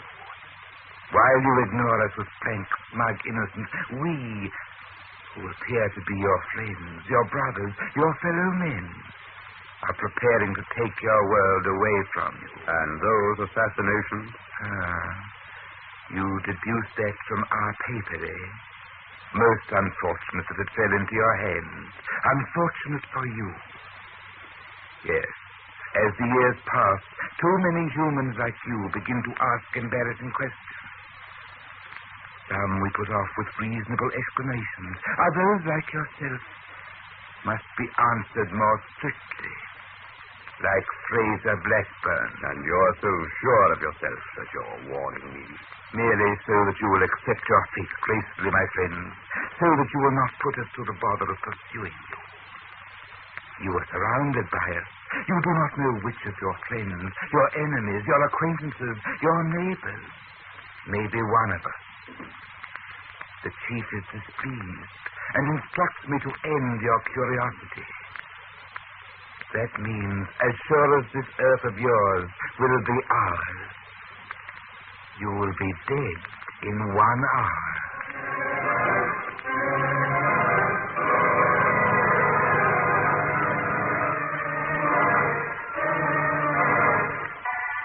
We'll return to the shadow in just a moment. But first, your announcer with a message.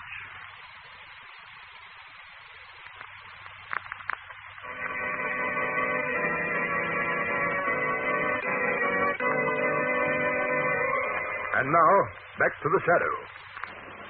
Lamont and Margot have just come out of his apartment building.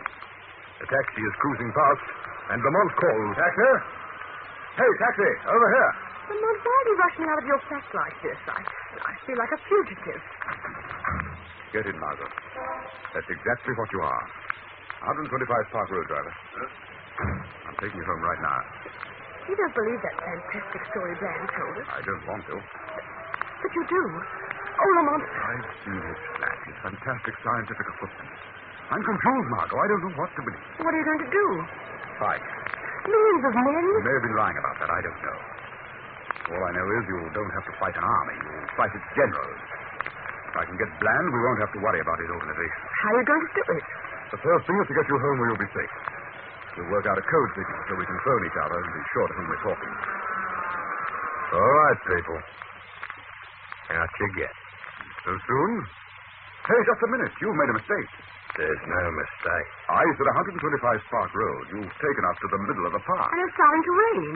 I don't want to take a walk in this weather, driver. This isn't any mistake, Mr. Cranston. Get out. Lamont. You mean you... That's right. The boss has ordered your execution. So get out. Both of you. You got 2 minutes to say goodbye. Don't try any tricks. I'm pretty quick with a gun. Lamont, what are we going to do? Take it easy, Margot. Chauffeur 9 to center. Nick, go ahead. Have Cranston and Lane. Carry out operation. Hey, did Bland instruct for mark on Palms? We'll check. Well, Harry, I'm in the middle of the park. Won't be interrupted. No instructions on Brand. Carry on. Acknowledge. All right, people. Here's where you get us. The lady first? The gentleman first. All right. Pity you got too curious. It's a dangerous decision. Get out of the way, Margot. You'll never get away with it, you fool. I'll get away with a lot more before I finish. Drop that gun. Drop it. Come on, watch out, there's a car coming. Think it's just one punch and that's... Lamont. Quick, Margot. Lamont, he's been run down. Quickly, let's get out of here. There may be more of Bland's people. Now run.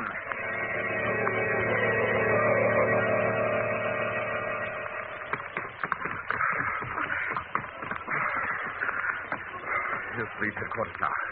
We'll be safe inside now. Quickly. This is much better. Oh, I'll stay best of all in Commissioner Weston's office. Mr. Cranston! Hey, Mr. Cranston! Lamont. I'm Halliday of the Globe. Don't you live in the building where they found that assassination case this morning? Oh. Well, what about it? What, can't you give us some information? Did you know the dead man? Ever visit him? Know anything about his family? How was he off financially? Now, look here, Halliday. I'm busy right now. Can't this wait until later? Oh, give me a break, Mr. Cranston. You know me from way back. I've got to get some information on this case. Later, I tell you. Come on, Margot. Margot! Margot! Honey, she just vanished in the crowd. It was a trap. You arranged this, you and Bland. Mr. Cranston, what's the matter? I've known you for years, and you turn out to be one of them. Go back to Bland. Tell him I'll find Margot, and I'll find him, too. Margot! Margot! Margot!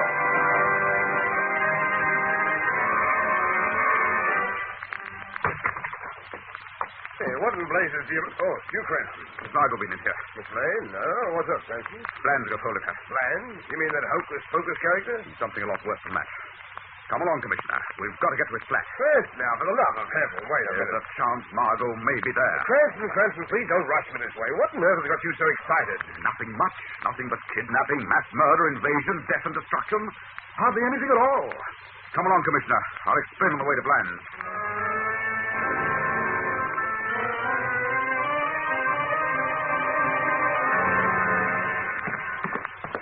Cranston, this is simply fantastic. Am I supposed to believe your story? Why not? No one really knows what goes on in the world around them. They think they do. They make assumptions. Just because a house looks like a house, they believe ordinary people live in it. But how do they know for sure? Well, here's Bland's flat. Inside quickly. The door's open. Oh, I don't like this. No, neither do I. Hey. This place has been stripped bare. Just an empty flat. Bland thrown the coop. I'm afraid of this. I tell you honestly, Cranston, I wouldn't have believed it if I hadn't seen it with my own eyes. All right. Come along, Commissioner. Where to? We've got one last chance of locating Margot and Bland. They're probably at their headquarters. How do we know that? What's your idea? We'll pick up that taxi driver's cab, the one who attacked us in the park. All right, then what? I start driving across town and try and contact their headquarters in the car radio. But how's that going to help? If I can keep the taxi and the dialogue going long enough, your police radio direction finders may be able to get a line on the source of their broadcast. It's a long chance, but it's the only way to find Margot. If she's still alive.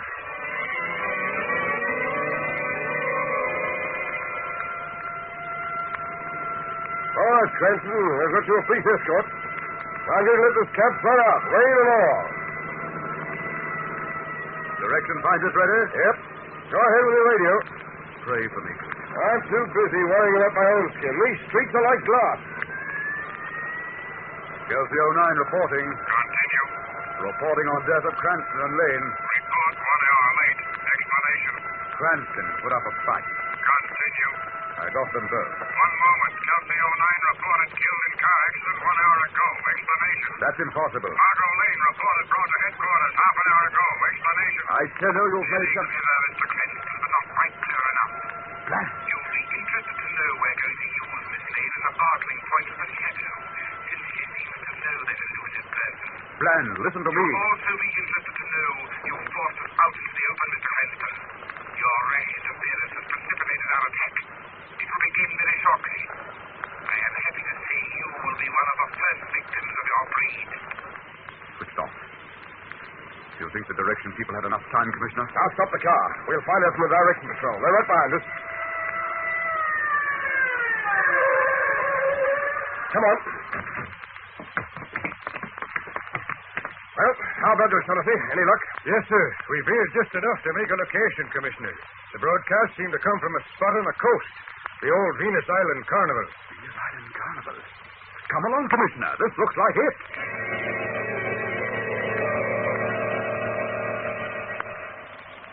Cranston! Cranston! Hey, Cranston! Over here. Where? Oh. Well, did you find anything?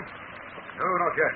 Yeah, this storm's getting worse. It's exposed out here. An empty summer carnival doesn't offer too much cover. Wait, Commissioner. Well, let's stop this wild goose chase. The directions squad must have miscalculated. Then I didn't order the special riot detachment down here. It's not a wild goose chase. You'd better get to a phone and call your patrol cars. What do you mean?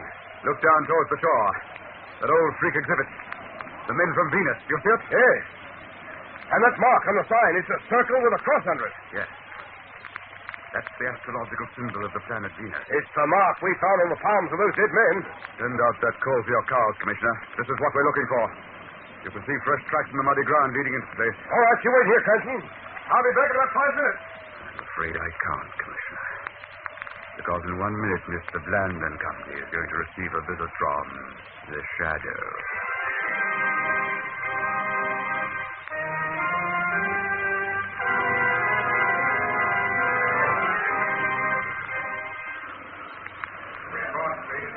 Yes, Miss Lane. That room is our headquarters. The nerve center of our organization.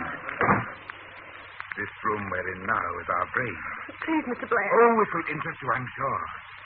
Over here are our files, the records of our members, their names, addresses, and achievements. And those switchboards? They are our communication trunks. All over your world, our members are calling in, reporting, receiving new orders, instructions.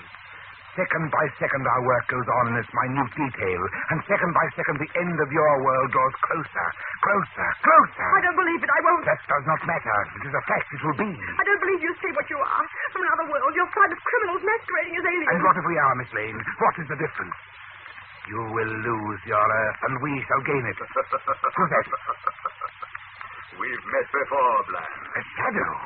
Yes, my friend. It is the Shadow, laughing at you. Laughing at the insane grandeur of your plans that will come to nothing. A shadow in here? Impossible. The Shadow is here, Bland. There is no secret that can be kept safe from the Shadow. No, this is impossible. Deep underground in this hideaway, under tons of sand, with the naked sea pounding against the walls of your cabin, you hope to bury your secret trade of murder. But the Shadow has ferreted you out, Bland. The Shadow, no. It won't help you. It won't help your breed. Your track, Bland. Listen. Faintly you can hear the scream of police sirens surrounding the entrance to this place. In minutes they will descend to wring you out like a sponge. Every secret, every name, every plan. The police? No! Don't move, Bland. I have moved as far as I need. You see this switch, Shadow? Look well with your invisible eyes. There are explosives set in the outer walls to keep back the sea. When those walls are broken, the sea will come in here. You will learn nothing from us, nothing. You would murder all those people or beings in the other room? Why not? They are merely pawns. I have my own way out of here. And once I am out, I can build another organization. Get away from that switchboard. Too late. I have thrown the switch. Listen. There go the charges in the outer walls. The sea will be in here soon. Oh. Quick, Margot. Out. Take my hand. Yes. Run, Margot, run! You have won for the moment, Shadow. But it is only a delay. We will be back.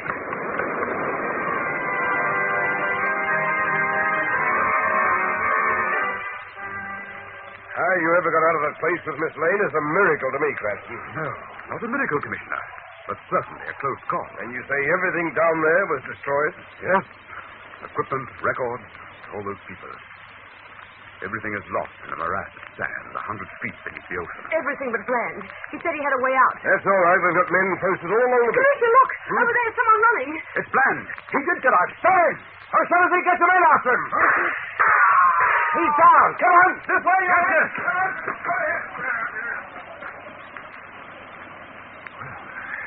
That's the end of Bland. No matter what he was, he died like a man. But Lamont, which was he? A man or was he claimed? Margot, I really don't know. We have no way of disproving anything he said. But if he was telling the truth, there are many more like him still on Earth. It doesn't matter. Without leadership, they'll collapse. Just a little vigilance will be enough to keep them in check. But we've got to be vigilant. We've got to walk with care, act with caution. Death may lurk just around the corner for us, and we'll never know.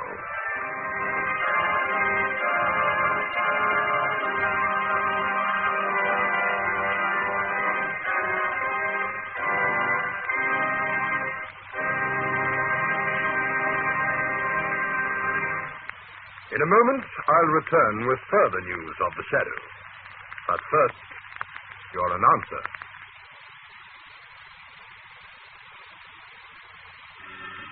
You have been listening to the thrilling adventures of The Shadow, one man's relentless fight against the forces of evil. This feature was devised to demonstrate to old and young alike that crime does not pay.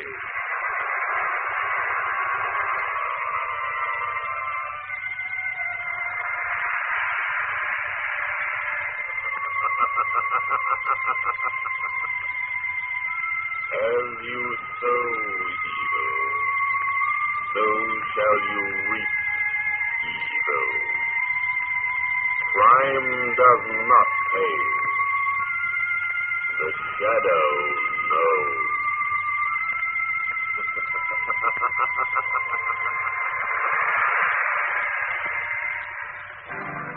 The Shadow was produced by Red Johnston of Grace Gibson Radio Productions, a masterpiece of suspense.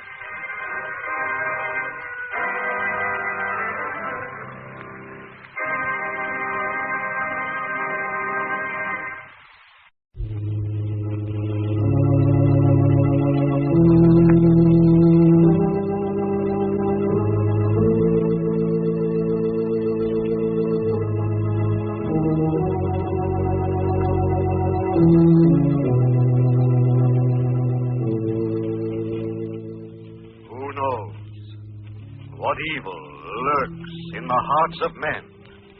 The Shadow knows.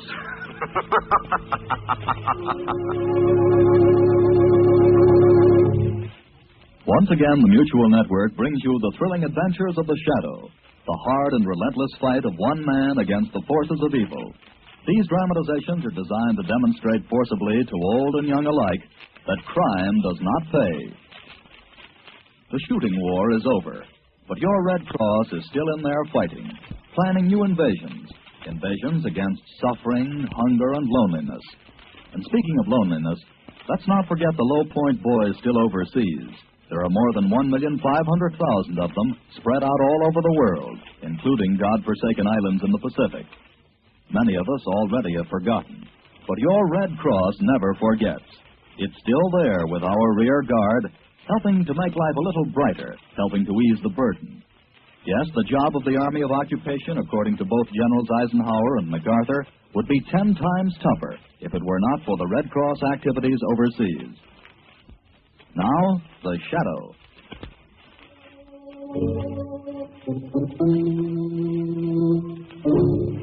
The Shadow, who aids the forces of law and order, is in reality Lamont Cranston, wealthy young man about town.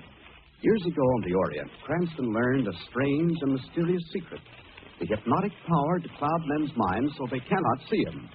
Cranston's friend and companion, the lovely Margot Lane, is the only person who knows to whom the voice of the invisible shadow belongs. Today's drama, Ghost Without a Face.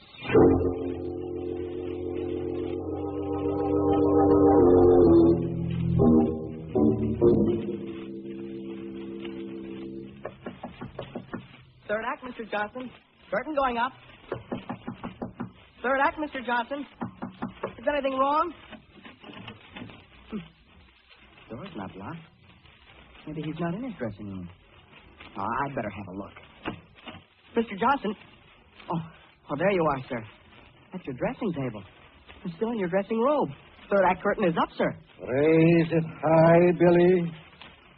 That pack of stupid ingrates will never gaze upon the handsome face of Gaylord Johnson again. What's the matter, Mr. Johnson? You sound sick. Yes, sick and dying. You see only my back. Now, Billy, look upon my face. Mr. Johnson, your face. It's bleeding. Ripped and slashed with my own razor blade.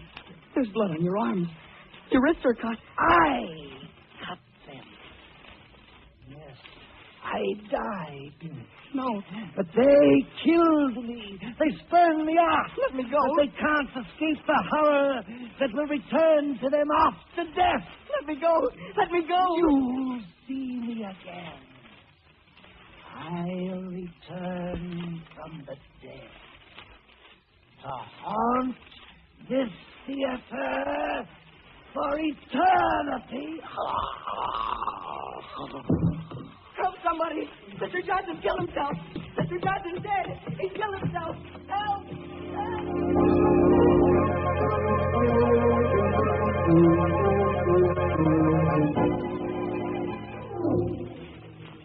Yes, Mr. Ames, I have heard stories about your theater, that it's haunted, that some fantastic ghost without a face roams around at night in that house. The police searched the place thoroughly. There's nothing more they can do, and that's why I've come to you, Mr. Cranston. As an amateur criminologist, can't you help me track this thing down? You say you've actually heard this ghost, that you've seen it? Others have too, Mr. Cranston. Actors I've hired and tried to rehearse there. I can't keep a cast together. Let's try this, Mr. Ames, if you want to open your theater again. Rehearse in some other place until the night your new play opens. On opening night, have the entire theater searched thoroughly to be sure no one can be hiding. This thing is a ghost. You can't find it. Mr. Ames, you and I both know there aren't any such thing as ghosts. I've seen and heard. Gaylord Johnson's ghost with its face slashed and bloody. It's horrible. So horrible that it almost drove Billy, our young stage manager, out of his mind. His mind is still affected? His memory is gone completely. I tried to talk to him, Mr. Cranston. He doesn't remember a thing. Mr. Ames, it seems to me the best thing to do to help you is to deliberately invite your ghost to appear. For you? Yes. Whatever it is apparently trying to keep your theater closed by frightening people away. It's certain to do something if you open your house. Well, I don't think it's wise, Mr. Cranston, but I'll do it if you insist. Good. I'll be there with you to see if I can see and hear this ghost of Gaylord Johnson.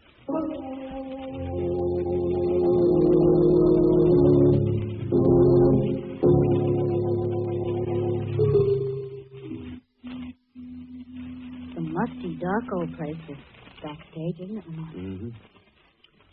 Well, first act's over, darling, and so far no ghosts appeared. Mm-hmm. Oh, I think we'd better wait here in the wings out of the way until Mr. Ames comes off stage. Yes. The place seems to be going very well. Ames has really spurred us on this one, hasn't he? No. Lamont, what really happened here that night a year ago? Well, the third act had just started, as I understand, when Billy, the young stage manager, came running to Mr. Ames in a terrified, hysterical condition, telling him that Gaylord Johnson had killed himself. And when Mr. Ames reached the dressing room, the body had disappeared? Yes. There was blood on the floor, on the dressing table, and on the boy where Johnson had grabbed him before he died. And no trace of the body has ever been found? No. I still don't see how it could possibly have been taken from the theater that night. Backstage was crowded with actors. But the fact remains it never has been found. Oh, Mr. Cranston, Miss Lane. Oh, hello, Mr. Ames. Well, how do you like the play? Oh, it's very good, Mr. Ames. Where did you find that wonderful old actress, Madame Trombetta? Because she did a magnificent bit in that last scene. She's been in this country since the war. She's a real trooper, Miss Lane. Here she comes now. Oh? Madame Trombetta. Mr. Ames, it did go on. Beautifully, Dorothea. And here are two new friends of yours. Proof. Miss Lane, Mr. Cranston. How do you do, Madame Trombetta? It's a beautiful time. Thank you. Thank you, so kind. I must change my costume now. I will see you later, perhaps, after the show. Second act. Places. Places, please. I suppose you noticed, Mr. Cranston, I asked the police to surround the place. Had the place searched tonight? Thoroughly. Before any of the actors came in. There couldn't be anyone human hiding here. There go the lights, Lamont. Oh, yes. Well, I think we'd better stay backstage here. I wish you would, both of you. We can stand right here. Ooh. Goodness, it's awfully dark. Yes, this is the murder scene in the dungeon. It's quite a startling scene. There goes the curtain. No! Oh, that scream. That wasn't on stage. Take your hands to my throat! Come from one of the dressing rooms. It's Madame Trombetta. It's the ghost! He is getting... Where's the dressing room? Quickly. This way. Down this corridor here. Come on, quick. Something horrible happened. Well, this is the room. The door's locked. Help me break it in. Oh, hurry. Once more, Mr. Ames. Hard. There it goes. Dorothea. There's no one in. The room's empty. Oh, we just heard a voice calling for help from this room. It's the ghost. Johnson's ghost. He's killed her. He's killed her and spirited her body away.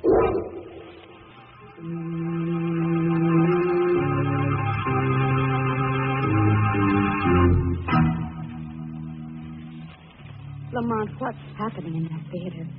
First a young boy, and now Madame Trombetta? I don't know yet, Margot. I'm going back there tonight and find out. Oh, darling, you've gone there before at night, and the ghost has never appeared to you. I think he might this time, Margot. If he's killed Madame Trombetta and hidden her body in there. Why do you? I was just ghost chasing before, Margot. This time, I think we may find a killer.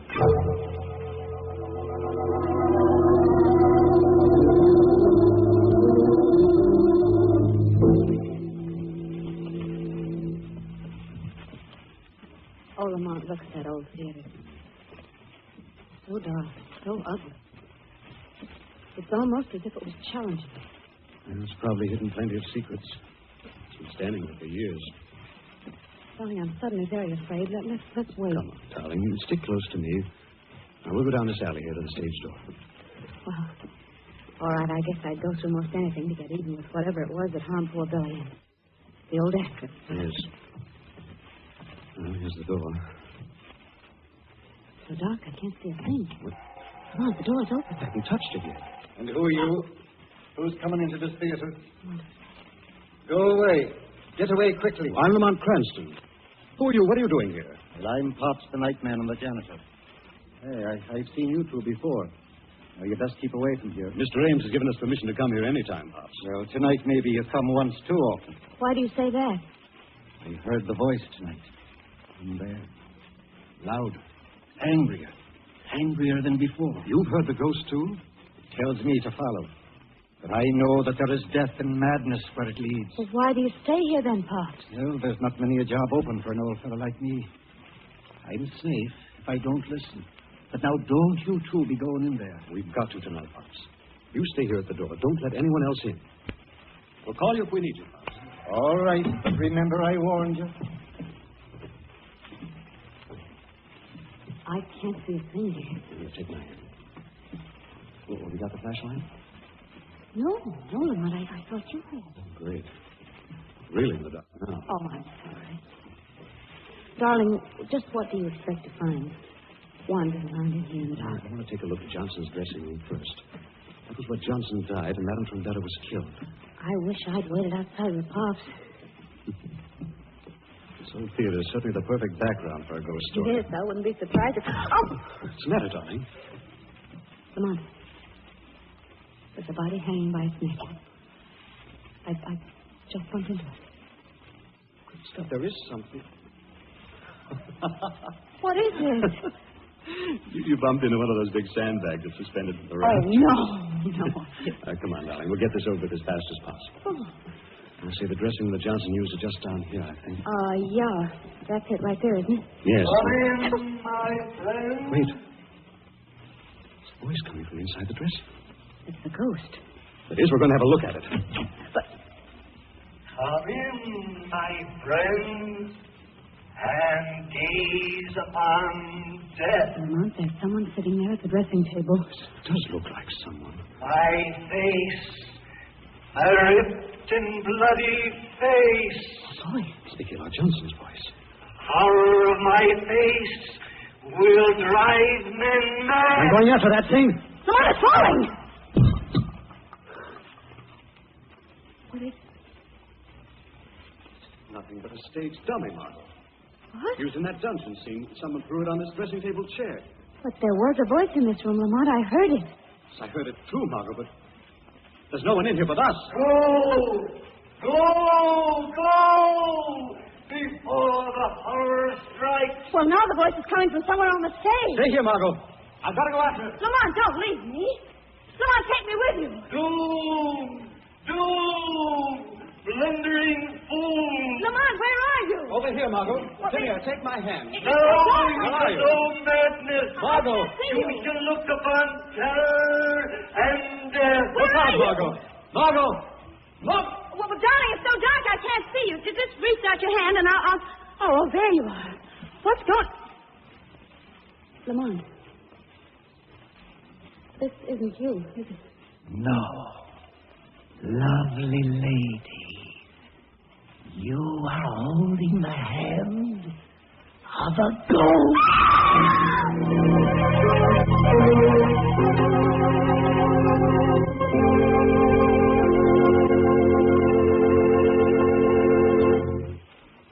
A year ago today, General Courtney Hodges and his 1st Division were battling their way through the streets of Cologne.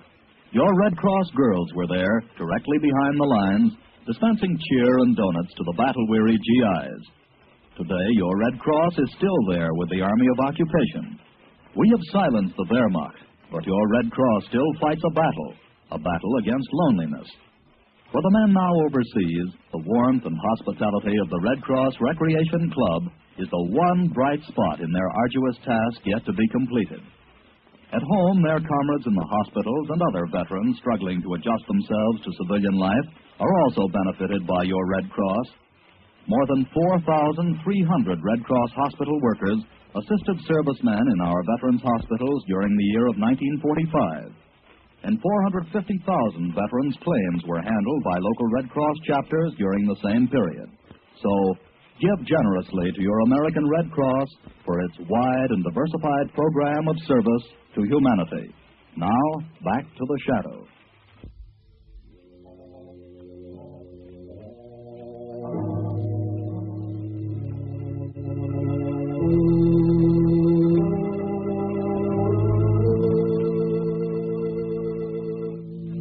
During their search for the horrible ghost in a haunted theater, Lamont Cranston and Margot Lane have become separated on the huge, dark stage. Thinking the figure in the dark beside her was Lamont, Margot has taken its hand when she discovers it is the ghost of the dead actor they'd come to find. Let me go. Let me go. Let go of my hand. Margot, Let go. darling, it's Lamont. Oh, Lamont, no. No, I felt the cold, dead hand. It was the ghost. I know it was the Whatever it was ghost. that held you, I must have frightened it away. Oh, darling. I'm sorry. Why, I'm home, aren't I? I must have fainted. You did, darling, and I brought you home with Pop's help. Well, what happened to you? clothes are all torn. Something dropped me through a trapdoor on that stage. It's lucky I found my way out of that cell and up through the orchestra pit. There are ghosts there, aren't there? There is something horrible in that theater. Yes, Margot. Something horrible, but not ghosts. I'm sure of that now. No ghost would have to resort to such earthly tactics as dropping me through a trapdoor to get me out of the way. Who then, Lamont? Who could it be? I don't know, Margot. I suddenly thought of someone who might help me out. Who? The only living person who saw Gaylord Johnson before he disappeared. Billy, the young stage manager who went to his dressing room to call him that night. His memory's gone. I might be able to get through to him to help him, Margot. He's going to hear the voice of the shadow when I visit him tonight.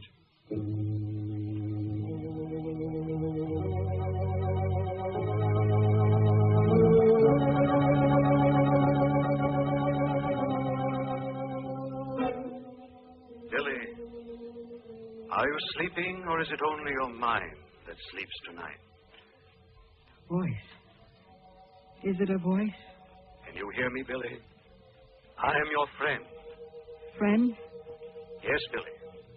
Try to remember. It's curtain time for the third act. Curtain time? Time for the third act, Billy. Call the actors on stage. Call the actors? Call them, Billy. Places, everyone. Places. Places, everyone. Now call the star, Billy. Call Mr. Johnson. No. No. Hurry, Billy. Call Gaylord Johnson. The curtain's up. Up? The curtain's up? Hurry, there's not much time now. He's in his dressing room. Yes. Mr. Johnson. In his dressing room. The door's closed, Billy. Mr. Johnson. Third act. Places, please. That's it, Billy. Curtain's going up. Try the door, Billy. Maybe something's wrong. The door wasn't locked. And open it quickly. No. No. Open the door, Billy, quickly. The curtain's up. Yes. Yes, open the door. There's Mr. Johnson in his dressing table, in his robe. He's turning. He's turning now. Yes, turning to me. All right, Billy. What did you see? I saw him. He got up and came toward me. I saw his awful bleeding face. And then he... Then he dropped dead at your feet? He fell. I thought he was dead. But you don't know for certain? No. No, I was scared and ran out for help. I don't know whether he was dead or not. You do remember, Billy. The shadow has awakened your mind. The shadow? The shadow? Who are you? I'm your friend, Billy. Yes, my friend. A voice in the moonlight. Shadow, you've helped me. You helped the shadow, too, Billy. Go back to sleep now. In the morning, you will remember. The shadow will discover the secret of the ghost without a face.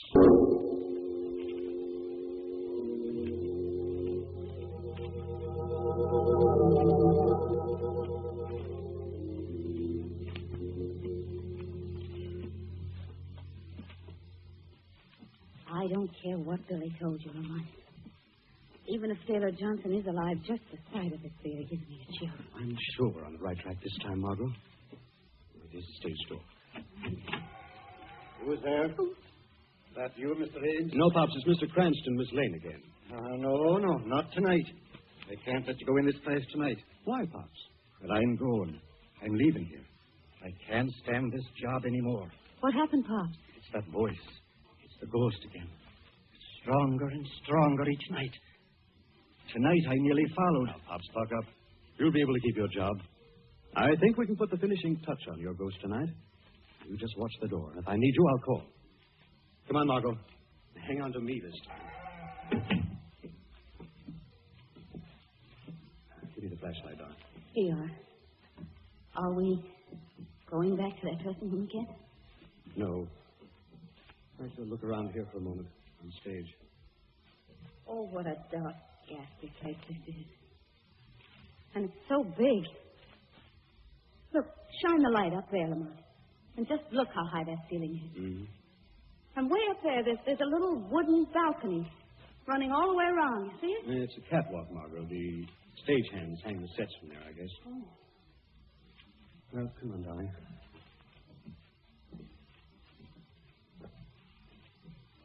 Lamont, that heavy sandbag. Right up above us. It's swinging. It's falling. Margot, look out! Lamont! Darling, you all right? Oh, yes, I guess so. Blessing you were looking up. Yes, a moment later, and we'd have... Lamont, you know that something is trying to kill us, don't you? Yes. I think our ghost is desperate now. It looks like it's going to be a fight to the end. Come! Come! Tell me! Come where I beckon. The voice again. Where is it coming from? It sounds like it was coming from Johnson's dressing room down that hallway. Yes. Yes. I come when you call. Look, it's Pops. They're across the stage. I come. I hear the ghost voice now. Pop's going into the dressing room, Margot. The door's closing. Come on, Margot, quickly. Door's locked again. I'll help him. Hurry. There it goes, Margot. Keep back. Pops! He's fallen. Pops! Pops, are you all right? He disappeared through that door. Out the door to the stage. Get him. Get him quick. Stay here with Pops, Margot. I've got to get our ghost this time. Right. I'll help you, Pop. Here, just put your arms on me and let me get you on the couch. It's all right. I can manage. Why, Pop? You can stand alone. Wait, don't come. Pop! Oh, take your hands on my throat. Come on, we've been playing. Margot! Pops, what are you... Oh. Pops! Stop, come back here. Lamont! There he goes. Lamont, up that fire escape to the catwalk. Good. I got him trapped this time. The shadow will bring that ghost down to earth.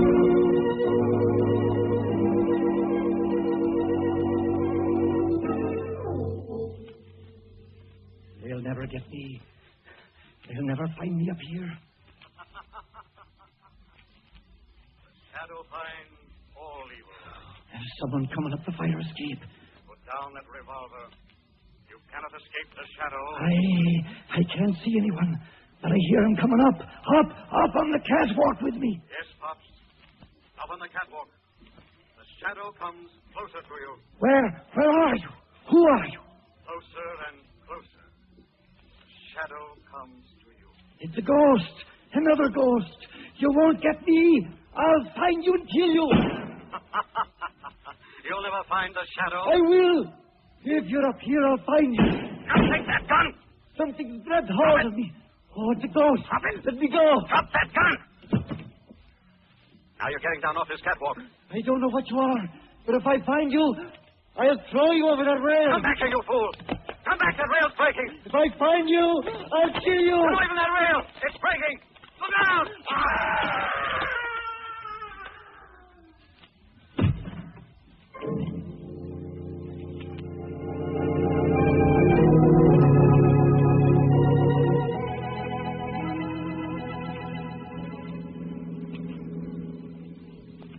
And so it was Billy who gave you the idea that Gaylord Johnson didn't really die after all. Yes, Margot. That Johnson was still hiding in that theater. Well, how did Johnson disappear from his dressing room that night after he told Billy he'd killed himself? The door to the furnace room was right next to his. That's where he went down and changed into Pop's coveralls and beard. He'd actually had to cut his hands to leave traces of real blood. Realistic school of acting, is that it? Besides being a superb makeup artist, he disguised himself as Madame Trombetta when he heard the theater was opening again. Used a heavy accent and plenty of veils. Killed himself off again to frighten people away. Yes, but how did he manage so that his voice as the ghost seemed to be right in the dressing room with us that first night? He was actually in the next dressing room and spoke through the ventilator, then ran out onto the stage. For goodness sake. But why?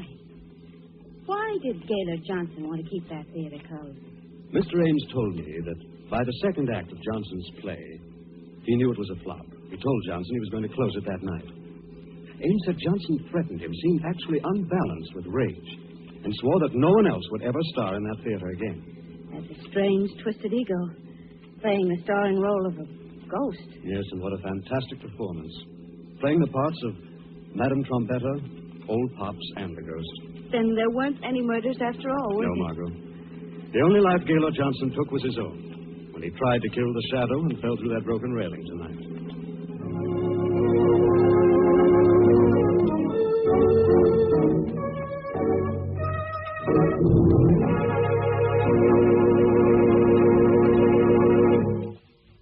The Shadow returns in just a moment. Since Pearl Harbor, over 500,000 victims of 869 domestic disasters have been given food, clothing, shelter, and medical care by your Red Cross. Yes, even in spite of war, Red Cross carried on the home front, for disaster is no respecter of war. When tragedies occur, Red Cross disaster workers are on the scene immediately. They feed, clothe, and shelter the needy victims, give medical care to the injured, and stay at their side through the long period of rehabilitation. But your Red Cross is present not only in time of disaster, it is also with our men still overseas, our wounded in the hospitals, and our veterans who are struggling to try and readjust themselves to the problems of civilian life. The Red Cross is G.I. Joe's home away from home, and wherever he sees the sign of the Red Cross, he knows that America isn't really thousands of miles away. So give generously to your American Red Cross for its wide and diversified program of service to humanity.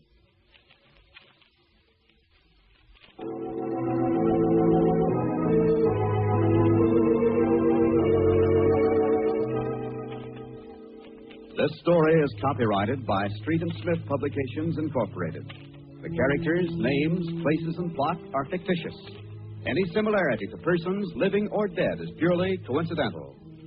Again next week, The Shadow will demonstrate that the weed of crime bears bitter fruit. Crime does not pay. The Shadow knows.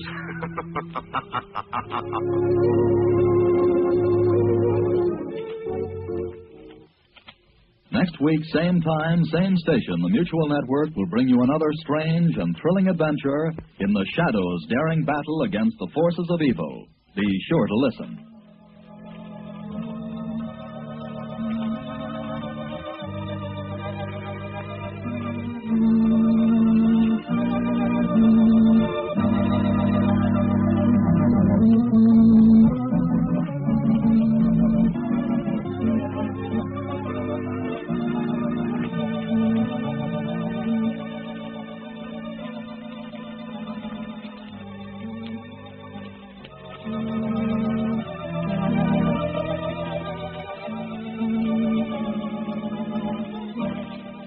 Remember, friends, give generously to your American Red Cross for its wide and diversified program of service to humanity.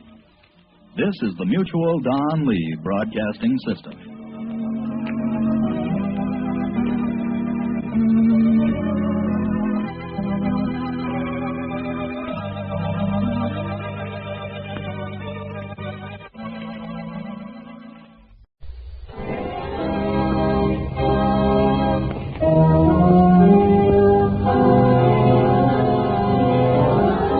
The Shadow, who aids the forces of law and order, is in reality Lamont Cranston, wealthy young man about town.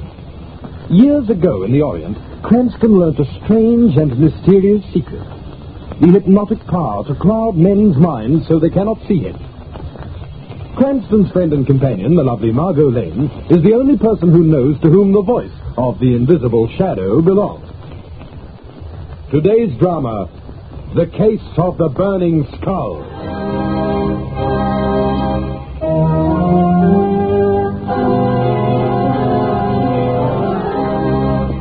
A late afternoon thunderstorm breaks over the city. As the streets empty and everyone runs for cover, two men collide as they dash into the shelter of a small doorway. Oh, sorry. Oh, that's all right. Cranston. Lamont Cranston. Hi, it's Steve Grant. Hello, Steve. Oh, if this isn't the strangest coincidence. Haven't seen you for ages, Steve. How's our promising young chemist? Listen, Lamont. The last I heard, you had a great job of the Guild Chemists Alliance. Still with them? Yes. Lamont. Married? Yes. Lamont, listen to me. You won't believe it, but I was on my way over to see you. I'm in trouble. Oh, what's the matter, Steve? I'm going to die. Oh, well, we all are, sooner or later. But we don't all get special announcements. You did? Yes. When? How? It was last night. I haven't been sleeping well lately, been nervous and high-strung. I'm working pretty hard in the new thorium extract. Yes. But about 2 o'clock this morning, I got up for a drink of water. I went into the bathroom, turned on the tap, and then... Go on. I saw a burning skull staring at me. What? I hadn't bothered putting on the lights. In the darkness, I saw a hideous burning skull grinning at me, pale and flickering, burning a dull green in the blackness. Yes? It was a terrible shock. I suppose I must have fainted. When I recovered, it was gone. But I knew I knew it was a warning. Now, look here, Steve. You should realize that the obvious fact of the matter is that you're tired, overworked, possibly headed for a nervous breakdown. It was a presentiment, Lamont, a warning. It was an hallucination. Now, you pay attention to your Uncle Lamont. You want my advice? Yes. Now, here's the address of a friend of mine, Dr. Neil Harrison. He specializes in your kind of case.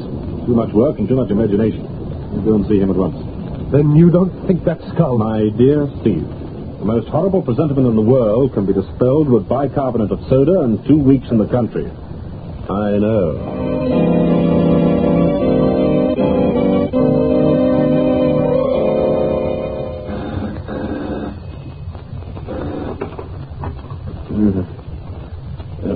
Hello? Is that Mr. Cranston? Yes. This is Helen Grant, Steve's wife. Oh, yes, Mrs. Grant. Mr. Cranston, can you come over to our house right away? Come over? What time is it, Mrs. Grant? It's 5 o'clock, almost dawn. I know this is an unusual request, Mr. Cranston, but... Anything wrong? Yes. With Steve? Yes. What's happened? He's been kidnapped. What? Please come over right away, Mr. Cranston. I can't explain on the telephone. I can't even understand half of what's happened myself. Please come as quickly as you can. I'm desperate.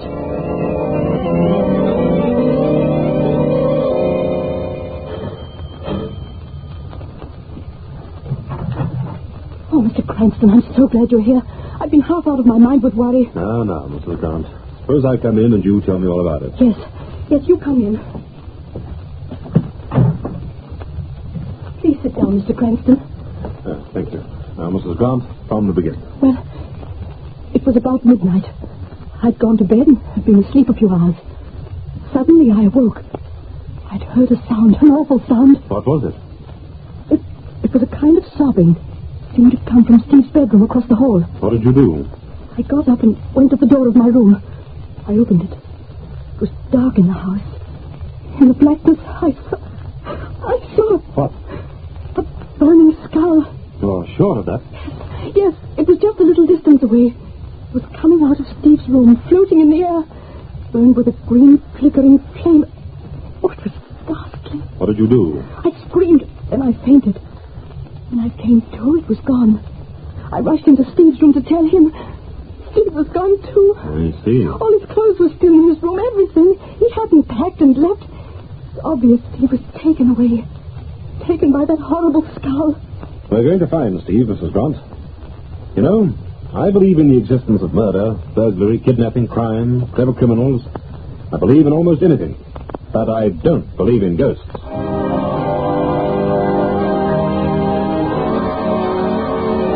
Well, this is a lovely crime to serve me early in the morning, Cranston. What in the blazes do you do? Do you sit up all night working out crazy cases to worry me with? I haven't enough imagination to invent anything like this, Commissioner. Yeah, well, what about you, Miss Lane? Do you believe in this ghost story? I don't know yet. I want to hear the rest of the story. That's all there is to it. First, Grant came to me with his story about burning skull, and then Mrs. Grant. Was it a kidnapping, Lamont? Perhaps. I've gone over Steve's room. All his clothes are there, his shoes, everything. Most important, his passport was there, licenses, checkbook, everything. What's that supposed to prove?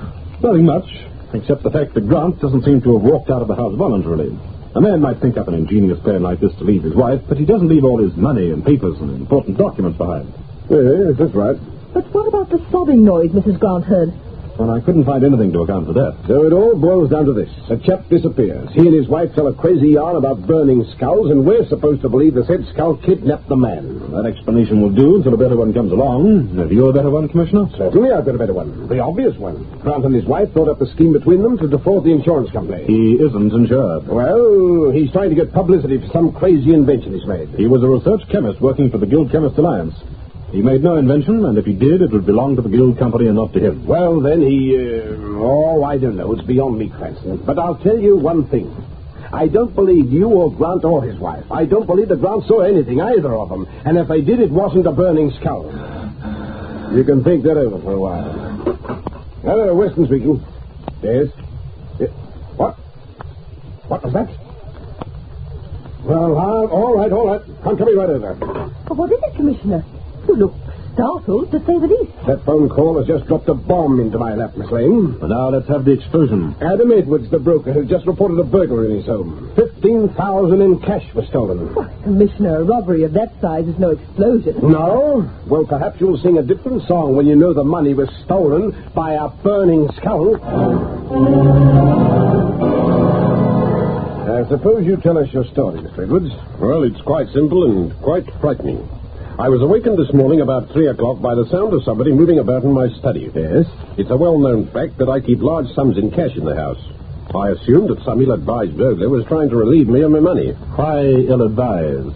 I'm a crack shot, Mr. Cranston, and have a license to keep a revolver in the house. I immediately arose, got the gun, and tiptoed towards the study. And then? I opened the door very carefully. I confess I was shocked and frightened. In the darkness, I saw a burning skull hovering over my desk, while burning skeleton hands rifled the drawer. So now a pair of hands are added to the skull. Pretty soon we'll get the whole skeleton. Instantly, the skull and hands rushed off through the darkness. I tried to follow. I heard the thing blundering about on the far side of the study. Before I could catch up, it was gone. And so was my money. And that's all. This is too much for me. What is this, a conspiracy? Are you trying to pull my leg? You don't believe my story, Commissioner? Frankly, no. I see. Come this way, please. Where to? To this large annex on the far side of my study. I have something to show you. You see, I'm an amateur photographer, and I've had this annex fitted up as a darkroom. What's all this mean? Please notice that the annex door's alongside the door leading out of the study. Evidently, the burning skull blundered into the annex first by mistake, and then turned and ran out of the real door. I still don't see what all this has got to do with the skull. I tell you, you've been seeing things. We've been seeing reality. Come into the darkroom. Huh? I'm sorry, but this red safety light's all the illumination I can give you. Oh, it's enough, Mr. Edwards. Go ahead. When the intruder came into this room last night, he apparently dislodged one of my unexposed plates and knocked it into the developer tray. Look at this plate, Commissioner. Tell me what you see on it. Good heavens. It's a skeleton hen.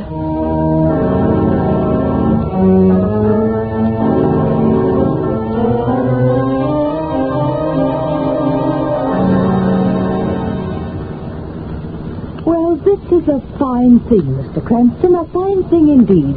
What's worrying you, Margot? What's worrying me? That's the question I've been wanting to ask you. You sit around all day as though it were gloomy Sunday. I was thinking... No, I was worrying about the burning skull. Suddenly at 7 o'clock tonight you announce we're going for a drive. Where? To visit a friend. Why? Pick up a clue on this case. Who's the friend? Dr. Neil Harrison. I sent Steve Grant to see him yesterday afternoon. It's just possible that Steve might have said something to Dr. Harrison that would give us a clue. Then all that worrying, thinking this afternoon didn't help? No inspiration? It certainly did. But now the fire of inspiration needs a little more coal. To be shoveled on by Lamont Cranston Stoker. No, Lamont Cranston Shadow.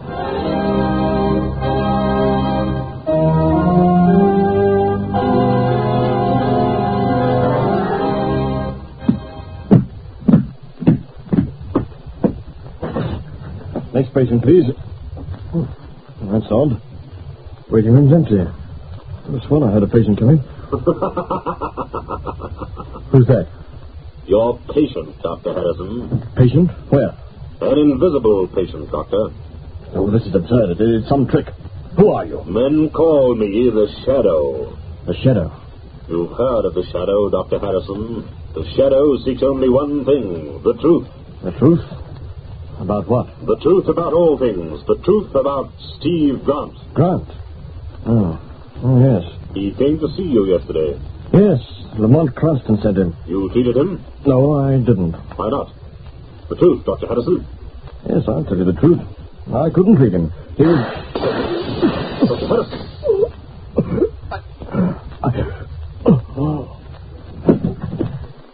He's dead. Shot by somebody from outside that window.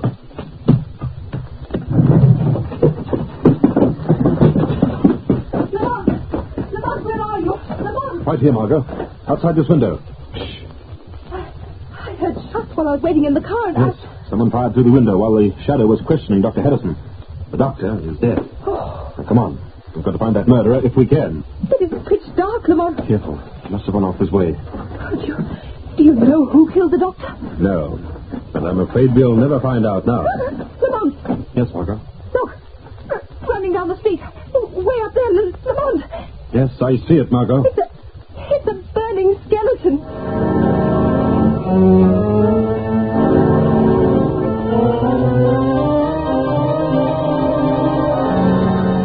What is the mystery of the burning skeleton? Listen for exciting developments in part 2 of tonight's Shadow story.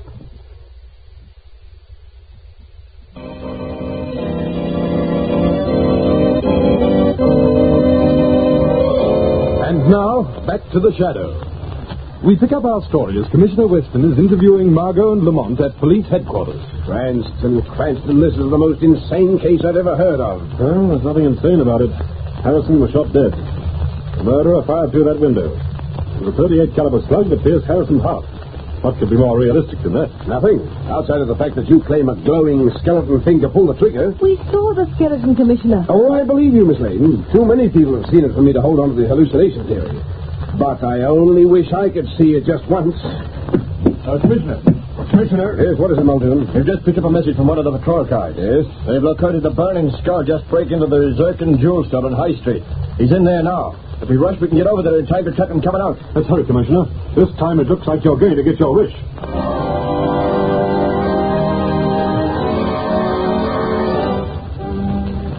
Where is this Zircon jewel store? How much further, Muldoon? I'm just around the next corner, Commissioner. I only hope we're in time. Yes, I wouldn't want the Commissioner to lose the pleasure of meeting our skeleton friend. Easy, Muldoon, easy. We're not supposed to arrive with the brass band announcing us. Go a little more, then stop. We'll walk the rest of the way. Yes. I can see the police patrol car up ahead. Then the skeleton must still be inside the store. All right, stop here, Muldoon. Yes, sir.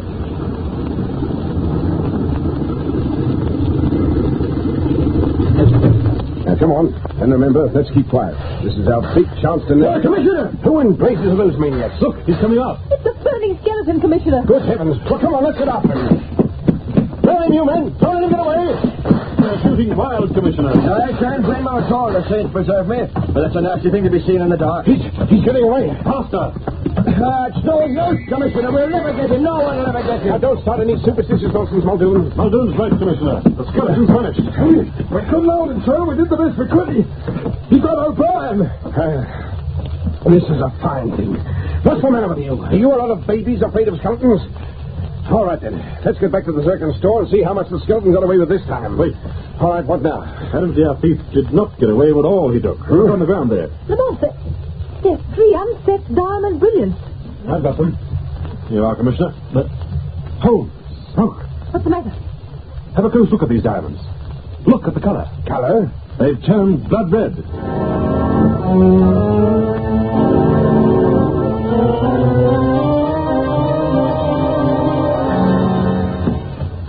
Lamont. Yes. Stop pacing up and down and listen to me. Got any ideas? Yes, suppose we get some sleep. It's 8 o'clock in the morning, Lamont. How much longer are we going to sit here and think? Until I can work out 3 things. We're not going over all that again, are we? Why was Steve Grant kidnapped? Why was Dr. Harrison murdered? Because they knew something about the burning skeleton. But what? Well, you know the answer to that. You told me yourself. It's tied up with a photograph of the skeleton hand and the diamonds that turned red. Why did those diamonds turn red? How was that photograph made? Lamont, let's get some sleep. I'm going home. Only Harrison had taken Grant as a patient. Oh, didn't he? No, he told the Shadow he couldn't treat him. Well, what difference does that make? If he'd taken Steve as a patient, he might have left some record of some kind. As it is, his information died with him. Oh, that's the door. I'll answer it. Who in the world could that be so early? Oh, it's Grant. Come in. Oh, Mr. Cranston, This is Miss Lane. She's working with me on the case. Margot, Mrs. Grant. How do you do, Mrs. Grant? Now, what's wrong, Mrs. Grant? Oh, Mr. Cranston, I'm frightened. Why? The burning skull. What about it? I think I'm going to be the next victim. You? Now, what do you mean? I've had warnings. When I put the lights out, objects flame up and glow with a weird green color. Steve's watch, money on his desk, spoons, silver, many things. Heavens. Then, last night, I decided I'd sleep in Steve's room. I thought if the burning skull came back, I'd be waiting. Well, did you see it? Did it come back? I didn't see it, but I know it was in the room. How do you know? Look at my arms. Good grief, they're covered with burns. Burns? Look, Lamont. It's as though a skeleton hand had clutched Mrs. Grant, or the hand of a giant, or a mythological god like Thor, or... What? I said like a... You said Thor. Thor, what an idiot I've been. Steve practically told me the answer to this case when I first met him. What do you mean, Lamont? I mean I know all about the burning skeleton. Come on, Mrs. Grant. We're going to police headquarters right away.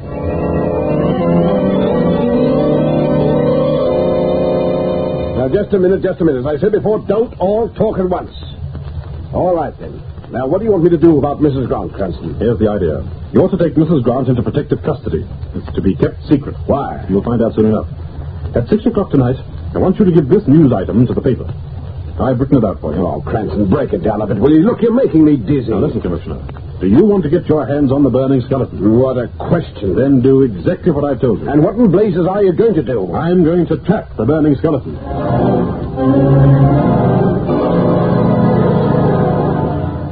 And now for a resume of the news.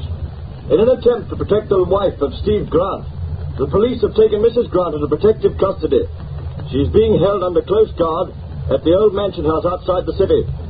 There, in a lonely building set in lonely fields, the widow of Steve Grant wonders about the fate of her husband and the strange burning skeleton that was his doom. Turn it off, Margot. That's fine. Now, what time is it? 8 o'clock. And our skeleton has known the news for 2 hours. He'll be here soon. Here at the mansion house? Correct. Under the misapprehension that Mrs. Grant is here, too. But he's only going to find us. Just the two of us. The three of us. You're forgetting the shadow. Oh. But look here, shouldn't you be the shadow now? Suppose our burning skeleton walks in unexpectedly. He can't. We'll have plenty of warning of his coming. I've run a circuit of electricity in a circle around the field surrounding this house. But how will that warn us? There are 4 concentric rings circling this house, Margot. Each is made of a single wire carrying enough current to signal when the skeleton steps over. We'll hear the signals on this electroscope connected with the circuits. But wouldn't any person crossing those circuits cause the signal to sound? Not any person, Margot. Just our friend. Why? Because of the peculiar constitution of his body. You see, just a minute. That's the electroscope. The skeleton? Yes. He's inside the outermost circuit. He's inside the second circuit. He's inside the third. Now, you know what you have to do? Time to put out the lights and hide in the cupboard beside the switch. Right. When the skeleton gets into this room, the electroscope signals will reach a peak and then cut off automatically. Then I'm supposed to switch on the lights again. He's inside the 4th circuit. Now, hurry, Margot. Lamont, Don't argue. This man is dangerous. Put out the lights. Right. Into the cupboard. Stand by.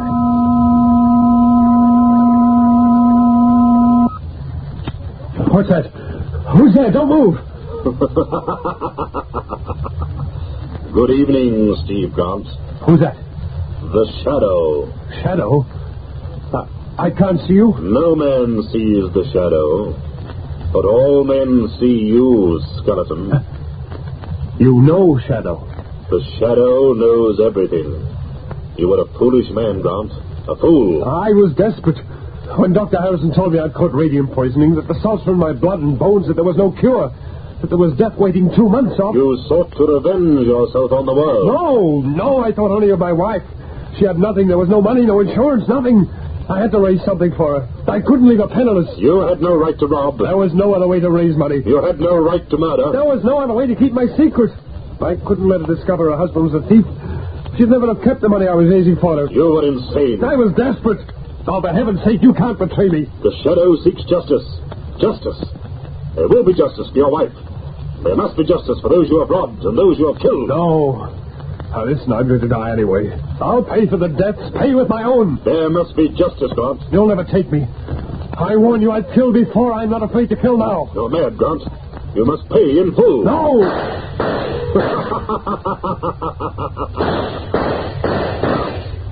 How can you kill an invisible shadow? Whatever you are, I'll kill you.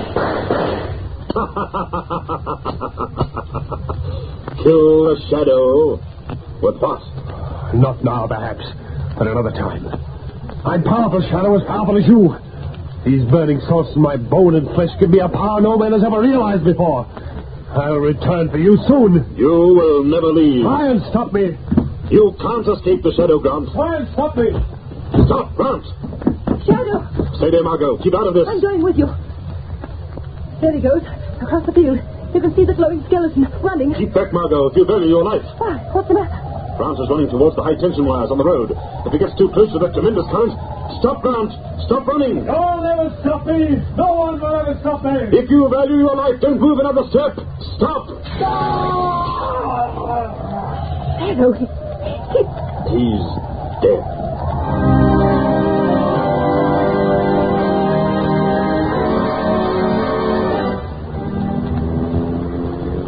Well, let's get back to town and notify Commissioner Weston, Margot. Oh, Lamont, it was awful. To be electrocuted that way. Perhaps it was just as well, Margot. But, Lamont, I just can't understand it. What happened to Steve Grant? He was experimenting on a radioactive salt called thorium. Thorium? Oh. So that's why the mention of the god Thor put you on the right track.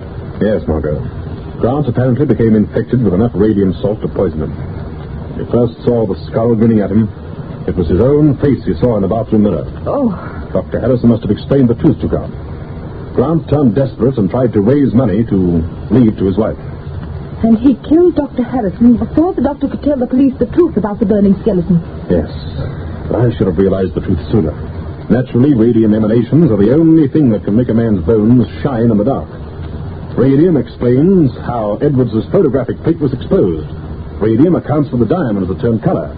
Radium emanations change the color of precious stones.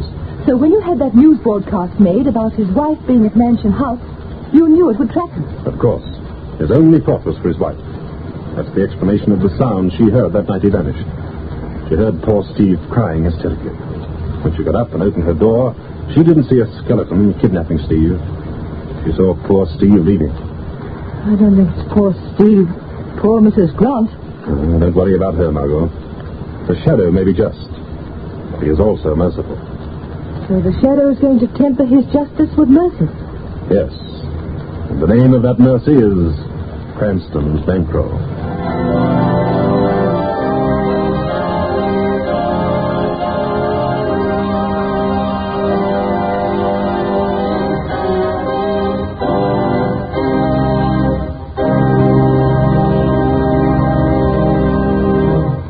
In a moment I shall return with further news of The Shadow.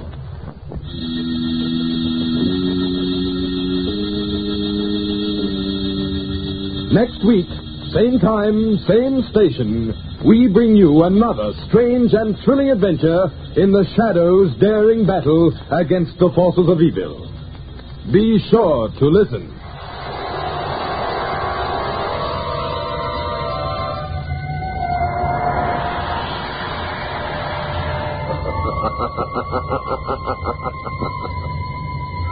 As you sow evil, so shall you reap evil. Crime does not pay. The shadow knows.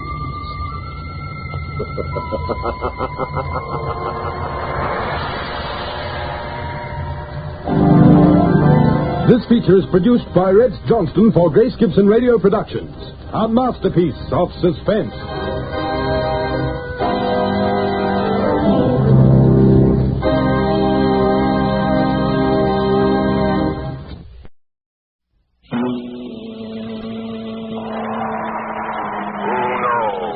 What evil lurks in the hearts of men?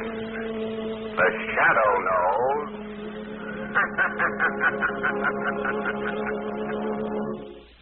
The three great Linux home brighteners, Linux Clear Gloss Varnish, Linux Cream Polish, and Linux Self-Polishing Wax, created by Acme, America's great producer of fine Acme quality paints, bring you the thrilling adventures of the Shadow, the hard and relentless fight of one man against the forces of evil. Millions have learned what wonders Chemtone, the miracle wall finish, can do. And those same homemakers are now discovering the modern way to new beauty for their floors, woodwork, and furniture. The three great Linux home brighteners. Linux self-polishing wax, which beautifies your floors. Linux cream polish, which cleans as it polishes, leaving no oily film on your furniture. And Linux clear gloss varnish, which protects all wood and linoleum in your home. You'll find the three great Linux home brighteners at your hardware, paint, or department store. Your headquarters also for Chemtone, the miracle wall finish.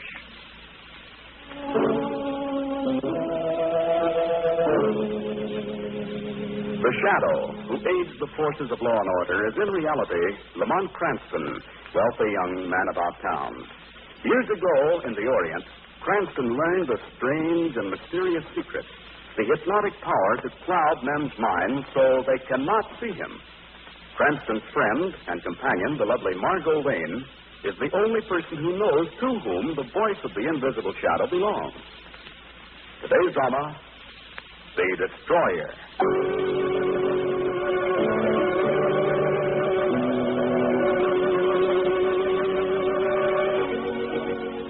This is a bright spring day. The sun shines, a soft breeze blows through the city streets. There's a kind of little man out for a morning walk. He has graying hair, deep blue eyes, and a gentle expression on his face. As he walks and breathes the fresh, clean air, he's thinking. Listen. This is a lovely day. Beautiful day. Yet the curious thing, but days like this make one feel rather philosophic. You begin to think about life and about death, about the meaning of existence. That book I read last night, it made me think, too. I can't get it out of my head. Especially the passage about Herodotus, the ancient Hellenes. In 356 B.C., Herodotus deliberately set fire to the temple of Diana, the greatest of the 7 wonders of the world. He destroyed that wonder to make sure that his name would go down in history.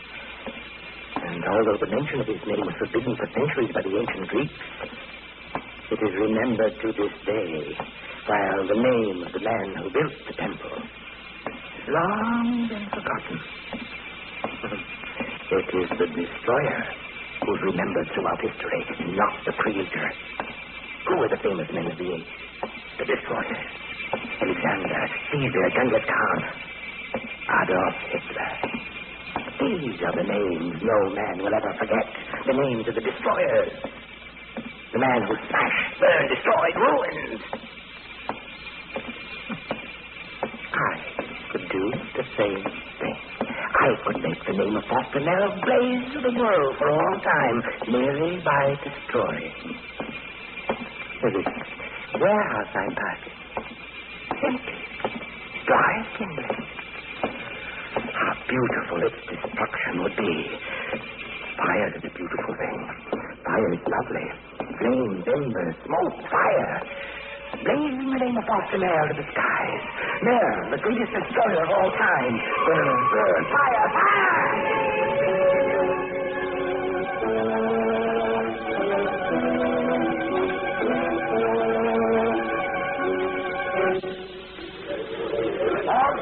Okay, keep back of the fire lines, you men. Nobody gets any closer. Hey, Commissioner, get us through. The bus faster than Margot Lane.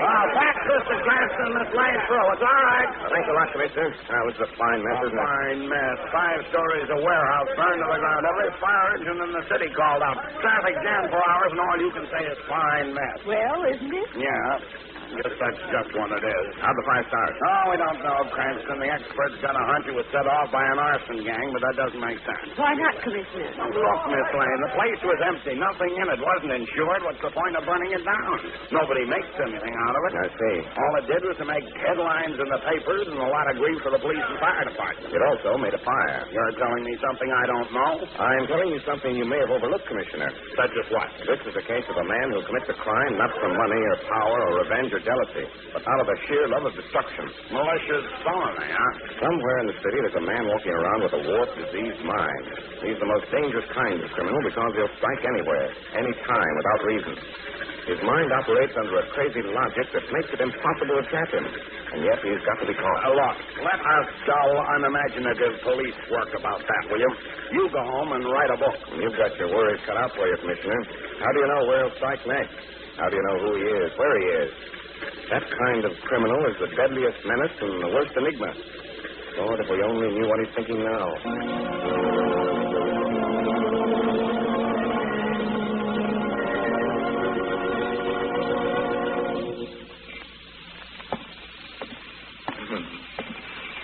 High soaring flames, the brilliant colors, red, orange, yellow, blue, and white.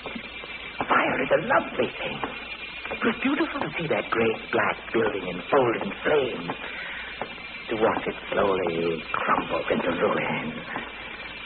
So begins the first day of Foster Merrill's reign of destruction. And a little while longer I shall destroy before I breathe my name to the world, that all men may shudder in horror and fear. Fire was a lovely thing. Now I shall destroy again. Another way. Now I shall destroy not only brick and wood and iron, but human lives, too. It would be a beautiful thing to watch that great hotel across the street spring upward to the skies in 1,000 twisting fragments. Explosions! So easy, so beautiful. Explosions! Just this proud, stately building flinging itself upward out of the depths of the earth. Explosions! Catastrophe! Explosions! Destruction!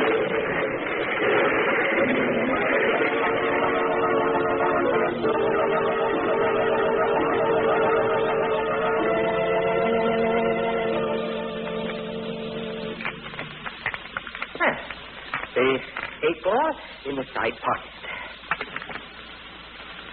Good shot, Merrill. Yes. And now the 16 ball in the corner pocket. This is a supreme triumph for me. To stand in a club with these naive fools. To play billiards casually, innocently. To act the role of Foster Merrill, kindly little man. With the fire and smoke of destruction still stinging my nostrils. Well, George, he's done it again. And that, gentlemen, winds up the game. What you score, Green? I prefer to pay my money without making humiliating admissions. You, Walt? Half as much as Green. Well, let's get our money up, Green. We've got to pay him. Who'd think kindly old Foster Merrill here was a billiard shark? What delicious irony, gentlemen. Shall I tell you who destroyed the World Warehouse? Who blew up the Hammond Hotel? Here's your money, shark. Many thanks. Hi-ho. Club life's a dreary thing, gentlemen. And bored. Done nothing all day. You know, I could stand a little excitement. Well, your prayers are answered, Merrill. Here comes our entertainment, the one and only Lamont Cranston. Good evening, gentlemen. Still wasting your lives in low pursuits, I think. Well, and how is it with you, Sherlock Holmes? We bow to your wisdom, old sage. This will be the best of all. Lamont Cranston, amateur detective, face to face with the destroyer. And he doesn't know it. We'll never know it until it's too late. What reports from the police department, Cranston? Are they appointing you commissioner in Weston's place? Not yet. No, seriously, Cranston. What's the latest dope on Destruction Incorporated? We're really interested. Green here just had his apartment blown up in the Hammond Hotel explosion. Well, there isn't much I can tell you. Crazy man, huh? Well, you think so? Yes, after all, what reason could a man have to burn down a warehouse and destroy a hotel? You really think the same man did both jobs? Looks that way. We can't be sure. You can be sure he's clever. Well, those maniacs always are. Planting explosives in an elevator shaft. And disappearing before the police get there. Haven't you located any clues at all? No, I'm afraid not. The toughest kind of case to crack. Unmotivated destruction. We have no idea where he'll strike next.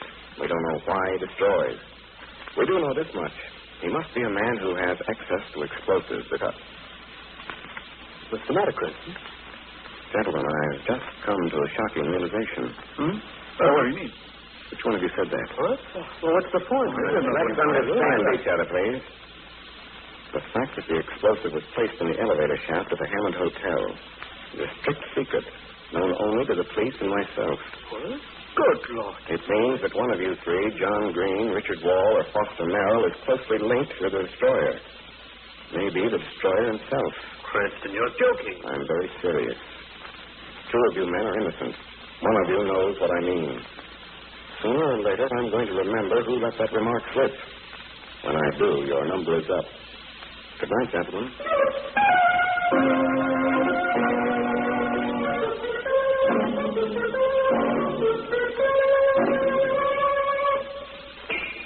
Oh, that was stupid of me, idiotic, to let the cat out of the bag. I must do something.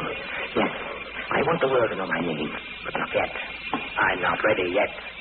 First must come destruction and still more destruction. Then they will know my name and never forget it. But now, Cranston's too close on the trail. Sooner or later you will remember. Remember and talk. Cranston must be silent. Cranston must not talk. Huh. Midnight. The city is quiet. There's Cranston's apartment now. Everything is still shadowy. Time is now. Yes. Now.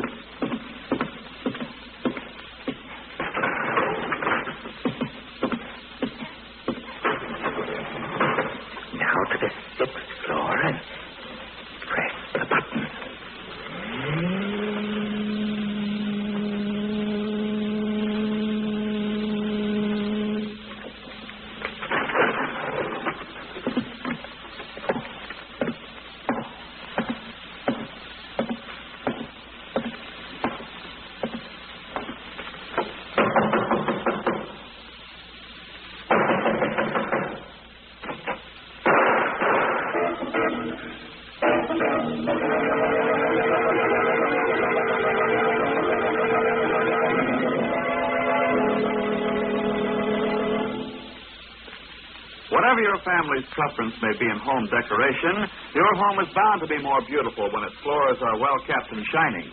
And with Linux self-polishing wax, floors always look their very best without tiresome rubbing or polishing.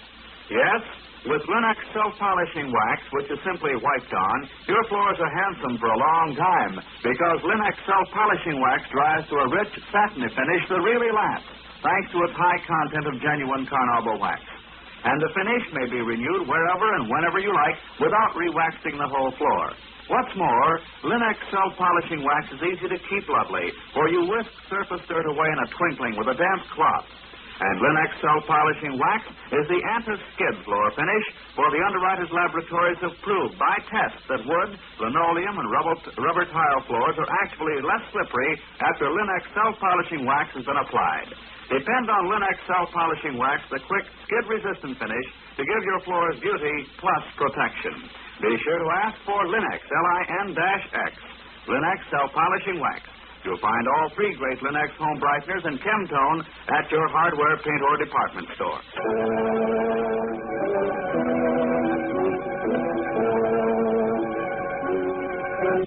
Are you sure you didn't bump this guy off yourself? Why, Commissioner? Now, take it easy, Miss Lane. I was just kidding. You'd better not kid about murder with Margot, Commissioner. She's a little sensitive after our experience with Champ Stone 2 weeks ago. Oh, never mind 2 weeks ago. What about right now and Mr. John Green lying dead on your doorstep? It was the destroyer, Commissioner. I've already explained how I challenged him back at the club. Evidently, he came gunning for me and killed Green by mistake. But what was John Green doing in your apartment, wearing your pajamas? Green's place in the Hammond Hotel had been destroyed in the explosion. He asked me to put him up for the night. When the killer knocked on the door, I was in the next room, so Green opened for me. I heard 2 shots. When I got to the door, he was dead. So it was either Richard Wald or Fontamaro, eh? One of them is the destroyer, Commissioner. No, excuse me. Hello? Mr. Cranston, this is Cardona. Is the commissioner still there? All right, just a moment, Cardona. For you, Commissioner. Oh, thanks. Hello, Cardona. Hello, Commissioner. Say, we just got a message down at headquarters that our danger is due. Okay, Cardona, let's have it. It was thrown through the window of the newspaper office, tied to a dynamite fuse. A dynamite fuse? Now, hold the phone away from the air, Commissioner. Let us listen. Now, look, here's the message. Yeah. It says, to the people of the city, I am the man who struck twice today with fire and explosion. I am the destroyer. Destroyer? Tomorrow at noon, I will strike again. Listen and tremble, you millions. Tomorrow at noon, in one stroke, I wipe out your city, and it's signed the destroyer. Well, I'll be... No, what do you want me to do about this, Commissioner? Oh, hold on to it, Cardona. I'll be right down. You hear that, Cranston, Miss Lane? How do you like that? Well, I've got to do something about it right now. Excuse me, Miss Lane. I'm away, Cranston. I'm going. Where to, Commissioner? Down to headquarters. It's 3 o'clock now. I've got 9 hours to get that destroyer, and I'm going to get it. Well, Lamont, you heard the Commissioner. 9 hours. So the destroyer's going to smash the city in one stroke. How in blazes is he going to do that? That's the $64 question. Got the answer? No, Margot, but I'm going to find out. How? Either Wald or Merrill is the destroyer. It's got to be one of those two. I'm going to find out which. What are you going to do? The destroyer thinks that Cranston is dead. He's got to go on thinking that. So I'm going to turn this case over to an old friend of mine, the Shadow.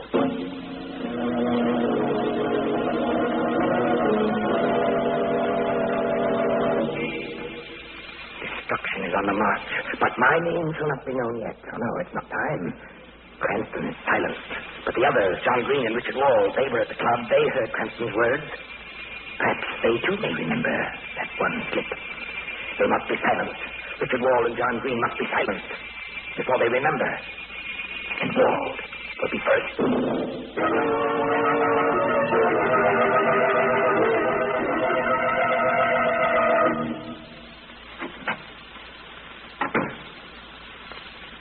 Richard Wald. What? Richard Wald, wake up. Funny kind of a nightmare. This is no dream, Wald. Awake. Voices in the darkness. Nothing in my room. Nothing but moonlight in the window. There is moonlight and shadows. Yet I can hear her. You hear the shadow. The shadow? Are you awake now? Why, yes. Yes, I think so, but I can't see you. No man sees the shadow. Who are you? What do you want? The truth. About what? About destruction. Destruction? That's funny. That's very funny. Suddenly awakening from a sound sleep, suddenly I realized... You realized what? Shadow, listen. This evening in my club, I was there with Lamont Cranston, John Green, and Foster Merrill. Yes, the shadow knows. One of us made a damaging admission about the explosion that destroyed the Hammond Hotel. Yes? Cranston knew one of us had made it, but he couldn't remember which. Neither could I. You're sure it wasn't yourself? No, of course not. Go on. Suddenly, when you awakened me, the realization came to me, the recollection of who had made that statement. Yes, who? Someone had remarked that the explosive which destroyed the Hammond Hotel was placed in the elevator shaft. Go on. Now I remember who said it. Who? It was the... Someone fired from the door. Oh, shadow. He's dead. Wherever you are, Wald, listen to me. The shadow knows your secret. By killing you, the destroyer has revealed himself and destroyed his secret. The shadow knows.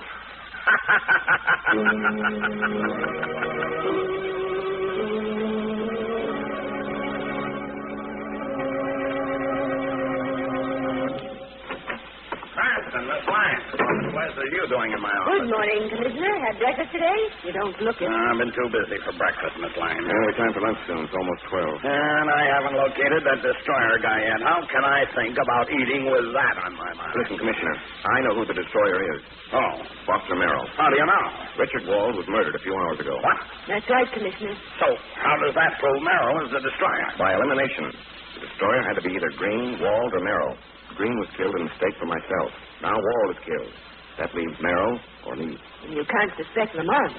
No, yes I can. So that makes it Merrill, QED. He really outsmarted himself trying to kill off all the men who might remember he was the one who made that admission at the club. By doing that, he clearly pointed the finger at himself. So it's Merrill, eh? Mm-hmm. And we've got to get hold of him. We've got to get him before noon. No use, Commissioner. Lamont and I have been scouring the city trying to locate him. Yes, no soap. But that warning about destroying the city in one stroke. I don't know, Commissioner. Maybe he can do it. He did a beautiful job of destruction on that warehouse and the Hammond Hotel. But how can a man wipe out a city? One single man, mind you. Why, it'd take thousands of planes to do it with bombs. Yes, that's what's bothering me. I don't think Merrill is bluffing. I think he intends to keep his promise. But how? I don't know. I've got every member of the force on the alert. We've got every key point in the city guarded. What else can I do? Frankly, I don't know. The only thing left is to figure what Merrill is going to do and try to beat him to it. I know, Cranston. I've been sitting here for hours, kicking it around. I say to myself, Weston, if you were going to wipe out a city, how would you do it? Well, how would you, Commissioner? I don't know. And it's 11:30. Yes, and we've only got half an hour. Half an hour to figure what a maniac bent on destruction is going to do. This is murder, Cranston. I feel all goose pimply, like Noah waiting for the deluge. Now, this is no time for arks and animals. Hey, wait a minute. Huh? Say that again, Margot. How do you feel? Like Noah, waiting for the deluge to start. Deluge. Cranston, have you left your rocker? No, I got it. Deluge, blood. That's the answer. The answer to what? To how one man could wipe out a city at one stroke. What are you talking about? Listen, the city reservoir is at the head of the Atlantic Valley, about 15 miles north of here. So what? One man could blow up the Atlantic Dam, couldn't he? We must. If that dam was destroyed, billions of gallons of water would be released. They'd come pouring down the valley and sweep over the entire city. Holy Malta. That would be destruction with a capital D. The whole city'd be wiped out. Commissioner, this is only a hunch. You keep your police watching the city in case I'm wrong. Yeah, but what about you? I'm hustling up to Atlantic Dam in case I'm right.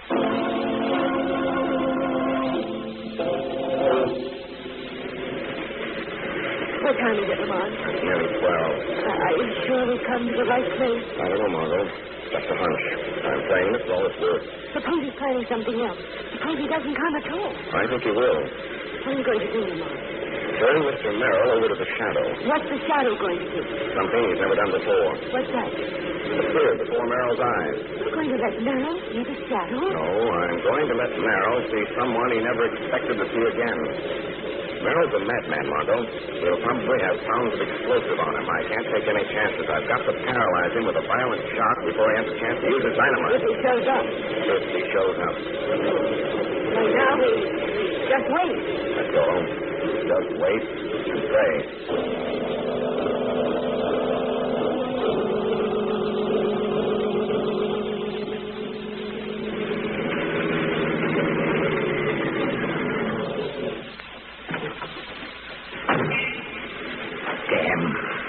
Here's the dam.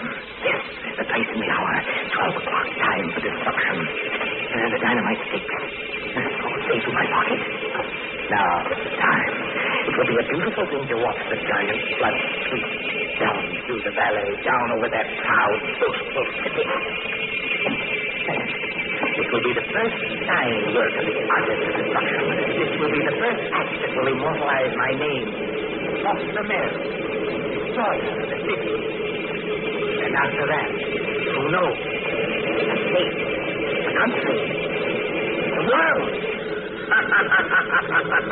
Who's that? I give you good day, Destroyer. Who speaks? You should know, Merrill. Who should know better than you?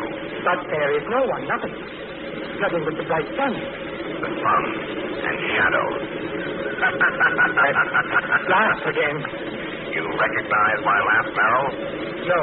You hear the laughter of the man you thought to destroy. The laughter of Lamont Cranston.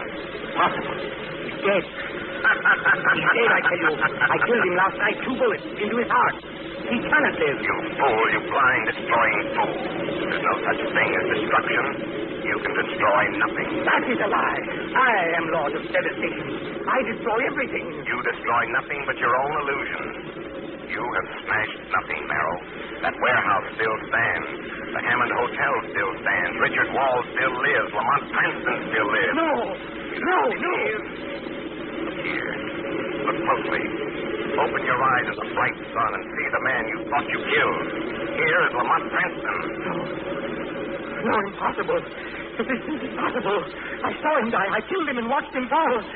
Get back, you. Stay back. No, watch out. Go away. No!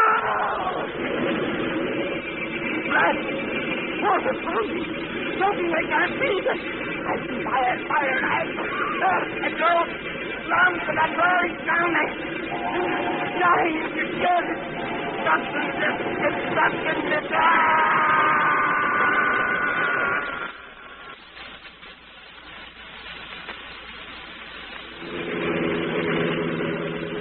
Margot, fly back to the city. Have to talk to Commissioner Weston and you. But not the truth, Lamont. No, I'm afraid he can't know the Shadow spoke to Foster Merrill and then appeared to him as Lamont Cranston. Oh, it was awful when he saw you. He just staggered back and fell. Straight into the spillway. He might have had a chance, but all that explosive in his pocket, pounds and pounds of dynamite, sucked him under. What was the matter with Merrill, Lamont? He seemed such a nice little man. I don't know, Margot. No one knows what makes people go insane. Perhaps one tiny cell in his brain became short-circuited. Perhaps his whole mind was warped and distorted. I wish I knew what he was thinking when he did all those terrible things. Perhaps it all seemed terribly logical to him. For all we know, everything Merrill did made sense to him. I wish that we could cure every twisted, warped mind in the world, Lamont. If we could, you'd lose a very dear friend, Margot. What do you mean? On that day, the Shadow would retire forever. You'd have to be content with dull old Lamont Cranston. That would be okay by me. God, crooks have been keeping you so busy, I never get to see you. What do I have to do to get a date with you? Commit murder?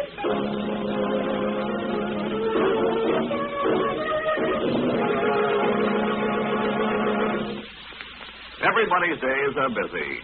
We've all filled our daily schedules full to overflowing, doing our own home front jobs and helping with the all-out effort toward victory in every way we know how. So we appreciate more than ever before what it means to relax, and how much easier it is to relax when a home is pleasant and inviting. American homemakers are learning how much easier it is to keep a home that way with the three great Linex home brighteners. For example, they're learning that Linex Cream Polish restores the original handsomeness of fine furniture in one quick, easy application, banishes messy finger marks, helps conceal scratches, does away with cloudy old polish and dust. You see, Linex Cream Polish for fine furniture actually cleans as it polishes, saving one whole step in the cleaning day routine of busy homemakers, cutting their work in half. Let your fine furniture regain its loveliness with Linex Cream Polish. Remember always to ask your dealer for Linex Cream Polish, which cleans as it polishes. It's the streamlined way to furniture care. You'll find all three great Linex home brighteners at your nearest hardware, paint, or department store.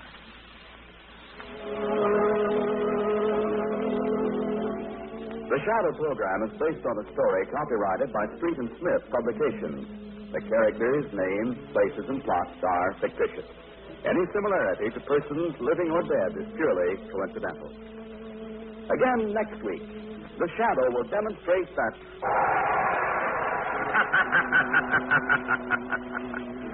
The weed of crime bears bitter fruit. Crime does not pay. The Shadow knows.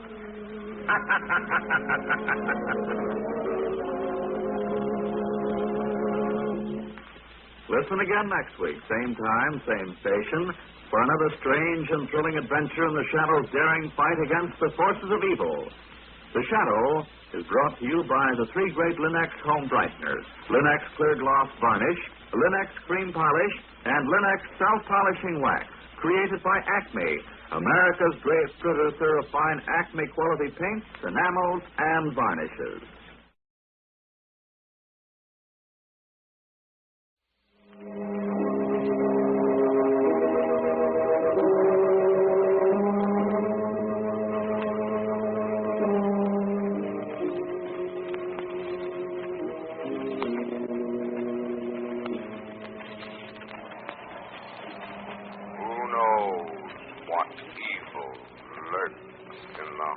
Of men. The Shadow knows.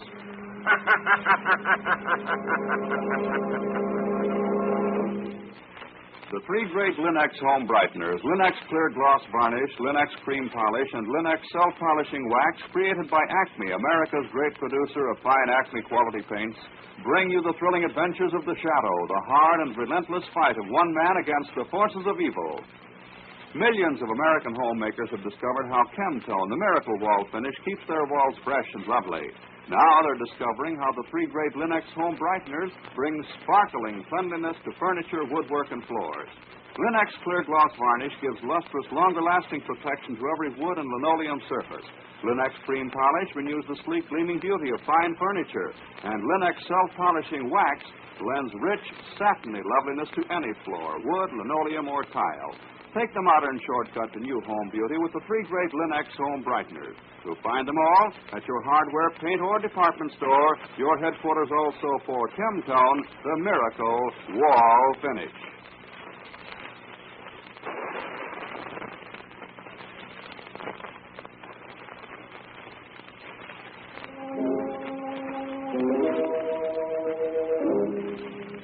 The Shadow, who aids the forces of law and order, is in reality Lamont Cranston, wealthy young man about town. Years ago in the Orient, Cranston learned a strange and mysterious secret, the hypnotic power to cloud men's minds so they cannot see him. Cranston's friend and companion, the lovely Margot Lane, is the only person who knows to whom the voice of the invisible shadow belongs. Today's drama, The Little Man Who Wasn't There.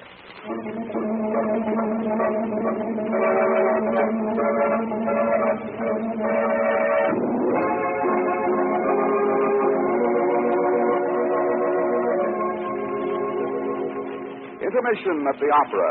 A glittering crowd circulates through the foyer and promenades up and down the great golden staircase. This is the final week of the city's most glamorous music scene. What an intermission, Lamont. Better show than the one on the stage, Margot. Oh, look, there's Nancy Hale. Where? Just trotting down the stairs. She's wearing the Hale diamond tonight. Golly, what a lot. It must feel like a tombstone around her neck. Lamont, she's stolen. Oh, no, she seems to be fighting. Fighting? But there's no one near her. Well, let's lend a hand, Margot. Here, get her. Get it away from me, for heaven's sake. Easy, Miss Hale. You're all right. What happened? Something attacked me. Something I couldn't see. Miss Hale. My diamond. The diamond pendant is gone. It's being stolen by that invisible Lamont. Look. There's a card on the stairs. There's something written. No, wait a minute. What does it say? It's addressed to Miss Hale. It says, compliments of the little man who wasn't there.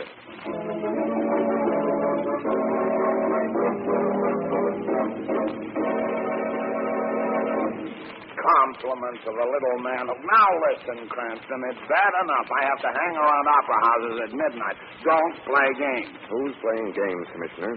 We've given you the true story of what happened to Miss Hale. What's this little man routine? You've forgotten your nursery rhymes, Commissioner. I'd like to forget the headache I've got right now. There was a rhyme that went, last night I saw upon the stair a little man who wasn't there. He wasn't there again today. My gosh, I wish he'd go away. The last line expresses my sentiments to a T. He did go away, Commissioner, with Miss Hale's diamond in his hand. And you saw him rob the woman? We didn't see him. He was invisible, I tell you. Look, I'll tell you exactly what we saw. Margot, will you go up the stairs, start coming down the same way Miss Hale did? Do I have to? Oh, now go ahead. No one will bite you. Maybe the little man will. I'm wearing a couple of bracelets at mine. Now, watch closely, Commissioner. Nancy Hale started down the steps at that point. We were watching her. She was all right on the upper steps. Oh, this is a nightmare. I'm dreaming. Invisible crooks. When Miss Hale reached the step Margot's on, the attack... Margot! Miss Lane! Oh, my gosh. Oh, dear.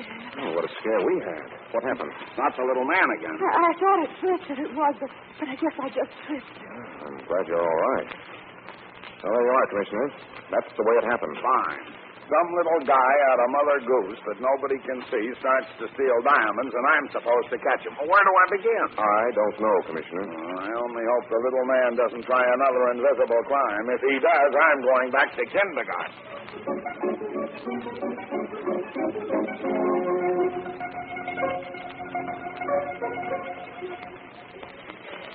Well, stock exchange was dull this morning. Yeah. Read about the Hale diamond last night? Oh, the invisible guy at the opera? Nonsense.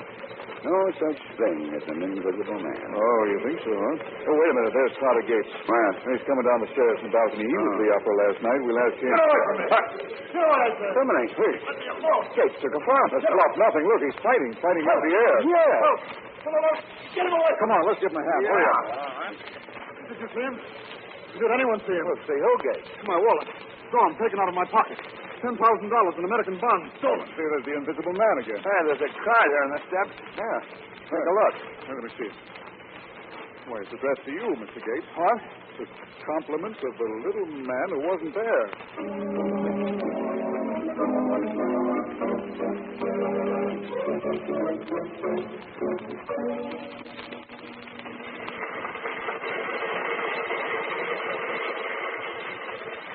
Get a load out of here and there isn't a show up out there where it's not showing. Wait till I get an eye for the Monica Joyce. She'll lame in the aisles. Honey, you listen to Uncle. Do like I do. Stick to musicals. Let the long hairs drop their dough on his Shakespeare. Here comes Monica out of the dressing room. Hey, stagehand, get off of the stairs. Miss Joyce coming down. Ben Jewels is there in Rayo? Are you kidding? Look at a McCoy, baby. $200,000 in emeralds. If the house don't go for her, they go for the ice. Joey just took a Brody. She's falling. Holy smokes. What's he doing? Fighting as he thinks. He's punching at the air. Get moving. Y'all got to hold the clock. Okay. Miss Joyce. Monica, honey, you okay, kid? What happened? The invisible man. Joey, my emerald. Huh? It's on. He took him. Let's put a look. Hey, Monica, I guess you dropped this card here. It's got your name on it. What's it say? Compliments of a little man who wasn't there.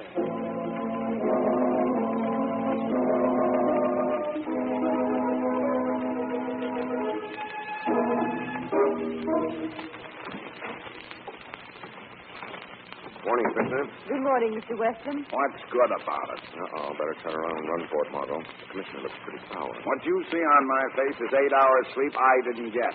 You heard about the little man? That's why we're here. Yesterday afternoon at the stock exchange. Last night at the new musical show. It's driving me nuts. The invisible criminal. Maybe you need an invisible police department to catch him. Very funny. I'm laughing. Ha ha. I wasn't joking. No. Well, then go ahead. I'd like to know how I'm supposed to hire an invisible detective. I was going to suggest calling him the Shadow. The Shadow? The obvious solution, isn't it?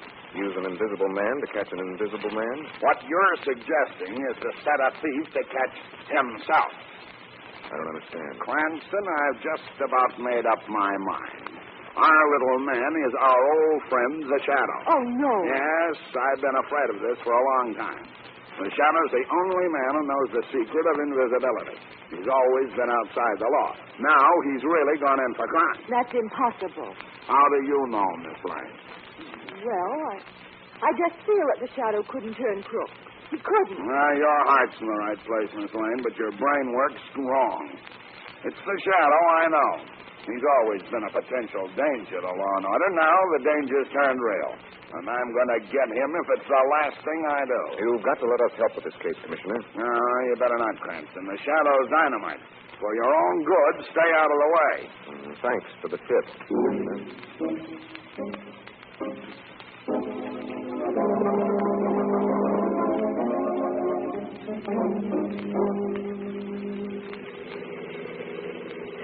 Understand it, Lamont. Another man in the city who knows the secret of invisibility. An invisible crook. Awful. Yeah, it sure is a mess. What are you going to do? Well, the obvious. Clear the Shadow's name. How? By catching the little man who wasn't there. Any ideas? I'm depending on you to help a little. How? You know Nancy Hale, don't you? Yes. Well, I'd like to meet her, speak to her. Maybe she can give us a lead on the little man. The sooner the Shadow meets him, the better.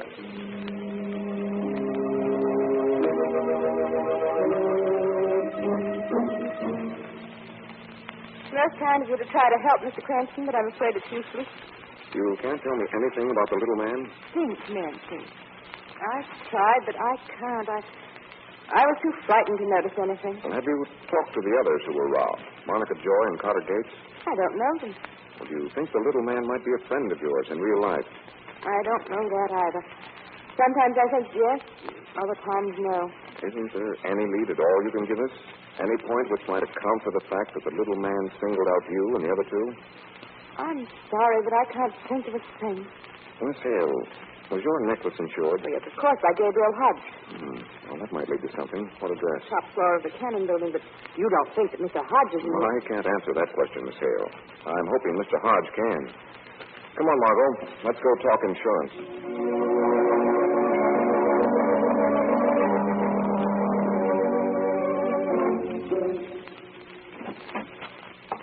Oh, come in, Mr. Cranston. Come in, Miss Lane. Oh, thanks, Miss Hodge. Well, sit down, won't you?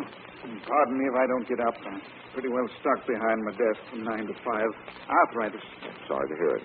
Well, this is a lovely office to be stuck in, Mr. Hodge. Sun streaming through the window and lots of fresh air. Yes. Well, now, Mr. Cranston, what can I do for you? Something about insurance, I presume? In a way.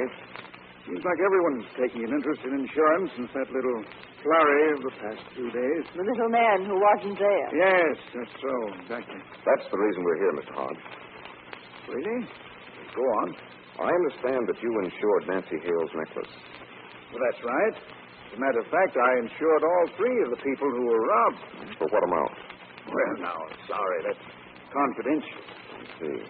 Well, when you insured them, did you take down a description of the articles in question? Well, that is customary. Well, did you also learn when, where, and how the insured articles were carried? Exactly what are you driving at, Mr. Cranston? One point, Mr. Hodge. These three people were robbed on stairways. It was a feature of the crime. How did the little man know he could catch each of them on a stairway wearing or carrying a stolen article? You know, that brings up an interesting point. Now listen to this, Mr. Cranston. This will interest you. All three... Come on. Hodge. Mr. Cranston,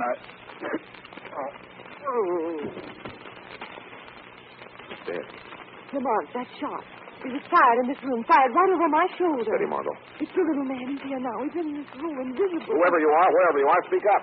Answer. Lamont, you've got to turn into Quiet, that. Margot. Don't lose your head. But he's here. He may be standing alongside of us. It looks that way. You know what you've got to do. Margot, do you know what you're asking? It's the only way to get him now. But the secret, it would reveal everything. You've got to do it, Lamont. You've got to. Oh, I know it's a sacrifice. But an invisible crook and murderer terrorizing a city. Killing, stealing. Oh, you've got to stop him now while we've got the chance. Get out of the way, Margot. Shadow.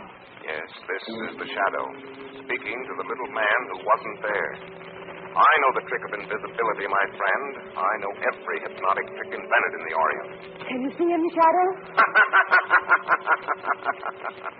The Shadow sees all. The Shadow knows all, my friend. It is useless to struggle against the Shadow. Here and now you become visible to men's eyes. You cannot see the Shadow, but the Shadow will see you now. Shadow. Shadow, can you see him? Who is it? Shadow, answer. Can you see him? Shadow! Shadow! Oh, it's no use, Margot. Get to the door quick. You're going Now open it. Now I get through.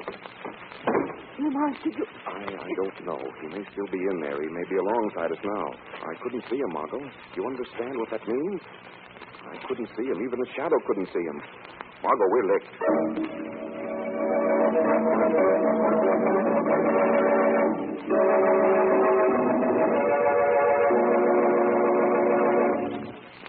An evening at home is more enjoyable if your home looks its inviting best, and that's just how it does look when you depend on the three great Linux home brighteners. Linux self-polishing wax, for example, keeps your floors at their loveliest without tiresome rubbing or polishing, and dries to a rich, satiny finish that really lasts thanks to its high content of genuine carnauba wax.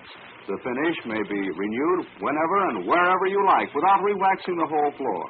Also, the underwriters' laboratories have proved by test that wood, linoleum, and rubber tile floors are actually less slippery after Linux self-polishing wax has been applied. Always ask for Linux, L-I-N-X, Linux self-polishing wax. You will find all three great Linux home brighteners in Chemtone, the Miracle Wall finish, at hardware, paint, and department stores everywhere. And now, back once again to the adventures of the Shadow.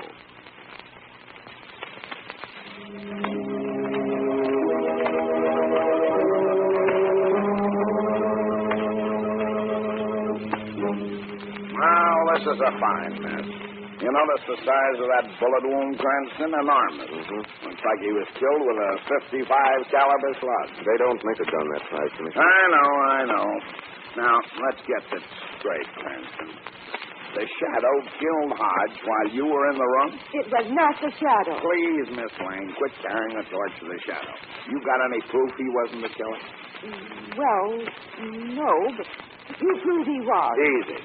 The Shadow's the only invisible man in the world, and that card he drops isn't fooling me. The Shadow is the little man who wasn't there. Think it over. And I'm going to call Cardona. I've got to get that guy. Oh, Margot, we're in the worst mess we've ever been in. I know, Lamont. Bad enough that the little man has stronger hypnotic powers than the Shadow. I can't understand that. The thing that's got me panicky is the fact that the little man must know that the Shadow was Lamont Cranston. It was all my fault, Lamont. I shouldn't have asked. Forget that now, Margot. It wasn't your fault. I'd have done it anyway. The important thing to remember is that we haven't much time. Time?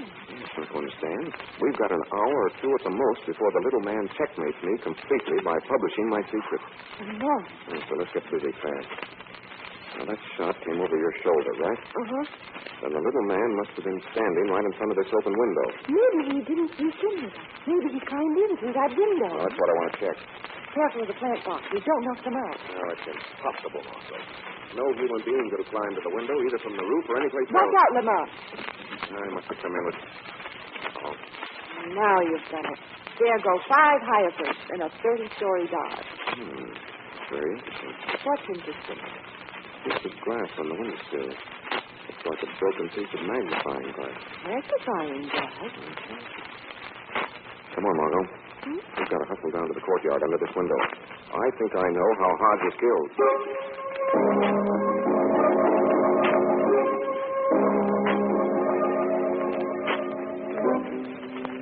Here's the plant box, or what's left of it. I'm not interested in hyacinth. I'm looking for something else. Oh, here we are. Oh, take a look, Margot. Oh, that's funny. This looks like a smashed pistol. Right. It's an old-fashioned gun. Right again. The remains of a flintlock pistol. 55 caliber. The one that killed Hodge? Yes. Look, I don't understand. Why did the little man kill Hodge with an antique? And why did he throw it out of the window? Those are a couple of questions for the Shadow to answer. But first, he's got to make a few social calls. The Shadow? Mm-hmm. Making social calls? Social calls that will be strictly business.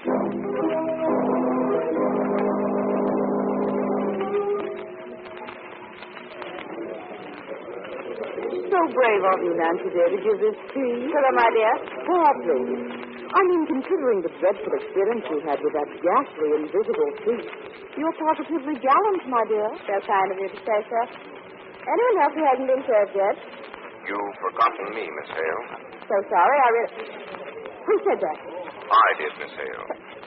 Where are you? Standing before you, Who are you? the Shadow. The man who robbed me on the stairs at the opera. I did not rob you, Miss Hale. But Commissioner Weston said you did. Commissioner Weston is mistaken. Shall I prove it to you, Miss Hale? How? Meet the Shadow on the stage of the Opera House tonight at midnight. You will meet the little man who wasn't there. And he will return the Hale diamond to you. Impossible. The little man will be there, Miss Hale, and so will the Shadow. Until midnight.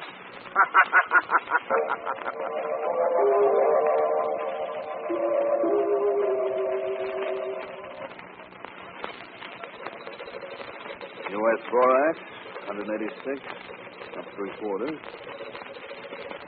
Virginia Iron and Steel, 39.5. Western Utility, 124.5, up 1/4. Oh, closing market doesn't look bad. Not bad at all. Would you be interested in a quotation on American bonds, Mr. Gates? Who's that? This is impossible. My office is empty. I must be hearing things. That laugh. It is the Shadow. Is it? Oh, police! Silence, you fool. You're a crook. You're a killer. You murdered Hodge. Listen to me, Gates. You're the little man who wasn't there. What do you want from me now? Justice. For who? For the Shadow. What are you talking about? $10,000 in American bonds. Would you like them back, Gates? Like them back? They're mine. Of course I want Then them. the Shadow will strike a bargain with you. One small payment from you, and the bonds will be returned. What payment? Help the Shadow clear his name. You mean you didn't... I don't believe you. Come to the stage at the Opera House tonight at midnight. The little man will be there. You will believe him. How do I know this isn't a trick? Tonight at midnight, Gates. Plus the Shadow. The Shadow knows.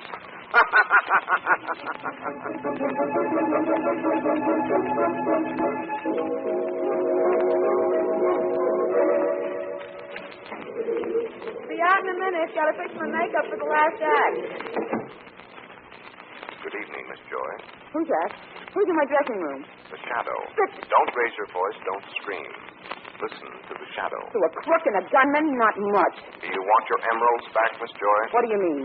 You can have them tonight. Extortion, huh? I'm supposed to pay off? No. This is justice. Talk straight.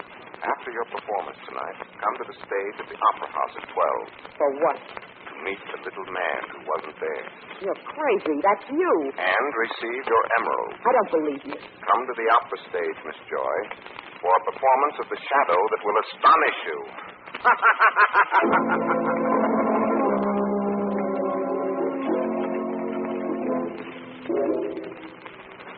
What time is it, Margot? 5:12. I'm supposed to be going to the Opera House. This way. Lamont, I don't know what you're going to do, but I hope it works. I think it will. But the little man is so powerful. You said yourself, even the Shadow and all the tricks he learned in the Orient couldn't make him visible. We'll get him anyway. Not hesitate, sure. Is it open? Yes. Well, how's that? Now, don't forget, Lamont Cranston's one of the opera officials. I made arrangements. Now we go straight through to the stage, Margot. Please tell me what you're going to do, Lamont. Produce the little man who wasn't there. But how? By using his victims as bait. And he'll give them back their jewels and bonds? The Shadow will make him. Come on. There's a light up ahead. Oh, it's just a safe light. That's on the stage at night. Now, careful now. What do you do? Right here in your wings. Wait. Oh, is he in here? Can you see the orchestra from where we're standing? Yes. There's an audience is sitting out there in the darkness. An audience of ghosts. Now, Margot. Lamont, what is it? Something's coming. The little man? The fate. The 3 victims.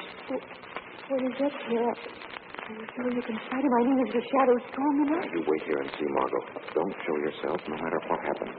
Trust the shadow.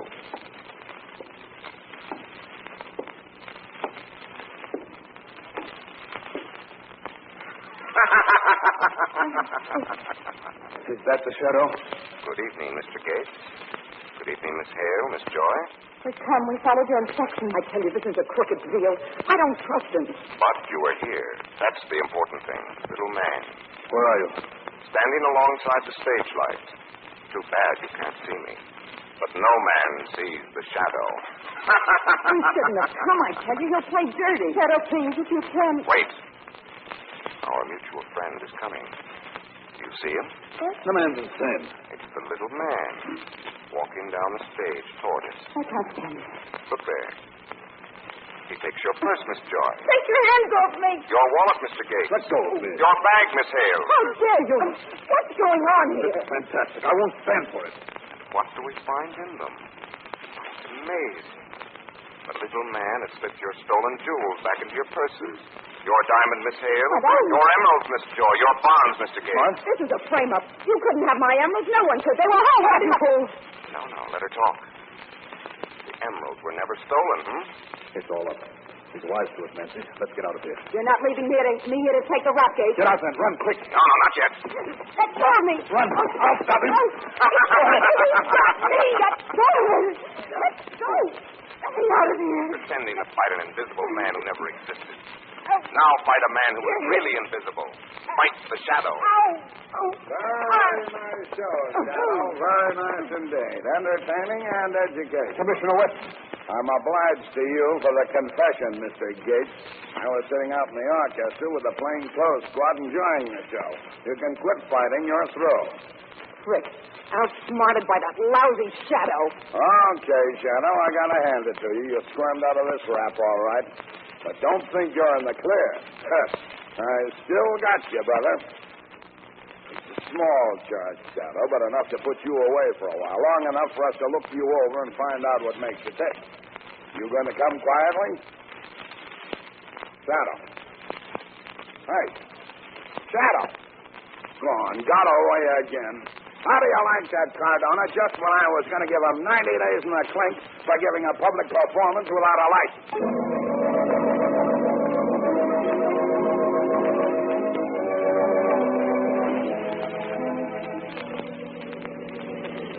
Then there never was a little man, Lamont. No, Margot. This was a clever ruse worked out by Hale, Gates, and Joy to defraud the insurance company. Each pretended to be robbed by an invisible crook. So they concealed the stolen jewels and bonds themselves. While they pretended to fight the little man. And dropped those cards themselves. Right.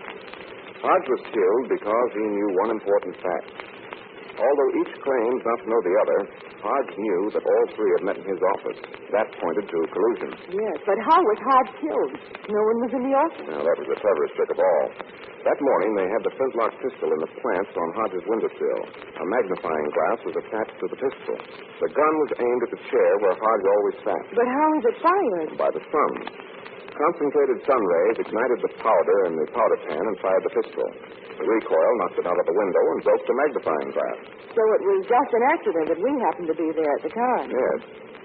Lamont, you didn't really find the jewels and bonds in their purses and wallets, did you? I'm afraid not, Margot. The shadow ferreted them out of their hiding place earlier this evening and then pretended to discover them tonight. It was a psychological punch to frighten them into a slip for confession. Well, it worked. Shadow isn't a criminal anymore. Commissioner Weston said so. Believe you me, I had a tough time persuading him to come to the Opera House tonight. I wasn't sure he'd show up until you thought you saw ghosts in the orchestra.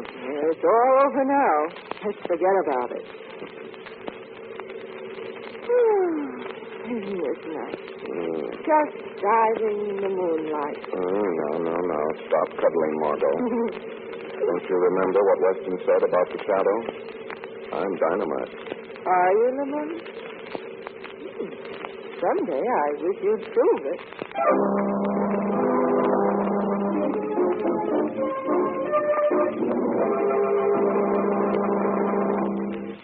We all need to relax when we can these strenuous wartime days, and how much easier it is to relax in pleasant surroundings.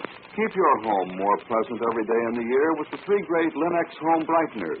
Keep your fine furniture at its gleaming best with Linux Clean Polish, the furniture aid which gives a handsome luster in half the time because it cleans as it polishes.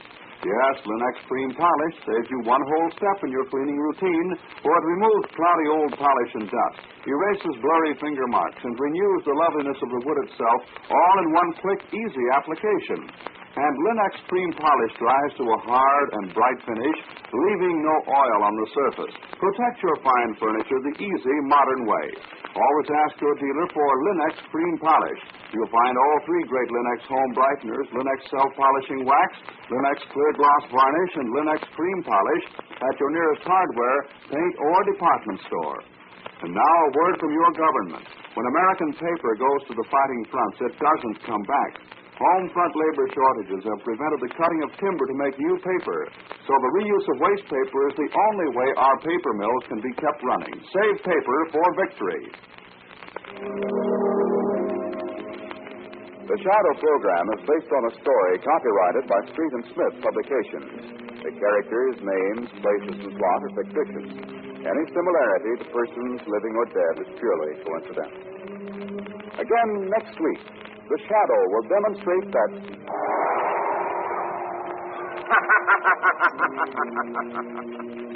The weed of crime bears bitter fruit. Crime does not pay. The Shadow knows.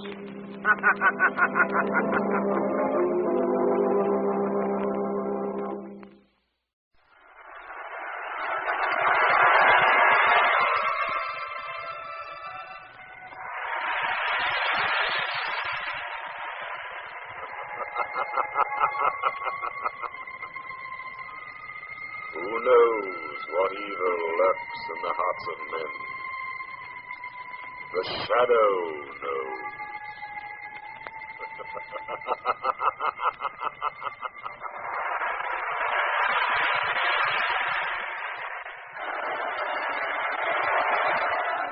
Once again, we bring you the thrilling adventures of The Shadow, the hard and relentless fight of one man against the forces of evil.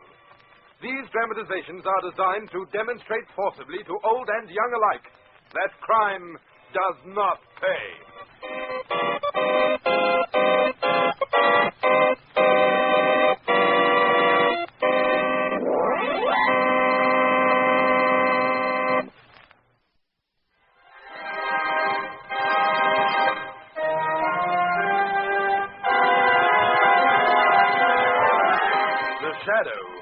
The forces of law and order is in reality Lamont Cranston, wealthy young man about town.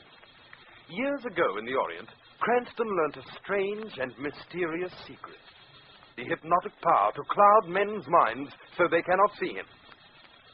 Cranston's friend and companion, the lovely Margot Lane, is the only person who knows to whom the voice of the invisible shadow belongs. Today's drama, The Brief Fame of John Copper.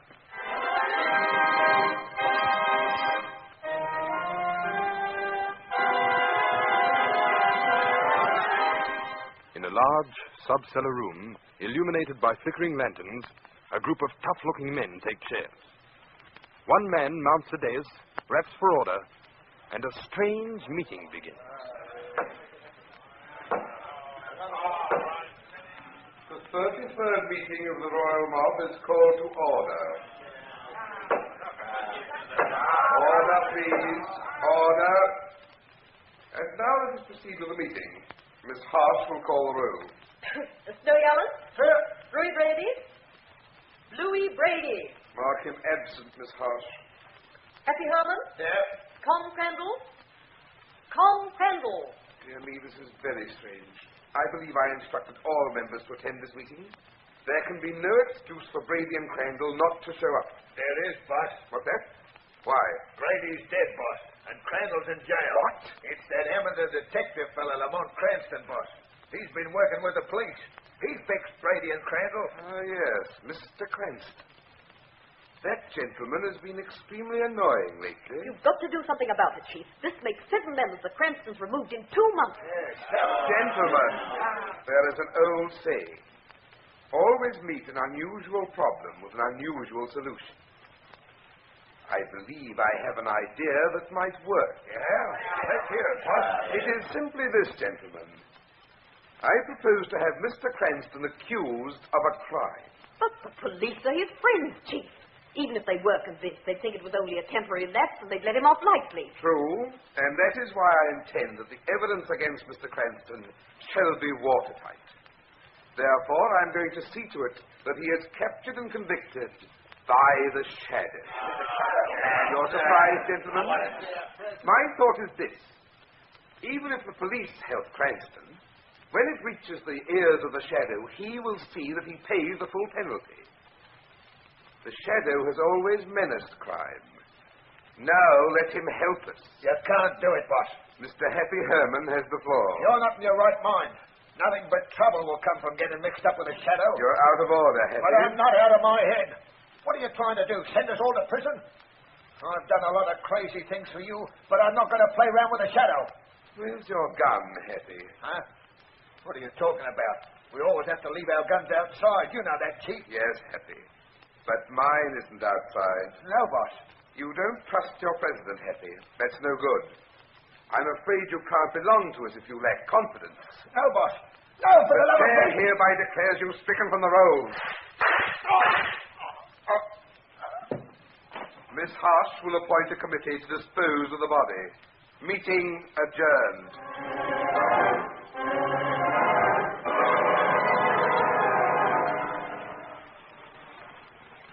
Oh, what a lovely day for a run in the car, Lamont. Where are we going? Well, I thought we'd drive through the park for a while, and then we can go and have tea with a friend of mine. Not Commissioner Weston. I can't picture him drinking tea. No, it's someone you haven't met, Margot. He's a delightful chap.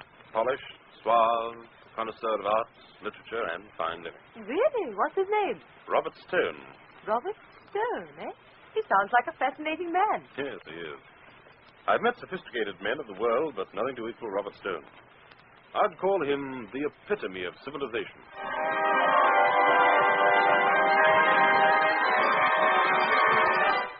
As I was saying, Miss Harsh, the epitome of crime is murder. We must have Mr. Cranston accused of murder, and nothing less than murder. But how are you going to do it, Chief? He's a pretty clever fellow. Cranston has one weak spot through which we can attack. You see, Miss Harsh, since Cranston is so well schooled in the ways of crime, we shall throw him off guard by leading him in the opposite direction. Oh, I don't understand. Miss Harsh, with many men, a hobby becomes a passion. And in the pursuit of that hobby, they sometimes become blind even to the obvious. Cranston has such a hobby, Chinese porcelain. I think through Chinese porcelain I can persuade Mr. Cranston to become involved in a situation he would ordinarily view with extreme suspicion. I still don't understand. It's simple. I will maneuver Mr. Cranston into a position where he will say things and do things before witnesses. Things that the court will accept as evidence of premeditated murder. Oh. Then the members of the royal mob will see that the shadow hears of it through the underworld bush telegraph. I see. Incidentally, who's going to be murdered? Excuse me, I've almost forgotten. We must have a murderee. Miss Harsh, you'd better run out and get me a body. Yes, Chief. How do you want it, Chief? Dead or alive? Alive, Miss Harsh.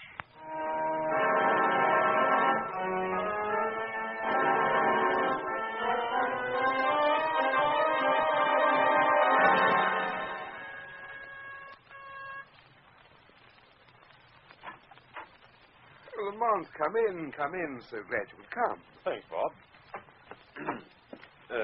Margot, may I present Mr. Bob Stone, Miss Margot Lane? How do you do? How do you do, my dear? Come on in and sit down. I have a pot of tea brewing. Oh, wonderful. Incidentally, Cranston, I have a special treat for you, my boy. We're having our tea Chinese fashion today, and we're going to use these beautiful Han Dynasty cups. Sit down, sit down. You here, Miss Lane? Oh, George, Bob, you didn't buy these hand cups from the galleries, did you? I did. Right from under your nose. Isn't that just my luck, Margot? My new friend turns out to be a rival collector. Not exactly rivals, Miss Lane. I happen to be partial to Han Dynasty art.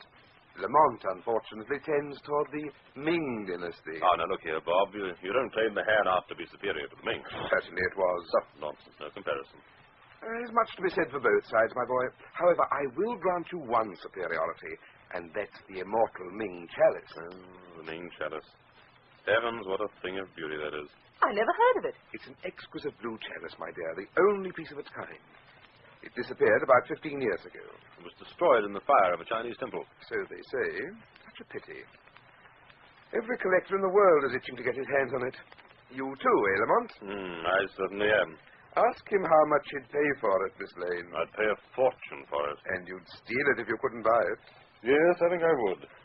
By George, I'd almost be willing to commit murder for that beautiful chalice. Beware of all art collectors, Miss Lane. When the fever overcomes them, they become thieves and murderers, like Lamont. Oh, excuse me. Hello? Boss, I've got a body for you. Picked him up down in the slums. Ah, splendid, splendid.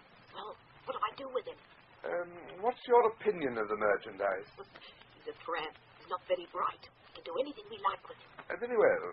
Suppose you deliver it to my home as quickly as possible for inspection. Goodbye. Pardon the interruption, my friend. Now, Lamont, prepare yourself for a shock. Shock? Lamont, the Ming chalice wasn't destroyed. I know where you can buy it. What? Staggering news, eh?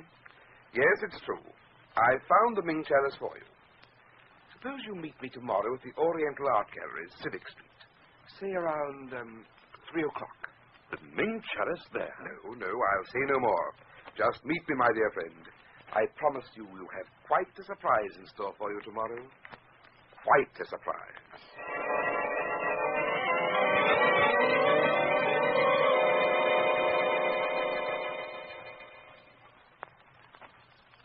All right, Chief. Everything's set for this afternoon. You've had the empty store at Civic Street stocked with my collection? Yes, it looks like a genuine art store.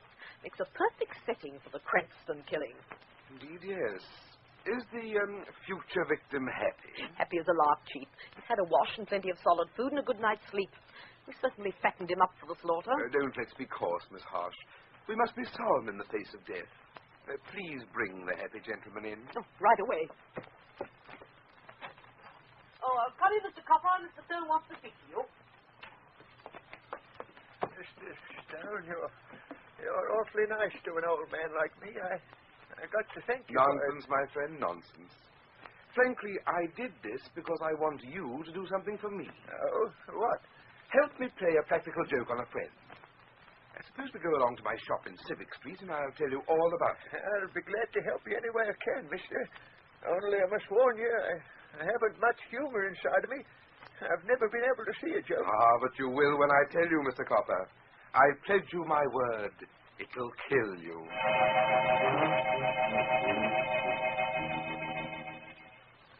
Now, my friend, is everything arranged? I think so, Mr. Stone. You'd better hurry, Mr. Stone. It's almost 3. He'll be here soon. I'll just go over the details once more.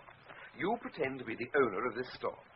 When my dear friend Lamont Cranston enters, immediately fly into a rage and pretend to threaten him with this revolver. It isn't loaded, is it? Only with blanks.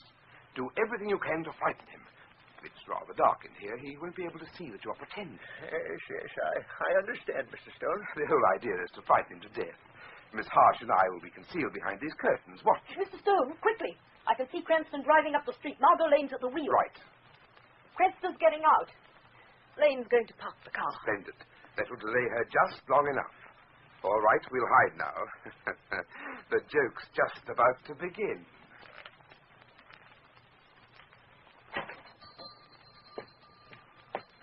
Good afternoon. Is my friend Mr. Stone here? I'm Lamont Cranston. Yes, you're Lamont Cranston. I know you. I've been waiting for you. Oh, what are you doing with that gun? This is the chance I've been waiting for. I'm going to give you what you deserve, Cranston. Stop it, you fool. Give me that gun. Are you out of your mind? I'll kill you. Let go, will you? Good work, Chief. He's out cold. Hey, Mr. Stone, you... Give me that gun, Miss Harsh. Hurry. Miss Lane will be here soon. Mr. Stone, no! Work quickly, Harsh. Step out the back door, run round and meet Lane coming in. I'll plant Cranston's prints on this gun with the one shot fired. Right, Chief. Now, Mr. Cranston, let's get your prints on this gun so the shadow will be convinced you're the murderer. And now Copper's revolver must be hidden then out the back door. Mr. Stone will be here in a moment. He's just trying to find some place to park his car. Well, I don't envy him. Lamont! Why, what? Oh, Miss Lane. Mr. Cranston's on the floor. And that other man. What? Well, where's the lucky Mr. Cranston? Is he... Oh, Mr. Stone. What is this? Mr. Stone, something terrible has happened. Lamont's unconscious, and that other man is... He's dead. This is strange. Lamont! Wake up. What's happened here? Oh, my head. Oh, that stupid man. My dear boy, you must pull your wits together. What happened here? What's the gun doing there? Lamont, what did you do? I don't know, Margot. I'm not sure, but I think I've just killed this man.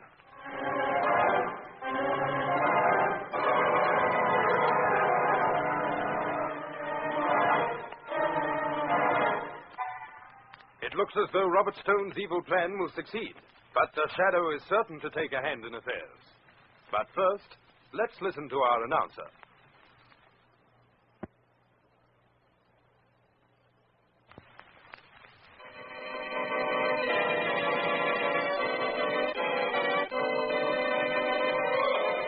And now, back to the Shadow. It is some time later. The police have been notified of John Copper's death, and we find Lamont Cranston, Margot Lane, Robert Stone, and Miss Harsh in the office of Commissioner Weston at police headquarters. Cranston, I want you to understand something right from the start. Because you're a friend of mine, I'm going to be harder on you than I would on anyone else. Now, you were found in that store with the murdered dealer. He was shot dead with a gun lying close to your hand. Evidently, you'd been in some kind of fight with him. Now, I want you to answer me truthfully. Did you kill him? I don't know. Believe me, Commissioner, I don't know. You don't know. What sort of an answer is that? Don't you understand? There was a fight. I was knocked out. Perhaps I killed him. I don't know. So why were you fighting? Well, I don't know why. I've never seen him before in my life. Well, then why were you down there? It was the Ming chalice. Quiet, Miss Lane. But it was... Don't say anything. Now, just a minute. I'm still police commissioner, Mr. Stone. I'll tell the witnesses what to say. What's this about a Ming chalice? It's a rare work of Chinese art. Lamont was very anxious to buy it. Don't say it, Miss Lane. Don't say what? I'm talking to Mr. Stone. Don't say what. Answer. I can't. Mr. Stone, perhaps you're doing Mr. Cranston more harm than good. Perhaps you had better tell the truth. Lamont, it's up to you. What should I do? Well, I don't know what you're trying to conceal, Bob. But the truth never hurt anyone. Tell it. Very well. I was afraid Miss Lane would reveal that Lamont had said, jokingly of course, that he would cheerfully steal or commit murder for that chalice. Oh, he did, Cranston, I can't understand this. What's got into you? Commissioner, I don't even know what happened. All I know is I might have killed that dealer. Lamont, my boy, you listen to me. We'll get you the best legal defense that money can buy. No matter what happens, Lamont, remember you can trust me. I'm your friend.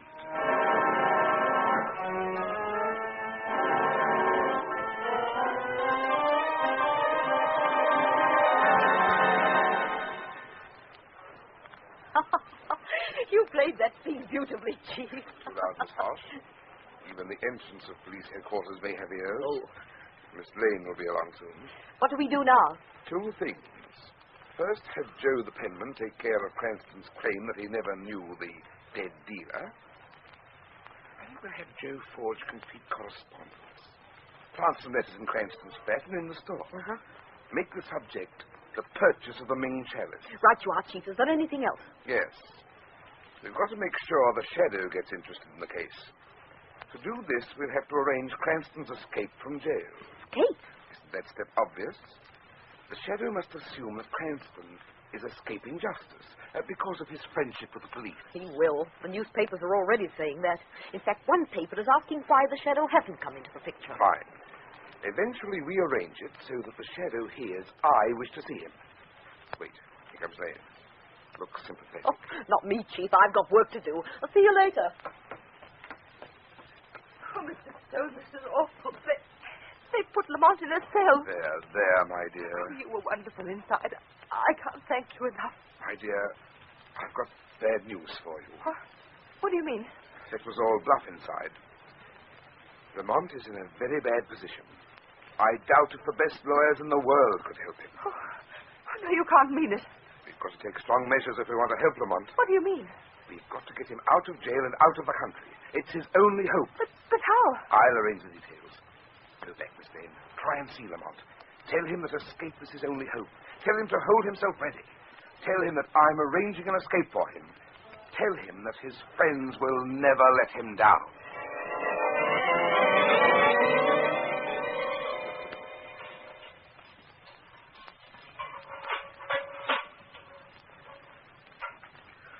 He's right here, Miss Lane. Now remember, you've only got 5 minutes. No longer. Thank you. Margot, I'll be back in 5 minutes. Lamont. Oh, you shouldn't have come back, Margot. This won't do anything. I had to. Lamont, listen to me. I've got a message for you from Bob Stone. Yes? He says he's going to arrange an escape for you. He wants you to get out of the country. He says it's your only chance. He's right, Margot. I've got to get out so the Shadow can hear me. Margot. Yes, Lamont. I want you to help me now. Oh, I'll do anything, darling, anything. Scream for the guard. When he gets here, tell him I've escaped. Then the Shadow... Yes, Margot.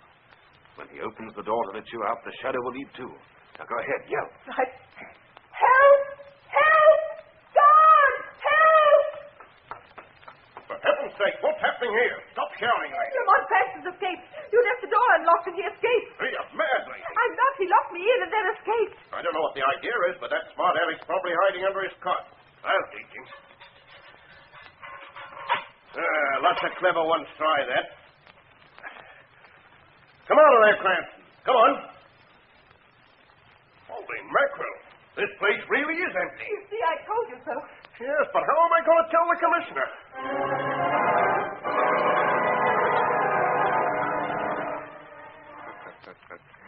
So Cranston has escaped from jail. I don't know how he did it, but he saved me so much trouble. His escape has ensured his finish. I've heard rumors that you wish to see me, Robert Stone. Why, it's the Shadow. It is? Shadow, a great injustice is being done in the murdered art dealer case. Really? Yes, the police have let Cranston escape. So I've heard. Shadow, I've been afraid to tell what I know because of the police. But Cranston did commit that murder. I saw him. That doesn't sound like Cranston, Stone. But it's true, Shadow. And I know other things about Cranston. This is very interesting. Shadow, have you ever wondered where Cranston got his money?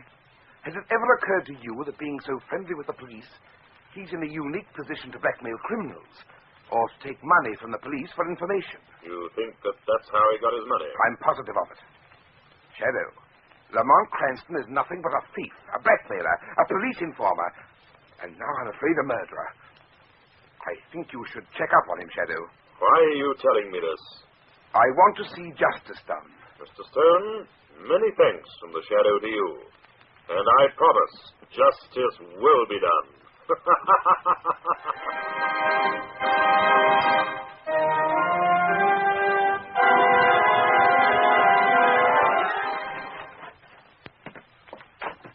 Is that...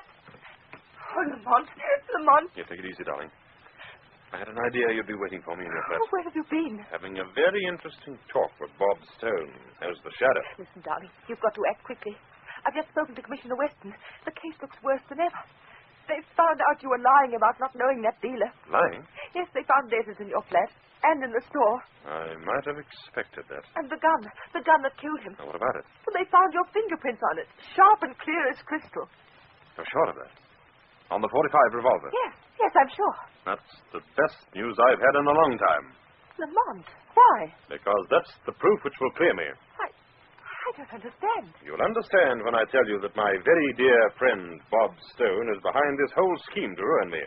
Oh, no. And what's more, I'm going to sheet the whole job home to him by tying a can to that lovely devil of a secretary, Miss Harsh.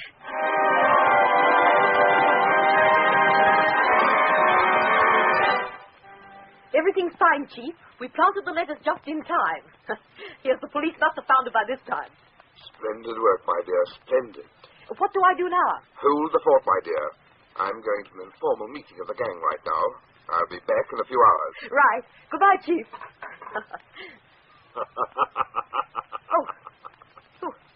Who's that? Good evening, Miss Harsh. This is the Shadow. Oh, Shadow. I've been longing to meet you. Yes, Miss Harsh. It's unfortunate the Shadow has overlooked you for so long. Well, it's never too late to make up for lost time, is it? Not for you, Miss Harsh. You've plenty to make up. In the state women's prison. What are you talking about? Life imprisonment for murder. You're mad. The Shadow knows, my sweet murderess. The Shadow knows that Lamont Cranston is being held for a murder you committed. That's a lie. It was cleverly planned, Miss Harsh, but not clever enough to fool the Shadow. No, it's not true. The evidence is being sent to the police commissioner. Inside of 1 hour, a patrol car from police headquarters will be here. Are you bored, Miss Harsh? No, you can't do this to me. I didn't kill him, I tell you. It was... Yes? No, let me out of here. Get away from me. It's no use running, Miss Harsh. They'll get you for murder.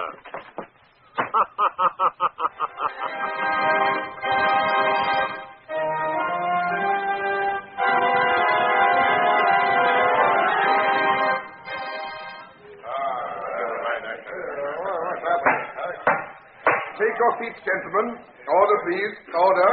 I call the 34th meeting of the Royal Mob to order. Let me in. For heaven's sake. What? It's Miss Harsh. Let her in, someone. Be quick about it. Something's happened. Let me in, Chief, please. Hurry. Oh, Chief. The Shadow knows all about us. He came to the house just after I spoke to him. He's accused me of murder.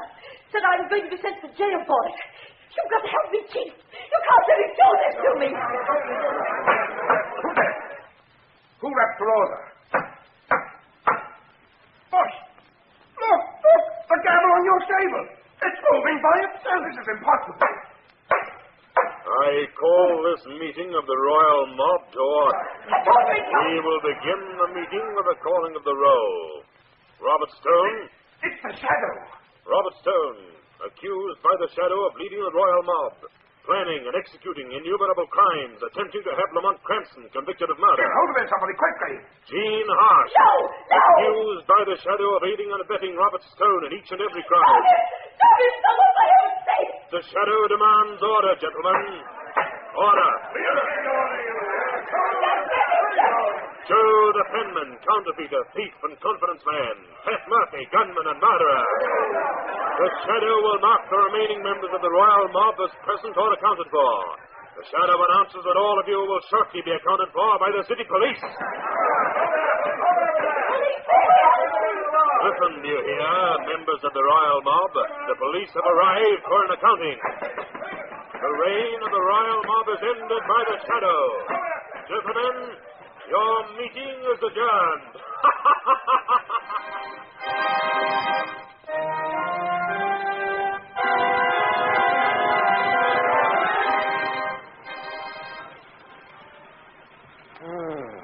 What a beautiful night for a drive. Where are we going? I hope not to visit any more of your friends. Now, go look at those stars. Wonderful. Listen, what are you so happy about? You've forgotten you're only out of jail on bond. Oh, but everything's cleared up, Margot. Except for one little detail. What about that gun with your fingerprints on it? Margot, that gun is the one thing that'll prove me innocent. Commissioner Weston agrees. Huh? How? Oh, simple, my dear. Remember you said my prints were sharp and clear as crystal? Mm-hmm. Well, when you fire a .45 revolver, it's impossible to leave sharp, clear prints. The gun has too much kick. Obviously, those prints of mine were planted on that gun. Oh. And that's where Stone slipped up. Yes, but he slipped up in another place, too. Where? Well, Margot, I've known all along that Stone was up to something. I played along to find out what it was. Oh, you're way over my head, Mr. Cranston. And you see, dear, I knew he was lying about the Blue Ming chalice. You see, although every collector in the world thinks that it's been lost or destroyed, I happen to know where it is. What? Yes, Margot. It happens to be locked away in a certain lamasery in Tibet. The lamasery where I learned the secret of the shadow.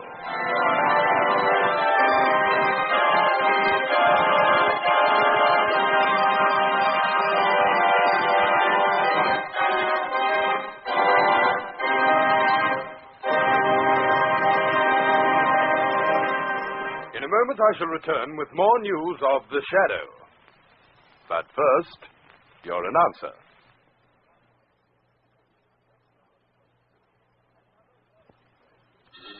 Next week, same time, same station, another shadow story.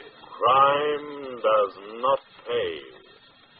The shadow knows.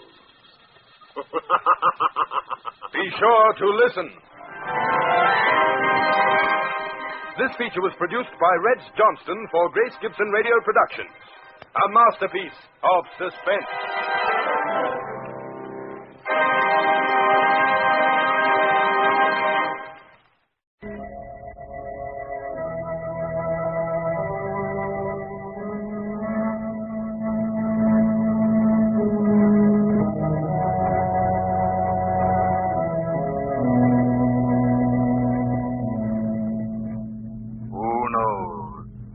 What evil lurks in the hearts of men? The shadow knows.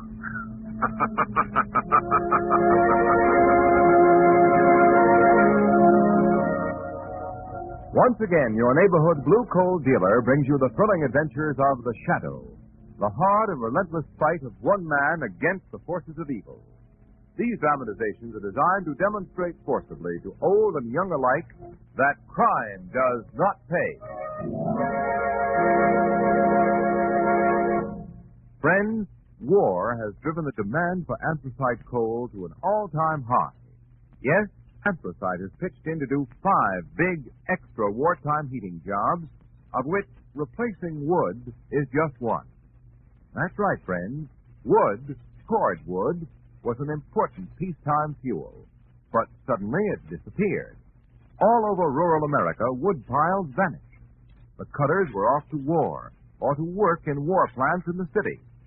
544,000 homes faced bitter cold weather without fuel unless anthracite was immediately supplied.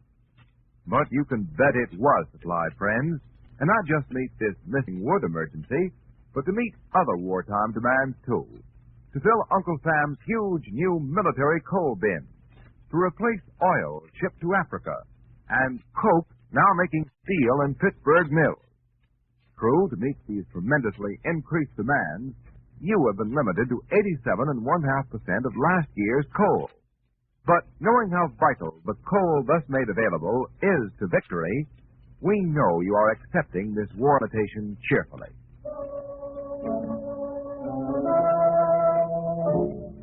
The Shadow, mysterious character who aids the forces of law and order, is in reality Lamont Cranston, wealthy young man about town. Several years ago in the Orient, Cranston learned a strange and mysterious secret, the hypnotic power to cloud men's minds so they cannot see him. Cranston's friend and companion, the lovely Margot Lane, is the only person who knows to whom the voice of the invisible shadow belongs. Today's drama, Drums of Doom.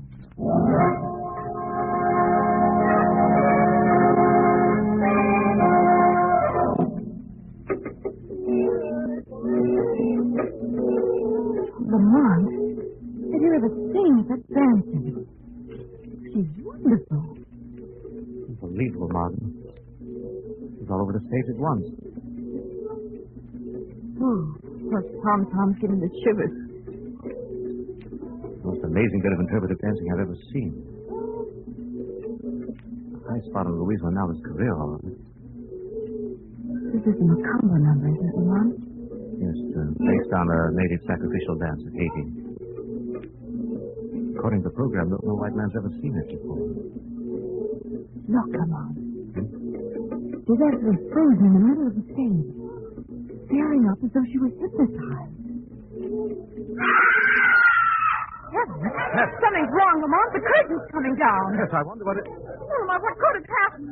Ladies and gentlemen, I regret to announce that due to a sudden indisposition, Miss Ronaldo will be unable to continue her performance. Oh, what a hit here.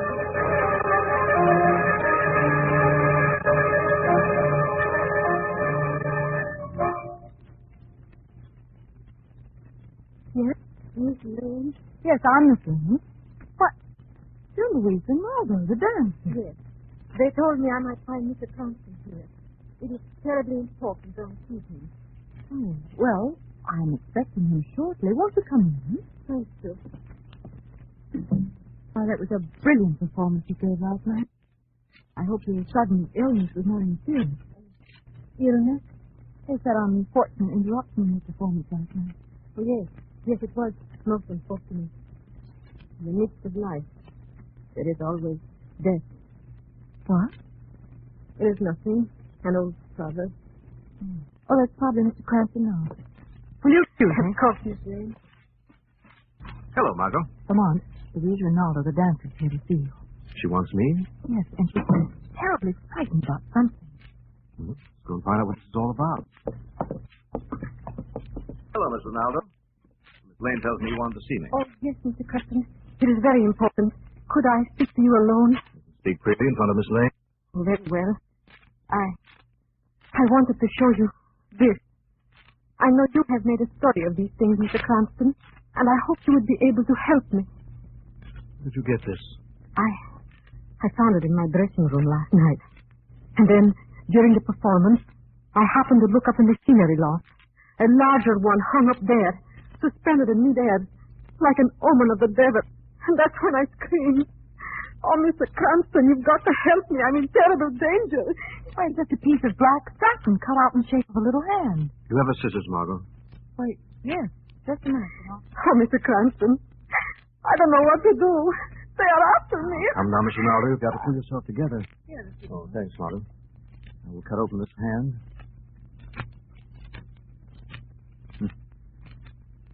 Just as I thought. A bone and dust inside. I'm afraid I don't follow all. What is this queer-looking black hand? Margot, it's a symbol of something that reaches into the heart of our most civilized places. In the black jungles of Haiti. Sounds menacing. It is. This little black hand is a voodoo. Voodoo? Yes, Margot, the black magic of Haiti. This little black hand is the calling card of the voodoo. Whoever receives it is marked for death.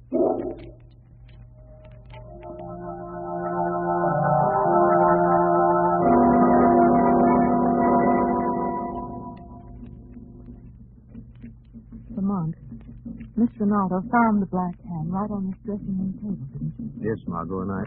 Quiet. Oh, I didn't know Mrs. Ronaldo had been. Well, she asked us to wait in her dressing room until the performance was over. I am sorry, Mrs. Ronaldo. Time to get cutting in for her next number. Sarah, have you been with Miss Ronaldo long? 6 months.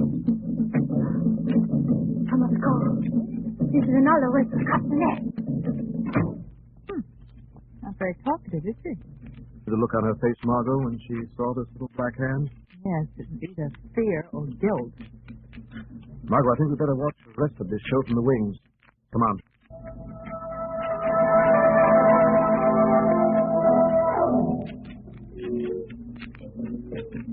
Lamont is giving a magnificent performance. No one in the audience would ever suspect that poor girl's terror-stricken. Mr. Cranston. Yes. I'm Ralph Henderson, Miss Ronaldo's manager. Oh, how do you do? This is Miss Lane. How do you do? Louise has told me that she was consented to help her. Frankly, I'm afraid for her. She never was very strong, and This fear that's taken hold of her seems to be undermining our health completely. Mr. Henderson, do you know anything about Miss Ronaldo's maid, Sarah? She's a native of Haiti, isn't she? Yeah, she's a strange girl full of native superstitions. Do you have any idea who might have put that voodoo in Miss Ronaldo's dressing last night? Well, I've been trying to figure it out. You see, I know a bit about Haitian and folklore myself. Perhaps Louise may have unwittingly antagonized a native on a trip to Haiti. Well, the arm of the voodoo is long, Mr. Cranston. You mean Zara? Well, she'd be the most likely suspect, but she seems so devoted to Louise. Good heavens, the sandbag's fallen. He's been hit. Get a doctor, Was quick. it Miss Ronaldo? I can't tell. There's so much confusion out there. Bill, bring down the curtain.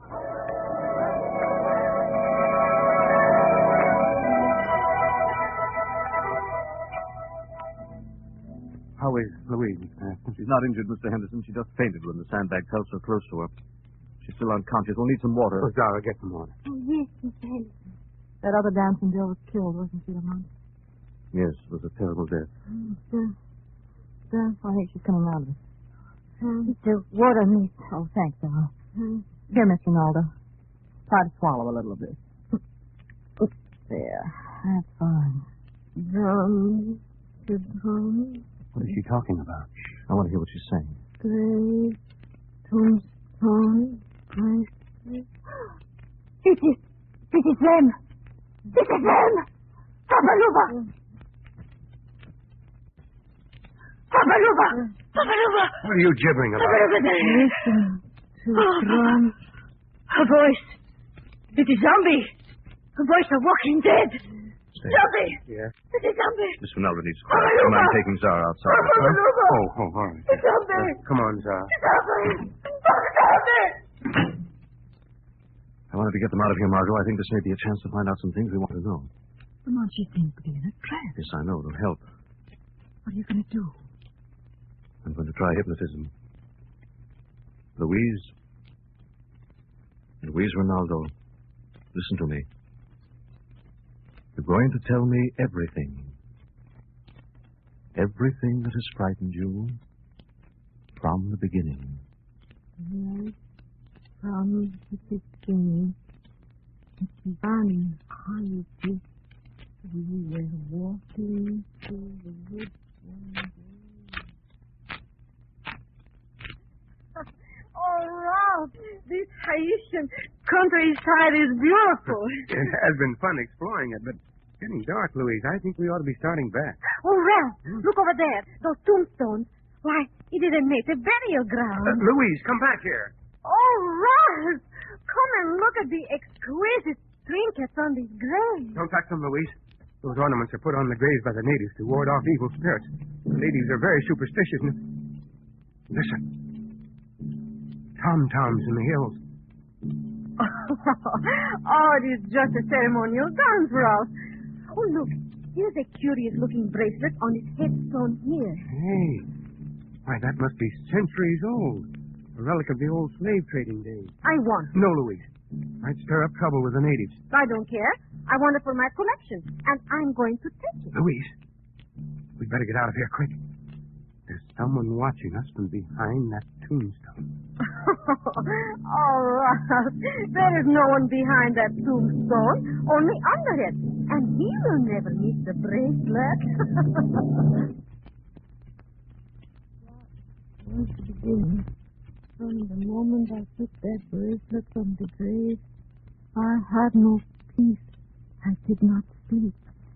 And always I heard the tombstones throbbing. It almost drives me mad.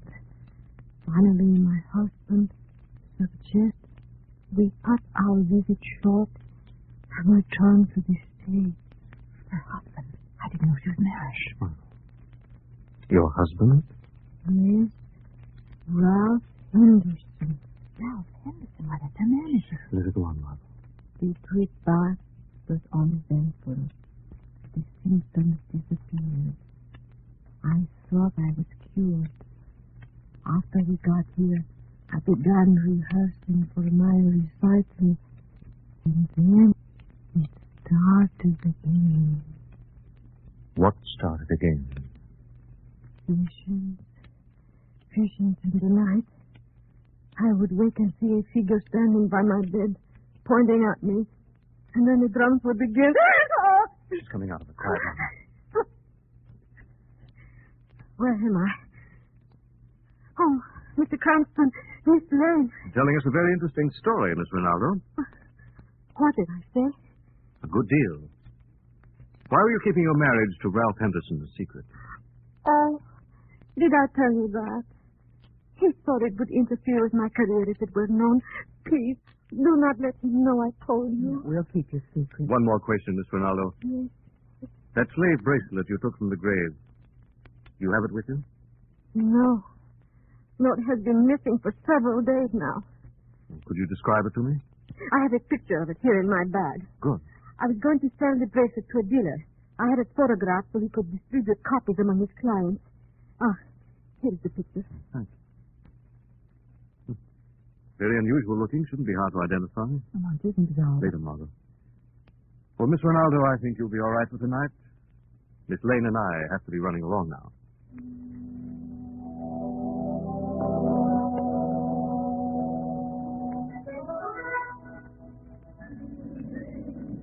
Miss Lane, Mr. Cranston, I'm over here. Oh, there's Schrader's cab, Lamont. Hey, where have you two been? You said I should meet you here after the show, you said. It's been over for hours. Get in, Margot. I'm sorry, Shrevey. We had a little business backstage. Hope you didn't mind waiting. No, I didn't mind. I didn't. I had the meter running the whole time. You know, Lamont, I'd say that Zara is the most likely suspect. Maybe one of her ancestors was buried in that No, grave. Margot, I've got a hunch there's something more diabolic than that behind this case. You see, Margot, that sandbag didn't fall by accident. The rope holding it was cut. You mean that someone meant to kill Louise Rinaldo tonight? I'm not sure, Margot. Anyone might have been under that sandbag when it fell, and the person who cut the rope knew that. But I don't understand. It doesn't make much sense, does it? Lamont, what about that bracelet? If we could find out who stole it. Margot, I've been thinking about that. Maybe it'll locate that bracelet through Doc Bronson. Doc Bronson? Who's he? Someone in the shadow sent to jail some years ago. He's a dealer in all sorts of strange curios, charms, bracelets, amulets, mostly stolen. If that bracelet was stolen from Miss Ronaldo, the chances are sooner or later it'll find its way to Doc's place. And you think... I think it's about time the shadow renewed Doc's acquaintance.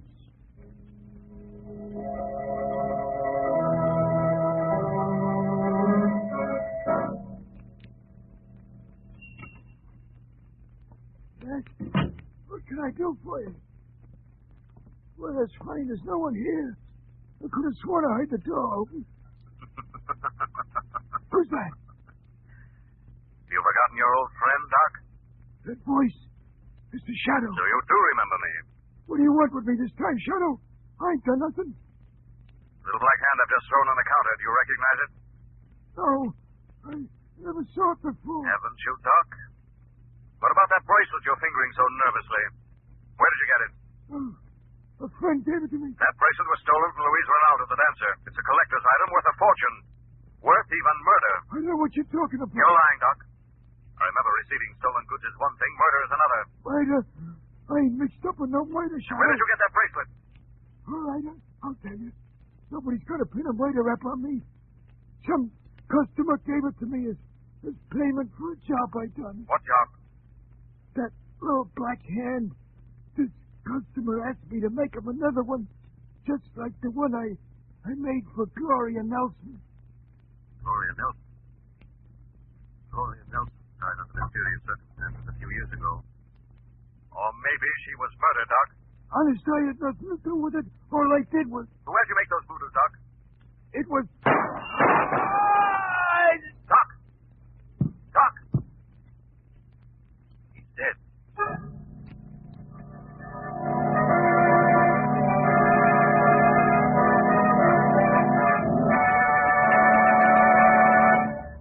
March winds roaring around and over your home as they do, friends, have an effect on firing your furnace you don't want to overlook. Yes, high winds inevitably increase the pull of the draft in your chimney and accelerate the rate at which your fire burns. What can you do? Well, close the turn damper as far as possible, for one thing. But the best thing to do is install an automatic heat regulator now. Do it now for two reasons. First, to save precious coal. At this season particularly, hand control of furnace dampers is inefficient and wasteful. trying to keep up with changes in wind velocity makes correct hand regulation practically impossible. So install a heat regulator and let it control those dampers for you efficiently, automatically. Your regulator will keep the temperature in your home right on the beam without any attention from you and protect your family from spring colds due to uneven heating. And remember, heat regulators are quickly available now. They may not be next fall. So be safe, friends. Call your dealer and order your automatic heat regulator tomorrow. And now, back to the shadows.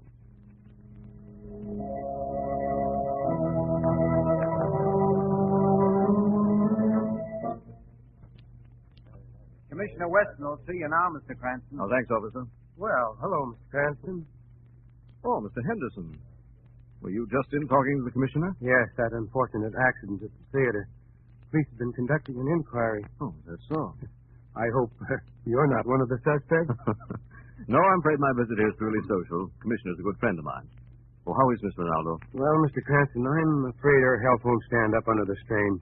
Her heart isn't too strong. Why don't you get her to go away for a while? I suggested that, but she won't hear of it. Well, I've got to get back to the matinee. Goodbye, Mr. Cranston. Goodbye, Mr. Henderson. Oh, hello, Cranston. What's on your mind? Hello, Commissioner. I wonder if you'd do me a favor. What is it? Remember the Nelson case about 2 years ago, I think it was? Nelson? You mean Gloria Nelson, the heiress? That's right. That's one I won't forget. She was found dead in her home. Someone in the department got the bright idea it was murder. We investigated thoroughly, and there wasn't anything to that theory. Gloria Nelson died of a heart attack. What's that favor you're going to ask? Well, I'd like the name of Gloria Nelson's nearest living relative. You probably have it in the files. What's on your mind, Cranston? You haven't found out anything, have you? Commissioner, you know I have no interest in crime. Pardon me, Commissioner. I just got this report from the 9th Precinct.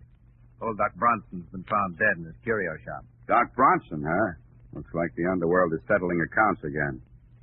Well, think I'd better go down and have a look myself. Oh, but Commissioner. Huh? The file on Gloria Nelson, remember? Now, Cranston, you can't have it. It's against regulations. Yeah, you'll find it in that first filing cabinet. Good old Weston.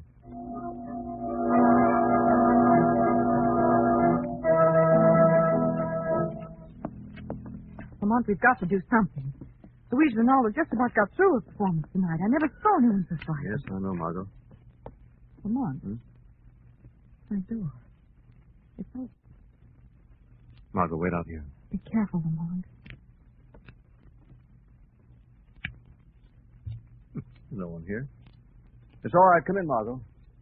Now, what is the forward? I'm sure I locked the door. Look, Margot, on that chair. What is it? Little black satin doll with a dagger through its heart. What does it mean? Another sign of the voodoo, Margot. It means someone's going to die tonight. Oh, Lamont. Now, we've got to act fast. Go over to Louise Ronaldo's apartment. Don't alarm her, but get her out of there somehow. I've got a hunch we'll find the answer to some of our questions tonight in Louise Ronaldo's apartment.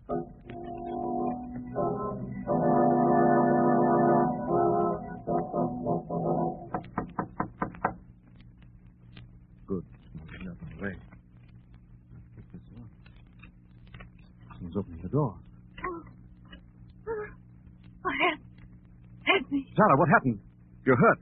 No, Miss Cranston. Hurry. Miss Ronaldo.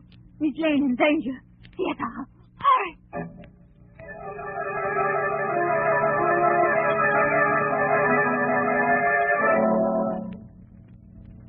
Louise, I don't think we should have come. You heard the voice on the phone.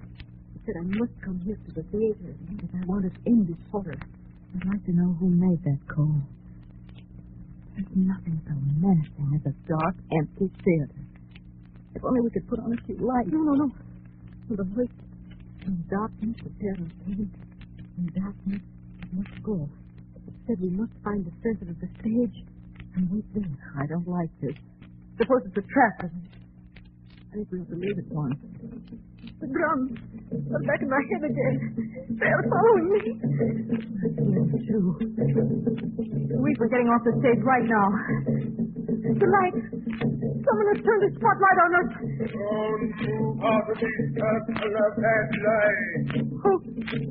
Who are you? You tied here. You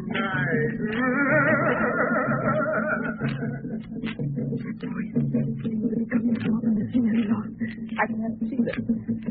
Spotlight's blinding me. You took the dread of the grave. You have violated the sleep of the dead. You must pay with your life. No! Louise. You will die with Harvey Lane.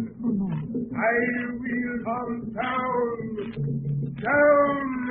You die now. My God.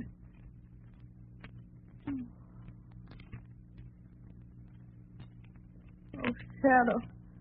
Oh, thank heaven. Yes, Shadow, I will.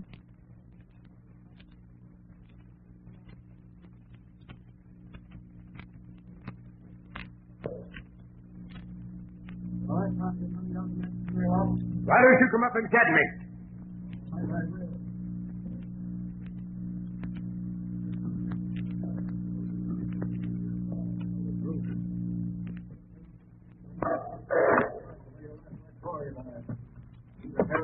You can't prove anything. Ruth? You've been talking to Ruth? She lied. Whatever she told you, she lied. Lawyer's death was due to natural causes. The police said so. No, it's not true.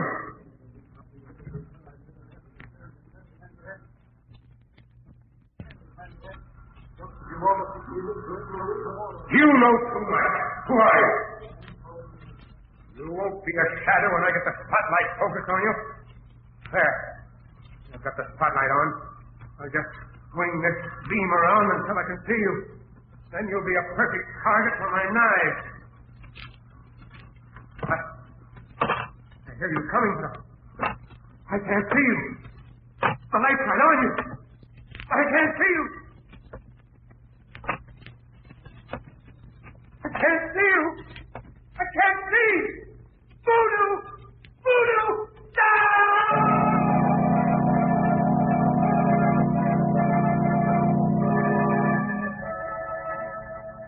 But, Lamont, I still don't understand what made him do it. And you see, Margot, Henderson, alias Nelson, was a psychological murderer. Took fiendish delight in literally frightening his victims to death. Oh, how horrible. His plan was to marry into a wealthy family, get his wife to sign over her interests to him, and then proceed to terrorize her. But where does the voodoo come into it? When he and Louise took that trip to Haiti, it gave him an idea how to get rid of her. And when she took the amulet from the grave, she was playing right into his hands. You mean he used her own conscience to frighten him? Yes. Together with a recording of Tom-Tom as the witch doctor's costume. Those voodoos he got from the doc. Henderson had Doc killed to seal his lips, just as he killed Zara when she refused to assist him further in his plans. Oh. Then Zara was in the scheme, too. Yes. She confessed just before she died. But, Lamont, where does that falling sandbag fit into the picture? All part of Henderson's campaign of fear, Margot. Oh, I see. You know, you never did tell me what happened up there in the scenery loft with Henderson and the shadow. Well, naturally, Henderson couldn't see the shadow coming. He must have fallen the victim of his own power of suggestion. Thought the shadow was some kind of black magic that had finally caught up with him. And as a result, he jumped to his death in the catwalk.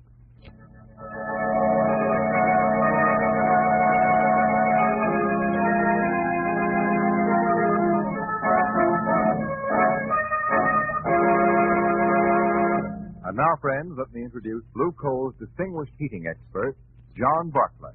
Thank you, Ken Roberts, and good evening, friends. Or perhaps I should say good afternoon, with the days so much longer. Spring is here, or will be shortly. And spring brings with it special conditions to keep in mind in heating your home. First, as we've noted, the day is longer, and the sun's rays are daily gaining in strength, too. So what you want to be sure to do is get all the good you can out of those solar rays. Let the sun help heat your home. Keep the shades up. Allow it to shine in all you can. That'll help quite a lot. You'll be surprised how much. Now, another thing is the problem of high winds. Watch out for them. They create a stronger draft in your chimney, cause your fire to burn too fast and overheat your home. Offset high winds by closing the turn damper of your furnace just as far as you can. And I'd like to repeat an earlier warning about carrying a deep fire even in mild weather. Remember, another little trick of spring weather is the sudden drop in temperature. So for best results, even in mild weather, keep a deep fire. Then you're always prepared. I thank you.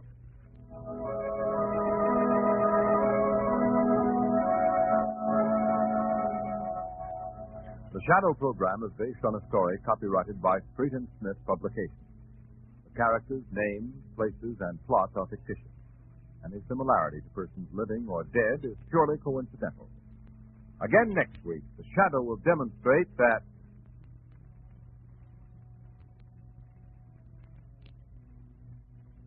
next week, same time, same station, your friendly Blue Coal dealer brings you another strange and thrilling adventure in the Shadow's daring battle against the forces of evil. Be sure to listen. This is Ken Roberts saying keep the home fires burning with Blue Coal. This story produced by the DL&W Coal Company, distributors of Blue Coal.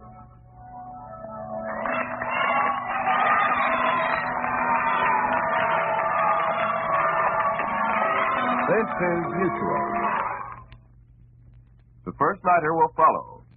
Longines watches have been honored by 10 World's Fair grand prizes and 28 gold medal awards. Longines jewelers also show the Whitnor watch, a companion product of outstanding value in the moderate price field. WOR, New York.